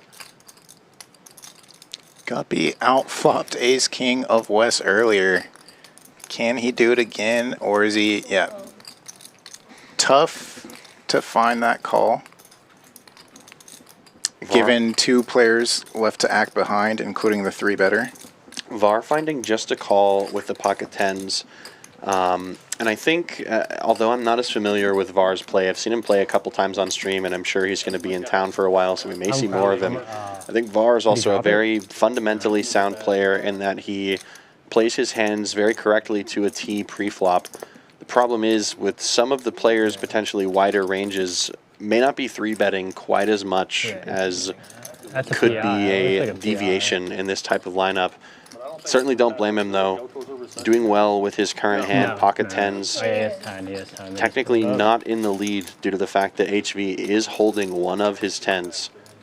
But we do have a classic race going to the flop. And look at this Jack Deuce board. It's just it's a dry flop, all things considered. 10 still well in the lead. Ace King of Diamonds with some backdoor draws here, but weird spot for Var now because of how it's been played pre-flop. Var just called the 3-bet, calls the 4-bet as well with a player behind. Is still going to elect to make the call on this flop, just thinks his hand is too strong to fold. And while I do like the line he is trying to take, if any overcards at all come out now, Queen, King, or Ace, he's going to have such a tough time with the remainder of this hand, given how action is played.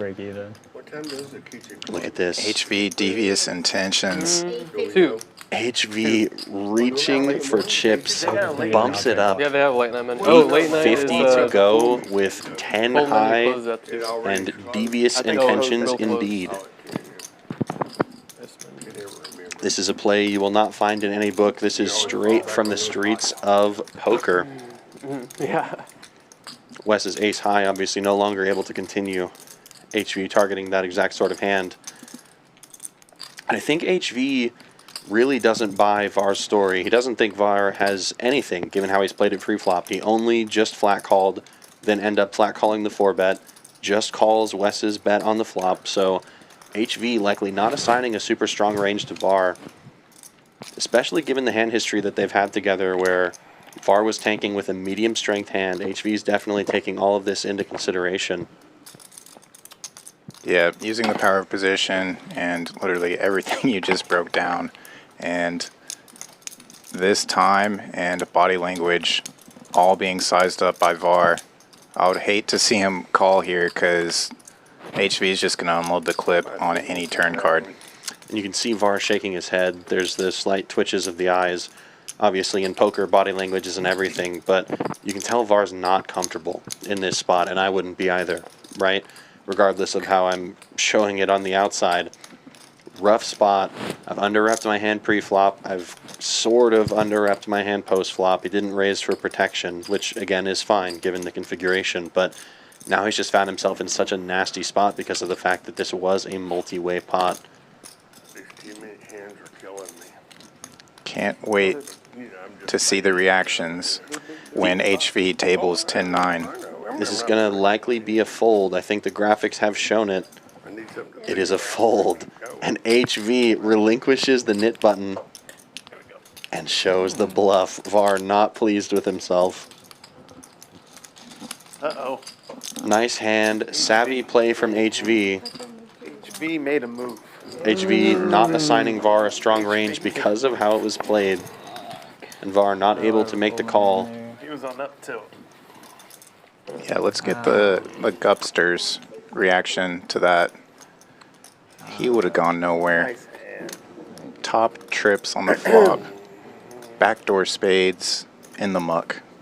That's the face of being in the muck. Yeah, Guppy not saying a word about what he folded, but would have enjoyed himself quite a lot if he were in that spot. Guppy, I think, can't do anything differently to how he did, though. Played the hand pretty much perfectly and got rewarded with the gin flop to watch from the stands. Monkey tilt. Had ace jack suited.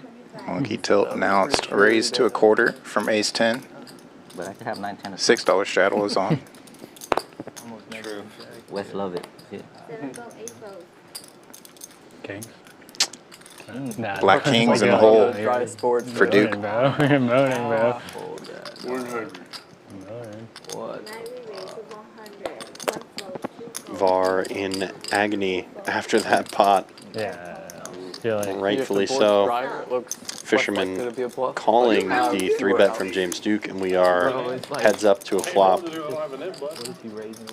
The ace magnets do not attract one of their kin, but Duke is going to fire away for quite a big size and a quick fold from the Fisherman. Like a jack. Oh, no. Yeah, oh, yeah, yeah. Different for Fisherman if suited to that ace of hearts. Runner. Yeah. Dude. I'll order out there. Thank you. What the fuck? Out of position. Understand just getting off of it there. Could float for the gutter. With backdoors, but Everything's good. thinks better of it. Whenever you get a chance. In the street, man. In the street, Var shaking his head, still thinking about the 10-9. Yeah, tough spot for Var. I think, as played, obviously, never worth talking about how another poker player should play their hand, because I totally understand his decision, especially from a theoretical perspective. It's the right play in a GTO world. In a lineup as aggressive as this, maybe you can expand the 3-bet range a little bit more to include those hands like 10s, 9s, 8s, just to try and whittle away some additional riffraff pre-flop. Would have potentially saved himself some heartache, given HV and Wes's intentions behind, but that hand is in the past, and we look towards the future, where Wes has 3-bet the offsuit ace and ATM defending his pocket sixes. 7-4 gets there. Pretty nice flop for the sixes. Low board, 7-4 does get there, but a 5 will give ATM the straight.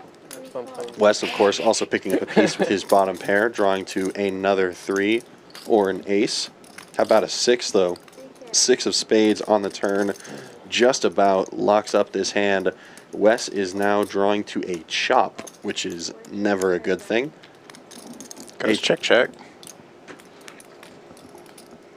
There will be no chop on this board. Full house, 6s full of 4s for ATM. Wes, of course, finding a quick check. Game's over. That would not work. ATM loading up the barrel. But there's no way to play Be overbet. Decides to go big. Looks like 420 is the amount to play, if I'm reading that correctly. I agree. And so does the dealer. Question mark? I'm Ron Burgundy. We wait for confirmation. 1600 win, I know I should. Yeah, 374 out there. Means no club, man. He's trying to act like he missed something. With an 8. Wes looking at ATM suspiciously. These bets are polar, so Wes kind of sizing up the situation. Does bluff catch, but there is no bluff in this situation. ATM finds a way to make the maximum out of Wes yet again in another sizable pot. Even though the graphics didn't catch up, I'm fairly certain that was a $420 bet called by Wes. So a nice over $1,000 pot that ATM picks up, and he is safe from the final round of the Nick game.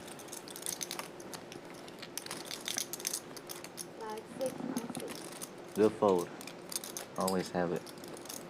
So why haven't the Nick game Such a runs bad till spot like to fold 2 it, o'clock in the morning? No. This will end at the end of the stream. If there's multiple buttons, y'all just split the tab. They split the. How you do it? Yeah. They'll let us know when the last hand is. That's and the if only there's hand 3 that buttons. was even. Everyone tosses in 50. Oh, yeah, I just wonder. Yeah. I mean, because that could just go on forever. No pressure. 5-bit. Particularly tonight. $12 straddle is on. Click back would have been sick. HV, first to act, folds the king 6. So does Duke. Yeah, but then you show the 7. Gets around to Mo, suited 9-8. Goes to 30.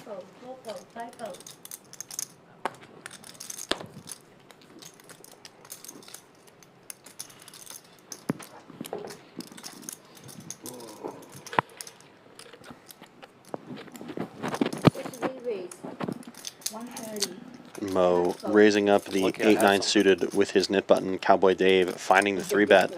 Mo definitely does have a hand where he can defend against being a 3-bet. I'm lucky I had something. 8-9 suited does play well in or out of position. In this case, he is in position, which is an added benefit. Know where you're at pretty quickly on the flop, and this is a pretty nice looking flop for Mo's hand. Open-ended straight draw with a backdoor flush draw, and this is as fair a fight as it gets on a flop. It's interesting. Cowboy Dave also with some backdoor straight potential and 2 overcards. 7. But given this flop, I think Dave is inclined to bet here because of the fact that he does just have a stone bluff. The Nick game is on, so he does want to take down the pot. But the problem is, in a situation like this, and I think it happens pretty quickly, I was going to say, this board is both good for Mo's hand, but it's also great for Mo's range, given the action pre-flop. So, firing a C-bet on this board when you have air not as advised out of position as you can just face a raise from the in-position player, and you're pretty helpless in the face of that aggressive action. That's exactly what happens. Mo takes down the pot. Nicely played. I think I am. I don't think I have any plans. I don't know what time though. Please show up at 12. Like the usual.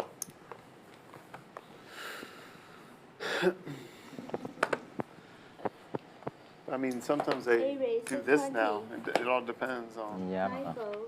Oh no, but they're doing that.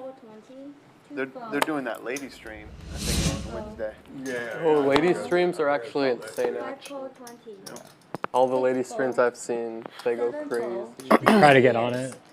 Try to get on it. If only. I'll put it on we can get on. Somehow it came out of there somehow. The Duchess. Oh, okay, yeah. It looked like it came from out of there. No, it rolled over there and came Oh, back. oh, okay. Yeah, that makes sense now. Yeah, so yeah. Wait, wasn't there like a guy who played like the Look at ladies this event flop. WSOP? Wes with the was queen at, 9 flopping Hard the Rock, joint and he won it. for the straight. He ended up winning it, yeah. HV Yeah, with top so- pair and the king high flush draw, and the fisherman with middle You pair could, man. and a Sure they'd love backdoor it. straight draw as well. Sure they'd really Fisherman be going to be folding here to Wes's raise, but I don't think HV is going to be doing anything of the sort. When he apologized later, he was like, I thought it was funny. He's like, I didn't try to like hurt anyone. He's like, I'm Queen sorry. of clubs turn. Yeah, for I'm glad to have the women No. playing, so give them their space. Not looking for a cooler quite that sick. That would be Yeah, a why way won't for we HV oppose to it? lose a chunk of his stack. Not all of it, but a chunk of it. It's nothing personal, HV. HV, good friend of mine. Poker's not Bricks out on the turn, and Wes probably going to fire big here now. This is quite a draw-heavy board, so it looks like an overbet has been fired. Beautiful. Anyone can And sit that. It's a beautiful still thing. with a draw to the second nuts. At least it should be a draw to the second nuts most of the time.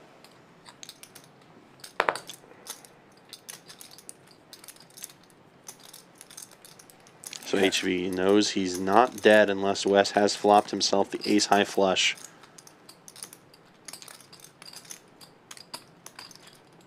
Worst case scenario for HV would be the ace of clubs in Wes's hand along with a jack as well, although that is very unlikely given the card distribution. 10 on the river is not going to change much though, but not a good card for HV. HV kind of quickly checking.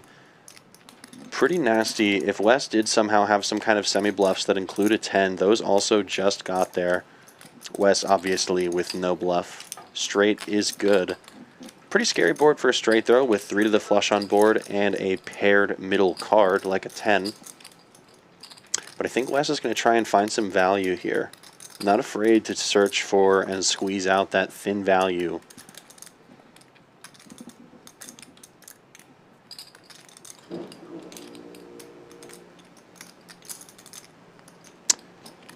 But that value that Wes is going for is not thin. Blasts it 1.1 thousand into the pot, over a pot-sized bet. Really trying to get HV to hero off with a hand just like this. Thinks as played, HV may be raising a lot of his flushes. Obviously still has a good straight. Obviously if HV has a full house of some kind, like pocket jacks, 8s, or 10s, that's cooler for Wes. And a bridge he's willing to cross if he gets there. But given how this action is played and given how dynamic the board was, you'd think HV would have a bit more aggressive in action, but he does get paid. Wes finds a way. HV calling the $1.1 thousand bet. Max value for the flopped joint. Nice hand to Wes. And another big one taken away from HV.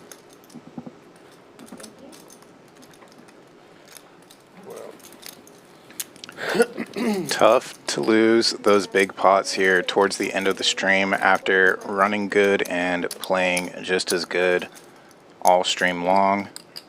And as we mentioned, HV was losing the most just last Thursday. So it was nice for him to heat up, get a lot of it back, but now he's up stuck, and that's almost worse than being stuck. Upstuck HV, dangerous contender for sure. HV still going to be up after that hand a good amount, but quite unfortunate. Kings. Has lost a couple of sizable pots there. Var is expanding the range a bit. It's a creative raise with a 7-3 offsuit. I'm not sure if this is anybody in particular's favorite hand, but I'm sure there's someone out there who enjoys it, so kudos to you. Duke is going to be defending from the straddle with a offsuit ace. And the offsuit ace is still in the lead, but might not feel great about it. Var checks, and Duke very quickly checking behind. Turn is another jack. Given how Var has played it previously today, he's going to check, which is probably what I was going to say. Don't know if Var is going to be taking these lines as aggressively as some of these other players might, and because of that fact, it opens up the door for Duke to bet. He did have the best hand, but still, nonetheless, Var was not willing to pull the trigger there with just the 7 high. Maybe if he had a better kicker like a 4, it would have been easier, but Gotta be getting close to end game. Add 1,000. Does no one wear a non-electronic Duke, watch? you want your 6, Duke? Huh? You want your 6? Oh, yeah. Thank you. I know. You're a good man. I figure since you did the 12. Yeah, you're a good man. Thank you for reminding me. Thank you. Give me one yellow. And 2 raised 35, 3 and 4 fold, 5 fold, 6 fold, 7 fold, 8 fold, Okay. 9 fold,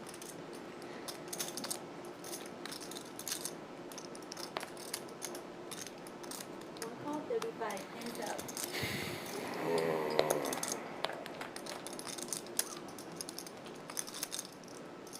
1 check.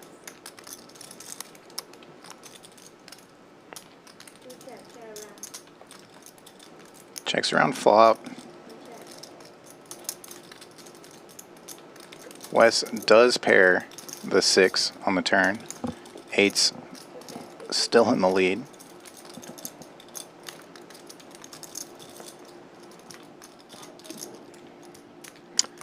Wes with a pair with some equity, probably incentivized to make this call, if not make a raise. Thank you. Thank you. He does, in fact, raise it up. Unfortunately for Mo, his bet really didn't accomplish much on this ace-queen high board. In position, maybe useful to check this sort of hand just to try and get a little bit closer to showdown with third pair. Obviously, that is a bit of hindsight talking, but he is playing against Wes, who is known to be aggressive, whether he has it or not. Meaning hands like third pair are going to have quite a difficult decision should they be faced with aggression, even if you think it is in fact the best You can't hand, have any electronic. which it is this time, but not often the case. All these high rollers, someone should be wearing a Rolex. 10:30. Okay. On the dot. Okay.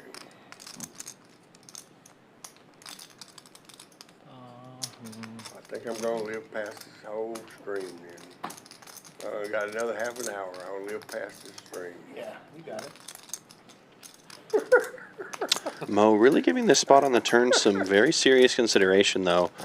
Does not believe the story that Wes is telling. He's gotten himself into a tricky spot because of his exact holding, but you can tell Mo's thinking about that because he doesn't necessarily believe him. What? Fair minimum. 4-7, guys. I don't have to have anything. I know. Yeah. He just has to not have anything. He said 2 pair minimum. Could not be more incorrect, unfortunately. But such is the image that Wes has cultivated, able to pull off plays like that and get them to work against talented opponents. Hard to know where you're at. I like it. Worst kind of player to play against. And Wes always knows where he's at. I feel like he gets so much respect. But Also a hard type of player to play against. Says the guy who put 3K in with ace queen. Bing. You get so much respect. Nice callback. Nice needle. Yeah, exactly. See. 7s. Raising it up. And Guppy dropping the ace-jack into the pool. A little surprised by that, but perhaps Guppy feeling a bit shy after the jab from Wes just a minute ago about the ace-queen. You proved your point. 4 players seeing the flop now. Guppy defenders, if you want to explain that one too, we're all ears. Yeah. Diamond draw for Wes. Which will, of course, get there. You know how it is. Open-ended for Duke and top pair bad kicker for Fisherman. How about the ace of or 9 of diamonds one time? That would be fun, wouldn't it? Yeah.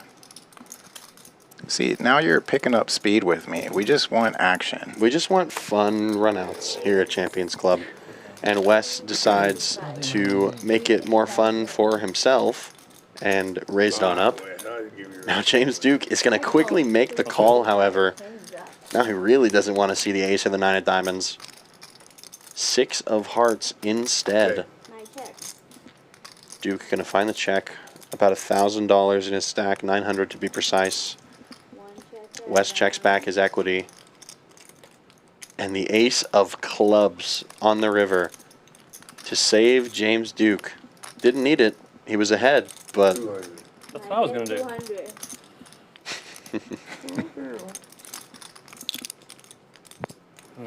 Weird. Wes with a little bit of table talk, but is going to, of course, make that fold. That's like a weird win.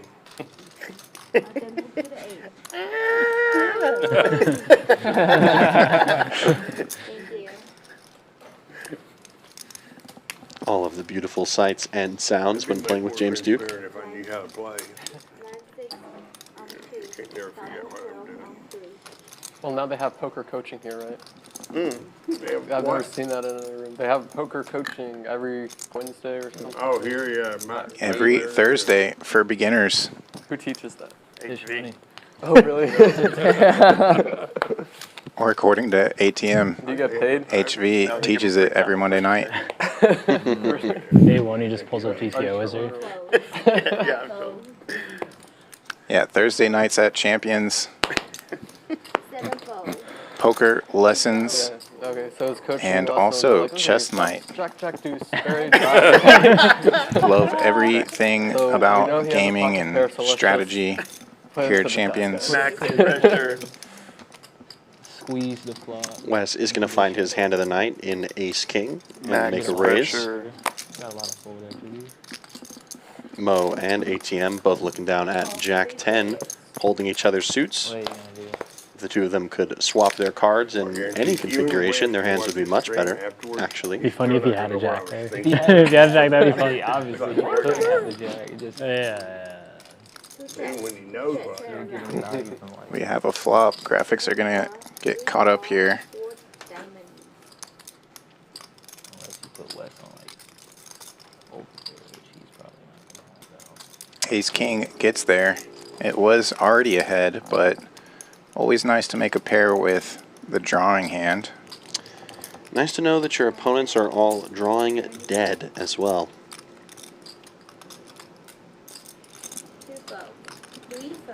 Easy game. Not sure if we're going to get there, but as a reminder, if this knit game is not concluded by the time the stream is wrapped up, the remaining players will split the knit tax for the bounty, or for the tax hand. At the moment, 3 players remain, so relatively likely that we will at least get this to a heads-up contest for the knit game, but you never know.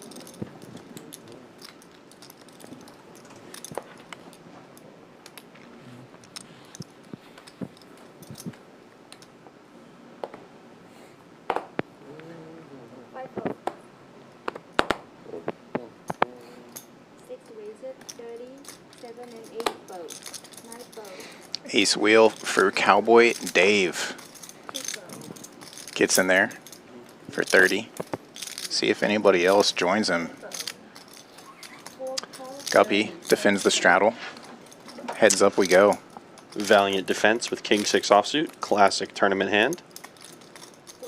And just like in classic tournament fashion, misses the flop, faces a bet from an opponent, and isn't really sure how to proceed. Unless you're Guppy, in which case you find a raise to 100 with just king high, backdoor straight potential. And look at this, Dave is going to make the call, does have ace high, and he does importantly have a gut shot to the wheel. This isn't a random float, so to speak. But luckily for Guppy, he does get there on the turn. 6 of diamonds is going to improve his hand. Of course, Cowboy Dave still has the exact same straight draw that he did before.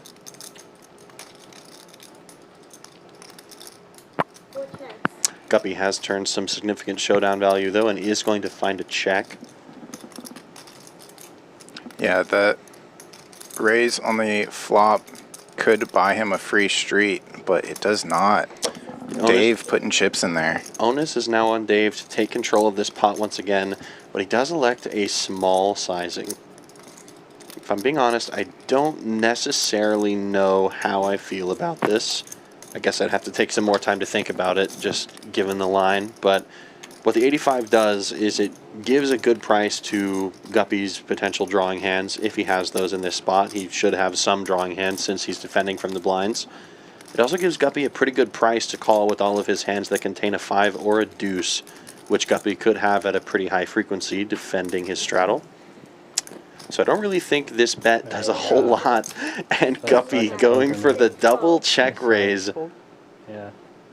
Double toil and trouble. Guppy with the masterclass of taking control of the pot. No, I can't keep it. I can't Doesn't keep it. do anything. You couldn't believe the double check raise. And Guppy takes down the I got pot. owned, bro. Best hand, Totally the but best hand. well played nonetheless. Nah. Nice hand, Gupp. Definitely folded the best Good hand for all you Gupp Nation enjoyers One out time I there. got in but the river check raise made no sense, but it was just like I wanted to do it, and it was like a 4-line. Honestly, I had like really kings. I was like, I Yeah, wanna do Guppy the tried last that check raise earlier And I on did it, and he Dave. Didn't work out when Dave had 2 pair. But it was like the worst. But gets the ace high wheel draw to fold. But I've never got a I've chance. never seen a triple check raise. Gets rid of the net button. Heads up now in the net game. Last net game of the night. Dave versus Var. They have like such a strong range, and then you bank one time. And that's the.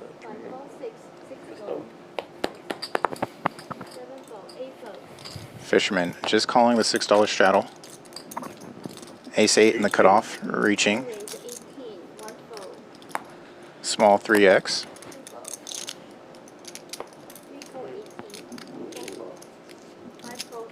Barely legal. Gets 2 customers. King 9 and 10-9 sharing their kicker. The king gets there though.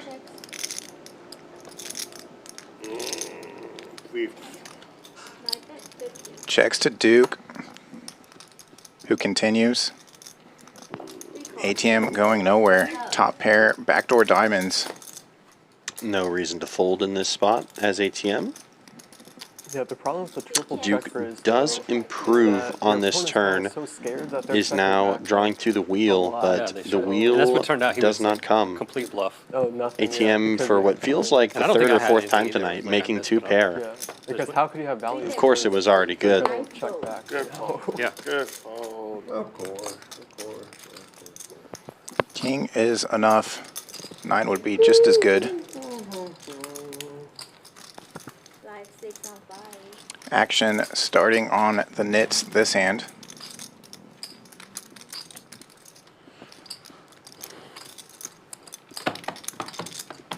Looks like Dave is upset about folding that, or maybe leading on that turn, but it's okay. Still one of the biggest pots of the night.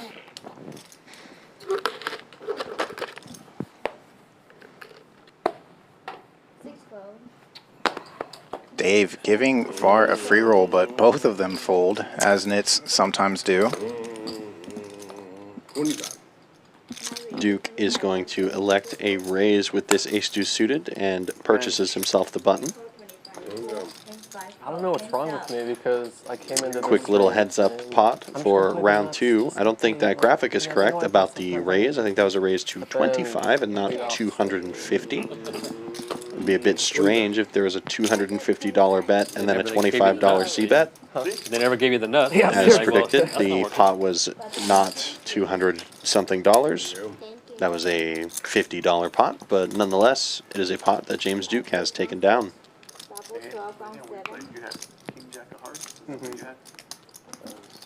Gutter ball before. Yeah, well, yeah. And that flush draw. You hit your 9. You're probably folding. You don't hit the Yeah. fold,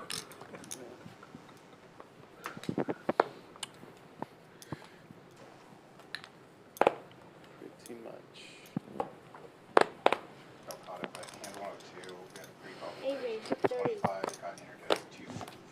Yeah, probably nothing to do but shove up and turn.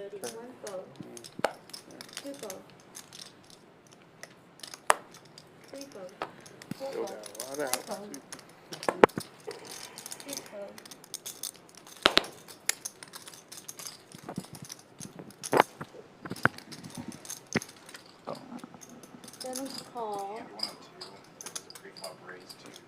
Ace 10 would have been a tough decision. Probably. You saying for me? If you had ace 10. Yeah. Duke making the call with the pocket 8s, and the Octopi are reunited with their friends, long-lost twins. 3 8s, and Duke will get no action with top set. If that were HV, he's going to be involved in a $9,000 pot.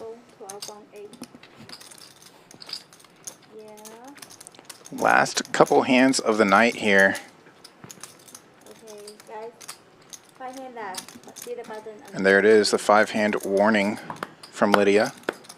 Yay. Again, appreciate all of you out there still watching. I don't mean it, but Had a fun time chatting it up with y'all, especially a lot of you Guppy enjoyers. Always fun to see a dedicated fan base, so to speak, crawl out of the woodworks. Good to see, hanging out in the chat. Make sure to keep on coming back. A lot of these players will be back again. Next week, in fact, or maybe the week after, depending on the Fall Poker Open schedule, if I'm remembering correctly. Yeah, so we do have some stream final tables between October 16th and 28th, but still gonna stream some cash. So easiest way to make sure you don't miss any of the action, hit that subscribe button, hit the like button, let YouTube know that you love us here. 9 and the 1.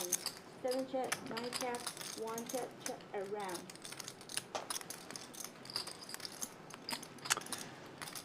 King arrives on the turn, giving James Duke the best of it. Var, however, still with a jack-high flush draw. Flopped himself some backdoor draws, and now is going to have to rely on that flush in order to win. Duke sitting with top and bottom pair. Var thinking about potentially getting aggressive with his hand here, but it's certainly not going to work right now. And he does. Reaching for chips, going for nearly a pot size raised up to 250. But James Duke has 2 pair. Not in the business of folding 2 pair. And not in the business of calling with it either. 700 announced from James Duke.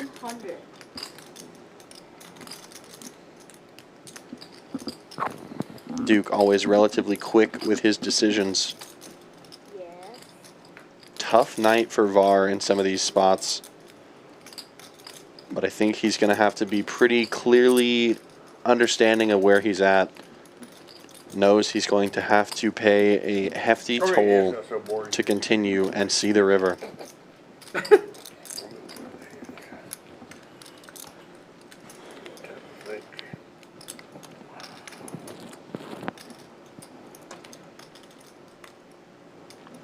Var not happy with himself once again.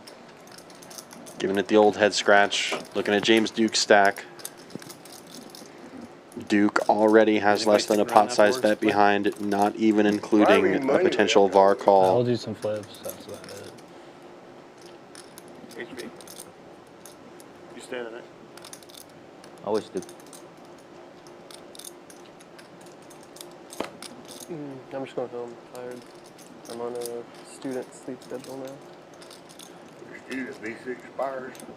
Var taking quite a long time with this decision, holding just the jack-high flush draw. Back to Singapore.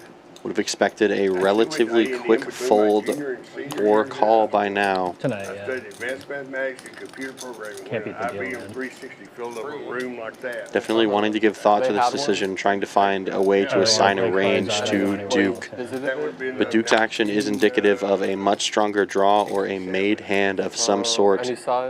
At the worst, Duke should have 2 pair, like 6-4 or King 4 or King 6, something of that sort. Oh, yeah. I mean, So I think it's time to abandon ship unless you calculate your equity and think it's enough. Obviously knowing you're going to have to fold on any non-heart yeah, but river I'm saying they send people to the moon with less computing power. leaves an argument to be desired for whether or not it's worth it to rip it or not, but as I say that, James Duke fills up. Doesn't matter for Var. Misses. Yeah. No, for Actually, sure. I watched a really good video. I'm all in. Duke with less than pot And they behind, focus on jams it, debunking and a snap fold.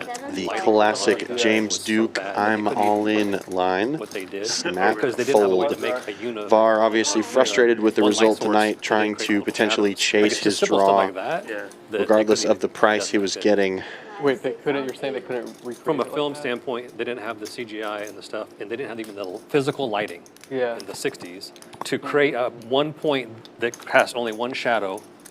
There would have been like hundreds of shadows because there have been all these. They didn't have the lighting. Okay, so I'm not a It's pretty interesting. conspiracy theorist or anything, and I think we for sure landed on the moon, right? But I saw this super compelling video the other day, and it made a ton of good points. And it's like, I mean, the amount of technology we use, like, how are we able to go to the moon like in the 60s, Yeah, and then now, like, we. You also got to think about like the political.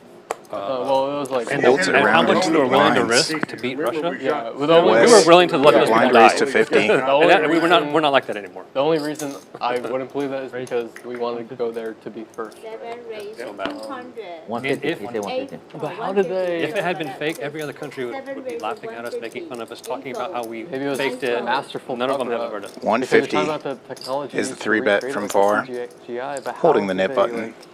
Record in the moon. The other net has folded. Trying to end this net game. Ready. Heads up against a vacuum Wes. radio waves can go forever. With valiant defense and devious intentions, no doubt, with a queen and a 4 in his hand. Good news for Var is that he has the best hand. Bad news for Var is that it's going to be hard to know that. And even harder when we're c-betting on this type of flop here. That's one that's a little interesting. Wes, such a savvy player. Sensing this 1/3 pot size bet may not mean much, but it doesn't matter. Not willing to put up a fight this time, and Var taking down the pot. And the final victim of the Nick game will be Cowboy Dave for this last splash pot. Starts talking all this wild stuff. He's good for it. He's good for it. Everybody at this table is good for it. Won a very large pot earlier. Peeled some off of HV. Some of them built the space program. Splash pot happening right now. Dead 150 and a blind raise to 30. What's it called? I did go ahead and plug our stream schedule into the chat tomorrow, 5 PLO. It's about how the moon landing. Wednesday, 2 5 lady stream. Let's hold them. And then Thursday, stakes are to be determined based off of the lineup, but it's likely going to be anywhere from 1-3 to 5-5, maybe even bigger. Always plays bigger. And then next week, Monday, Madness is back, 1-3 hold'em. Tuesday, 5-5 PLO. And Wednesday is the start of it all. The monster stack, single day, plays down to a winner. It's going to be a late one. 100K guarantee. We expect to go over that guarantee. Cowboy Dave chasing his dead money in the middle. And it's not going to be coming back unless he catches a miraculous final 10. James Duke does also have a pocket pair in this spot, but not comfortable to say the least. Sixes belong in the bin. Wes also making the fold in ATM.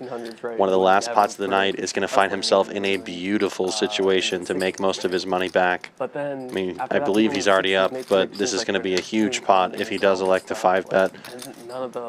And even with the splash pot dynamics on, raise sizes are bigger, so obviously pots are going to be inflated more. But if Dave faces a 5-bet from ATM, that's pretty serious alarm bells. 5-bets, regardless of player type, most of the time, don't occur with hands worse than ace-king or ace-king suited at worst. Other than that, you're going to be dealing with the true premium class of hands like queens, kings, or the dreaded aces. Yeah, and like, I mean, outside of that we spent. So if ATM does elect to 5-bet, ridiculous to get that approved again. it is possible that Dave can make a stellar fold. Really close, but Now, I think given the small sizing that ATM has used, that's out of the question. once we did it, I think we will see a call, and then Dave can potentially abort in the near future. But it's a matter of if Dave believes ATM. ATM has basically committed himself with this bet. Cowboy Dave makes the call. SPR going to be below 1. ATM going to be all in on any flop that doesn't contain an ace virtually, including a 10 high flop if that is to come. We'll see if Dave can catch a miracle in the clutch. An ace high flop does come. Ace magnets see their worst enemy. Now for ATM, given the fact that he has 5-bet, it's a terrifying card to see, but if we're going to play it by the books, a small bet is in order in this spot. Set foot on the moon. So it's kind of like talking about the same It's really tiny. $350, 10% the size of the pot. Pros and cons. Yeah. Gets it done, though. Dave is going to make the quick fold, knowing he's horrifically behind the entire range, and he can't even beat the hand he was flipping with pre-flop.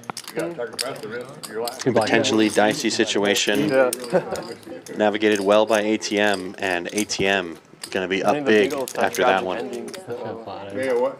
Oh, we got to try. I'll tell you what I had. What you got? I had 10s. I had kings. 8 kings. In the splash pot? Huh? Should have flattened. 8 clubs. Wait, you got kings in the splash pot? Yeah. Oh, and not all the money. Well, but made it 12. I mean, yeah. It was fucking. Thanks, man. Thanks for that. Thanks for the lesson. Give me the 10 one Suited time. big lick. 10 First 4, in. 5 Calls a straddle. That would have been gross. 4 5 rainbow one time. 10-9 off. I know.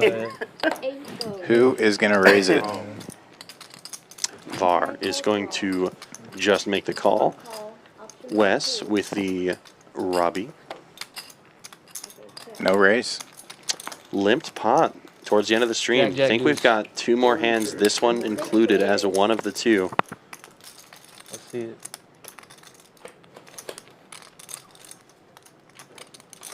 So close. That would have been a fun flop. But these are yours. These are Yeah. yours. These are yours.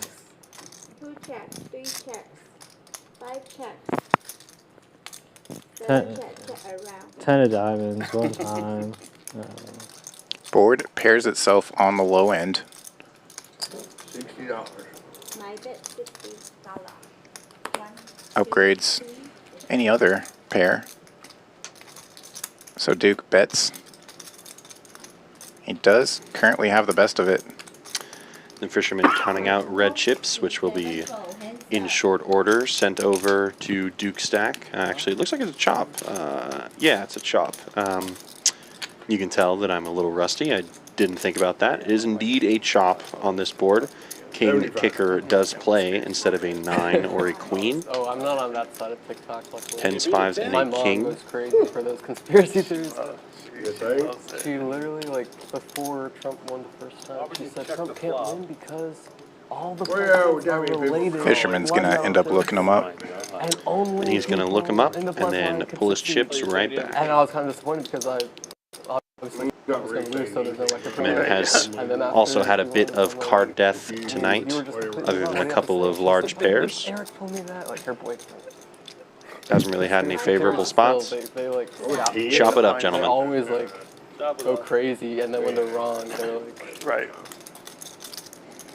But there's so many. There's a lot. I saw like this conspiracy theory, like basically the ranking on Reddit. It had like the Looks like we are about to cruise into our final hand of the night. Of course, Kyle, is a pleasure being on stream with you guys. Always enjoy being on here for guest commentary. Yeah, this is my first time in booth with you. I gotta say it's amazing. I do like seeing you out there on the felt, but the analysis back here is great. Little bit different since you actually play this lineup quite frequently. Definitely fun to get that additional insight, but it's also just kind of fun for me to kind of watch these guys interact, put on a clinic, making plays left and right. Good time playing with and watching these gentlemen play. Fan of the stream, of course, so happy to commentate it as well. But it's like so famous that Hopefully we'll get some fireworks for this final hand, but we won't get it from the Gup Nation. Robbie folded. How about Cowboys, though? Or how about Jacks for the Cowboy? Goes to 30. 7 ball, yes. 8 ball, 9 ball, yes. Gonna get action out of the big blind. King 10. 125 to go. There's no way you're pulling this time.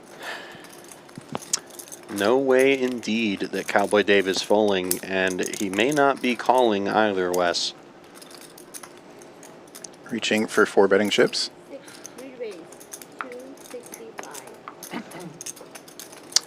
Last hand of the stream. You know Wes is not going anywhere. Makes a call. 2 live-ish cards.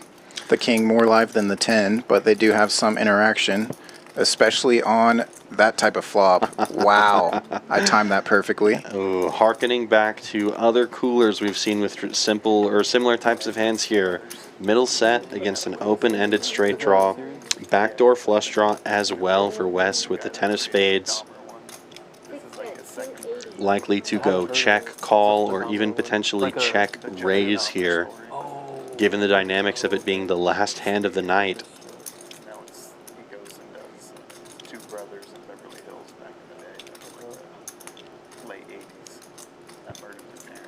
Wes lost a big one earlier to Guppy, There's like a Katy Perry song but that got like has unstuck. Dahmer in the lyrics or something. This is gonna put somebody in the hole if chips start Like, flying. I don't know why she put him in the lyrics. Wes reaching for raising chips. And then I heard it again. I'm like, what is that? I'm not sure. She was like, I'm gonna eat. And this like play is going to work a pretty big chunk of the time if Cowboy Dave is overstabbing. crazy, This will definitely get hands like Ace-King and Ace-10 to consider folds, as long as they don't contain the nut flush draw to go with Katy it. Perry. Oh, I forgot which one. But red jack's good for middle set here. Probably Probably going to elect to fast play this one. Draw heavy board. He sees that Wes has something he likes on this. Locking up. He is going to call, though, which I am a fan of, mainly because of the fact that if he just rips it, Wes will fold all of his bluffs. Oh, he didn't just call. I saw those chips go in, and I thought he had just inserted the 2 purples, signifying a call. Looks like he's inserted 3, signifying a raise. And an all in. Call. All in and a call. We have a big pot to end the night here. One-time Wes versus Cowboy Dave, middle set versus the open-ended straight draw. Yeah, Wes knows he's up against it, but he's definitely live. 28% in equity for Wes. Never afraid to play some big pots. Definitely gonna make a short. Getting it in good, but he's up against it. Definitely going to make a short announced by ATM. Let's see this run out. Lydia's going to give us a count of Dave's effective stack. Get the graphics all sorted, and then we're going to see a run out. Wondering the final size of this pot. Don't think this is going to be the largest pot of the night, but it's going to be close. Pretty big pot to finish off the night. An additional 4K added into the pot is going to make it almost a $7,000 pot to conclude the stream.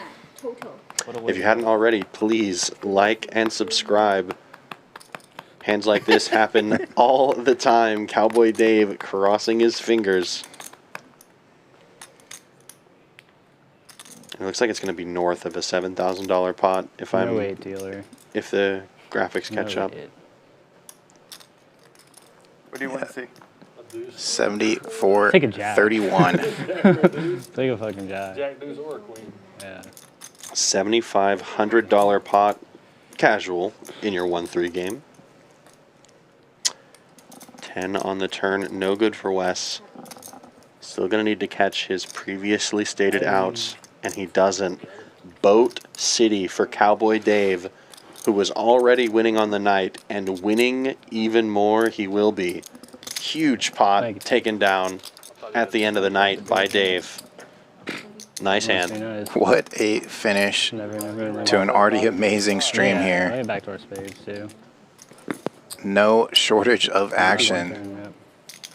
Gonna get those chips shipped over to Dave.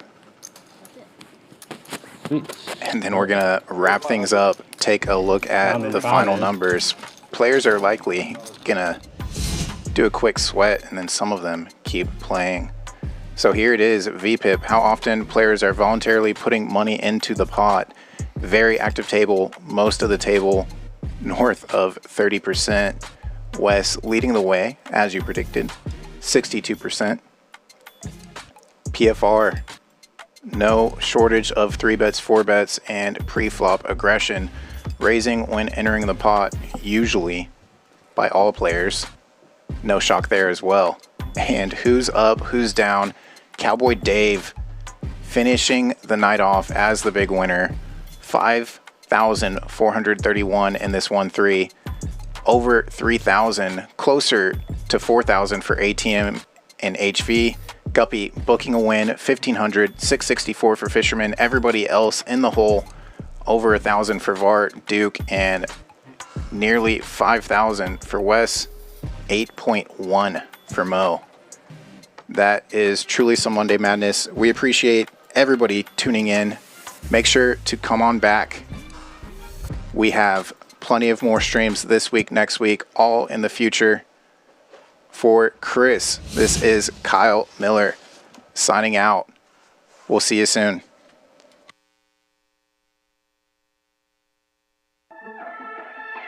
Play your hand, play your hand. No buck, counting the stacks, stacking the bags. No buck, counting the stacks, stacking the rags. No buck, counting the stacks, stacking the rags. No buck, counting the stacks, stacking the rags.